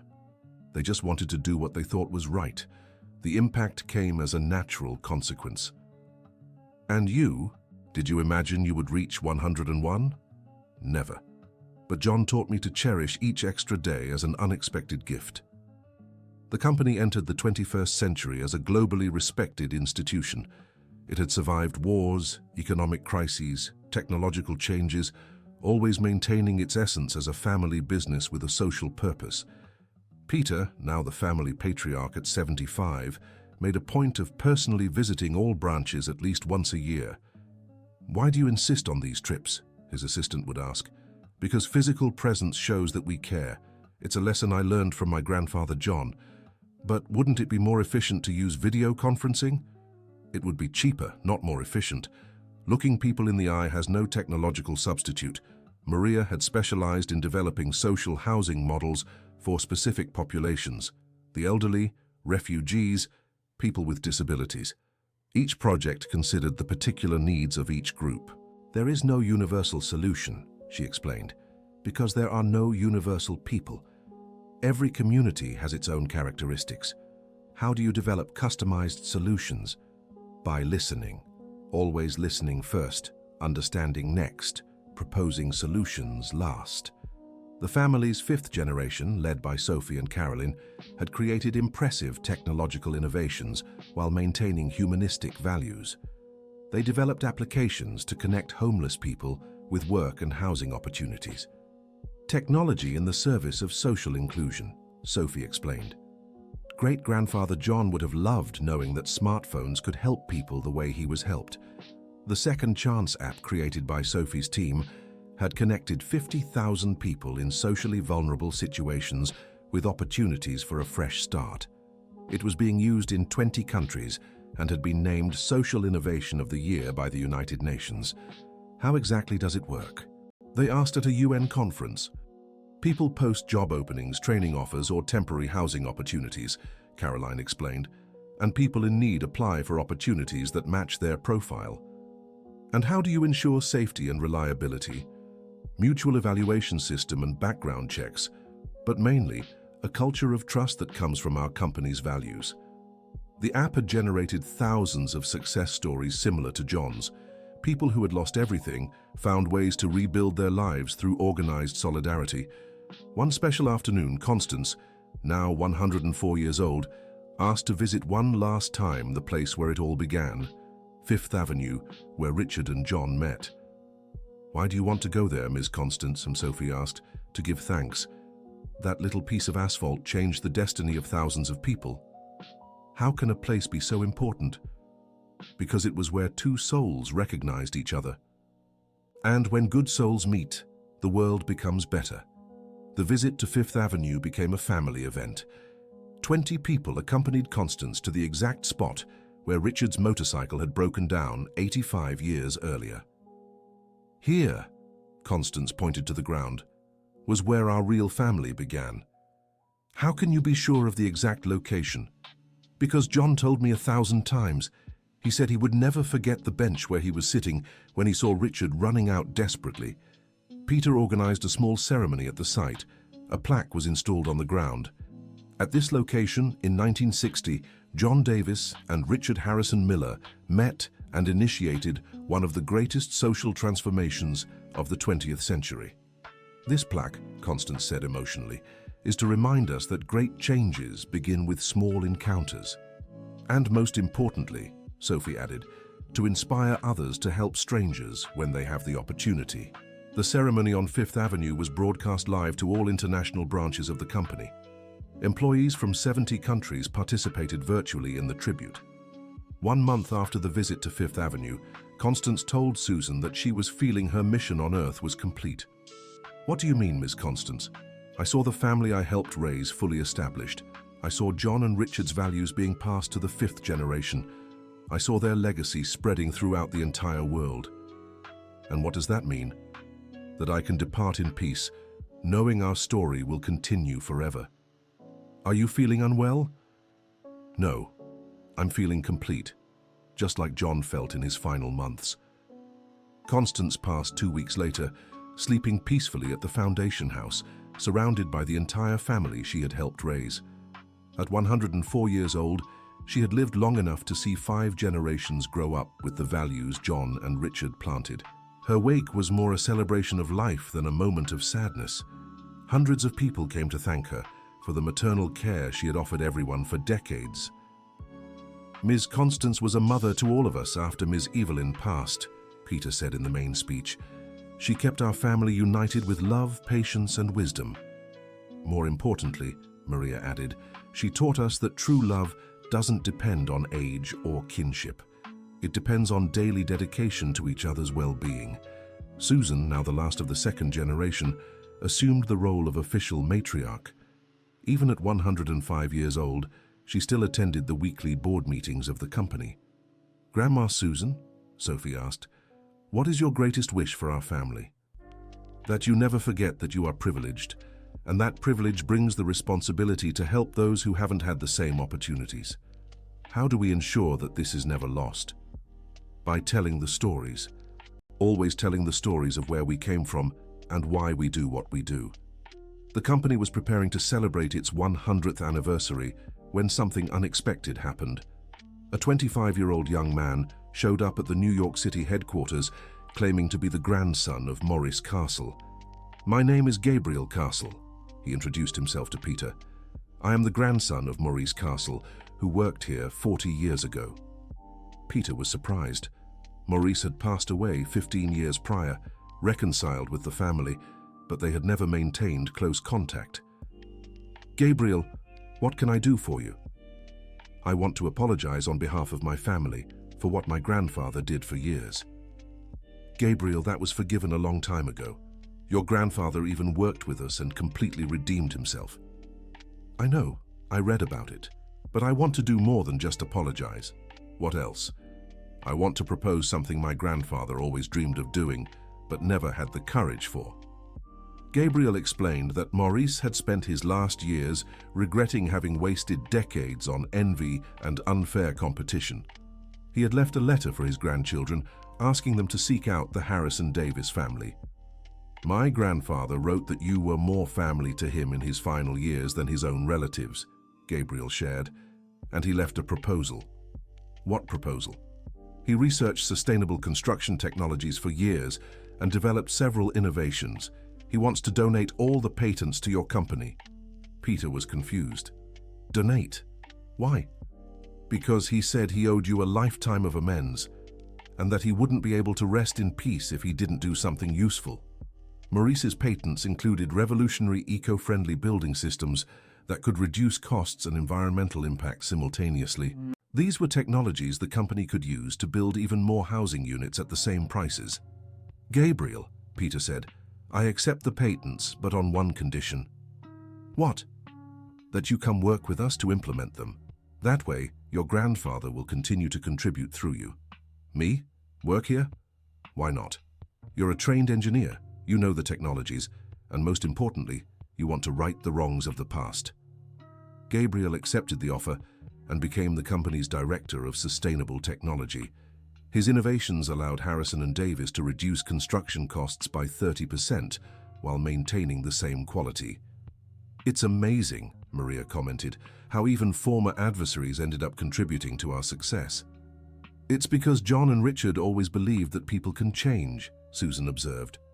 "And they treated even enemies as potential friends. This trust in people is what sets us apart from other companies." Gabriel's integration symbolically completed the reconciliation of all past stories. There were no more lingering resentments, only gratitude for the journey traveled. On the company's 100th anniversary, a historic celebration was organized simultaneously in 100 cities across 50 countries. It was worldwide recognition that a company can last a century while maintaining family values and a social purpose. 100 years, Peter said in the main speech, since two men decided to trust each other against all odds. 100 years proving that ethical businesses not only survive, but thrive, Maria continued. And 100 years demonstrating that true family is built with daily love, not just genetic inheritance, Sophie concluded. Susan, now 110 years old, participated in the ceremony via hologram from her home. Her voice was weak, but her mind remained clear. "My children," she said, "John and Richard would be proud to see everything they built. But most of all, they would be happy to see that you all continue to be a true family." "Grandma Susan," Sophie asked, "what is your final message for the world?" Susan took a deep breath before answering, "That it's never too late to do good, that it's never too early to start helping others, and that the best things in life happen when we open our hearts to those in need. And for our family, that you continue to love one another above any interest, that you keep this company as an extension of the family, not as a replacement for it, and that you never forget you are heirs not to money but to values." 2 weeks after her 100th birthday, Susan passed away peacefully in her sleep at 110 years old. She was the last person to depart who had personally known John and Richard. Her funeral symbolically marked the end of one era and the beginning of another. The era of the founders had ended, but the era of values would continue forever. "With Grandma Susan's passing," Peter said at the funeral, "the first century of our history comes to a close, but the second century begins on the solid foundation of the teachings she helped preserve." Maria shared a moving reflection. "Grandma Susan taught us that true love is eternal. Even after people are gone, the love they planted continues to grow through those who remain." The company began its second century with a complete renewal of leadership, but strictly maintaining all family rituals and traditions. Sundays at the Foundation House continued, the values meetings remained weekly, and personalized service stayed a priority. 100 years of company, Gabriel reflected in a meeting, and we still function like a small family. "That's our secret," Sophie replied. "Growing without losing closeness, prospering without losing humility. And most importantly," Caroline added, "always remembering that every number in our reports represents a human life we were able to improve." At the center of the company campus, a new addition was inaugurated, the Museum of the 5 Generations, telling the complete story of the family from Anthony to the youngest great-grandchildren. "This museum," Peter explained at the opening, "shows that social transformation is the work of generations, not of individuals. And most importantly," Maria added, "that true values grow stronger with time instead of weakening." The main room of the museum recreated exactly Anthony's office, where it all began with his defense of John's innocence. Visitors could see the original documents that proved the justice of the cause. Another room showed the evolution of the company through the decades, from the first partnership between Richard and John to the current multinational. But the most moving exhibit was the Room of Letters, where all the correspondence John had written to Richard over the years was displayed. "These letters," Caroline explained to visitors, "show that our company was built on true friendship, not just commercial interest. And does that make a difference? All the difference, because when the foundation is love, the structure withstands any storm. The museum became a pilgrimage site for business people from all over the world who wanted to understand how to build lasting organizations. It received over 1 million visitors in its first 5 years. "We are inspiring a new generation of conscious entrepreneurs," Sophie reported. "People who want to create businesses with purpose from the very beginning." What is the main lesson visitors take away? That true success is measured by the good we are able to do, not by the money we are able to accumulate. Sophie, now Global Director of Social Impact, had implemented an innovative program, the World Network of Second Chances. It was a connection between all the companies that followed the John Davis-Richard Harrison model, sharing opportunities and resources. If someone loses their job in New York City, she explained, they can find an opportunity in any city where we have partners, and vice versa. Does this work internationally too? It does. We have cases of Americans who started over in Germany and Germans who reintegrated in the United States. Borders don't prevent human transformation. The network had facilitated over 100,000 job relocations in 10 years. It was concrete proof that the model created by John and Richard worked in any culture. Caroline developed specific programs for seniors who wanted to remain professionally active. Inspired by the story of her own grandfather, who started over at 58, she proved that human potential has no expiration date.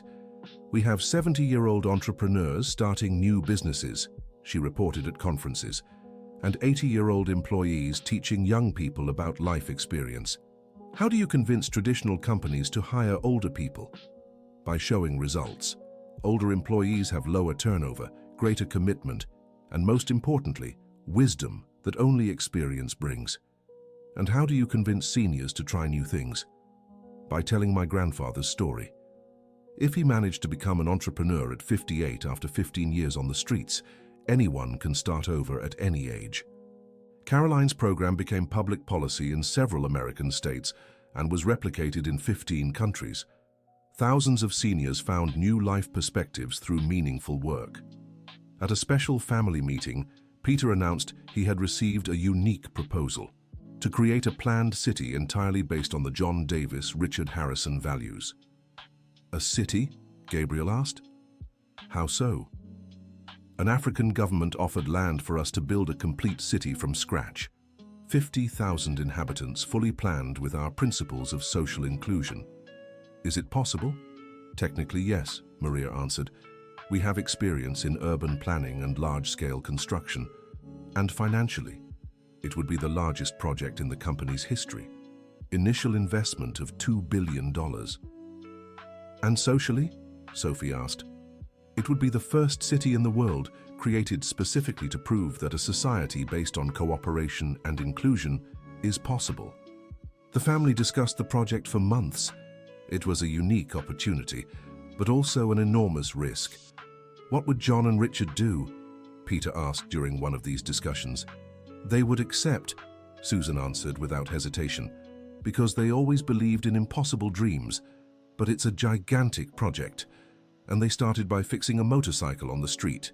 Every big project starts small."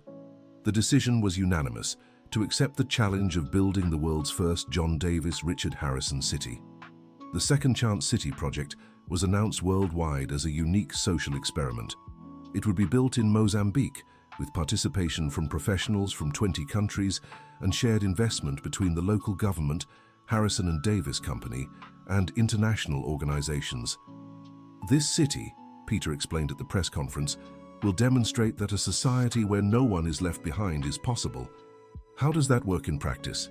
Housing for all social classes in the same space, guaranteed work for all residents, universal quality education, and a community support system for those who need a second chance. "And if it doesn't work?" "If it doesn't work, we'll learn from the mistakes and try again," Maria answered. "John and Richard taught us that failure is just a different result than expected." The construction of the city took 10 years and involved 50,000 workers from 20 nationalities. It was the largest international cooperation project for social housing in history. Sophie documented the entire process in a feature film that became a worldwide phenomenon, Building Hope, the City of Possible Dreams. This film, she explained, shows how the dreams of two people can become reality for 50,000. The inauguration of Second Chance City happened exactly on the 100th anniversary of the first meeting between John and Richard. It was a coincidence the family interpreted as spiritual approval from the patriarchs. 100 years ago, Caroline said at the ceremony, "My grandfather fixed a motorcycle on a street in New York City. Today we inaugurate an entire city based on the values born from that encounter. It's proof," Peter added, "that small acts of kindness can have infinite impact. The city was an absolute success. Within 5 years, crime rates were near zero, unemployment was non-existent, and the quality of life was comparable to the best European cities." "How did you achieve it?" asked delegations from other countries who visited. "By applying on a large scale the values that John Davis and Richard Harrison applied on a small scale," Gabriel answered. "Dignity for all, opportunity for those in need, and most importantly, a culture of mutual care." The company had become much more than a multinational. It was a worldwide movement for social transformation that inspired other organizations, governments, and individuals. Susan, at 115 years old, was now the oldest person in the world still active in business. Her longevity was attributed by doctors to her life's purpose and the constant joy of seeing John's legacy grow. Grandma Susan, the press often asked, "What is your secret to longevity?" "Love. Daily love for family, for work, for life. Love keeps us alive." "How long do you intend to keep working?" "Until my last moments. John taught me that as long as we can help someone, we have a reason to be here." On a special Sunday afternoon, the family gathered for a unique celebration. It had been exactly 110 years since that first meeting on Fifth Avenue. 110 years, Sophie reflected, since great-grandfather John decided to help a desperate stranger. And 110 years since great-grandfather Richard decided to trust a stranger, Peter completed. "Which do you think was the more important decision?" "Both were equally important," Maria answered, "because social transformation only happens when two people decide to trust each other. And what can we learn from that today? That our responsibility is to create opportunities for other transformative encounters like that one," Caroline concluded. That night, after everyone had left, Peter stayed alone in the garden of the foundation house, reflecting on everything the family had achieved. Looking at the stars, he imagined John and Richard watching from above, proud to see how their unlikely friendship had turned into an eternal legacy of hope and transformation. "Great-grandfathers," he whispered, "you did it. You proved it's possible to change the world by starting with changing yourself. And you left an example that will inspire people forever." A gentle breeze rustled the trees in the garden, as if it were a loving response from the two friends, assuring that their story of love, friendship, and transformation would continue to echo through the centuries, inspiring others to believe that it's never too late to begin again, and that small acts of kindness can indeed change the entire world. End of story. Dear listeners, we have just experienced an extraordinary story of transformation and hope that spanned more than a century. John and Richard proved that it's never too late to begin again, and that a true friendship can change the world around us. Now tell us, which moment in the story touched your heart the most? Do you believe it's possible to forgive like John forgave? Share your honest opinion in the comments, and don't forget to subscribe to the channel for more heartwarming stories like this one.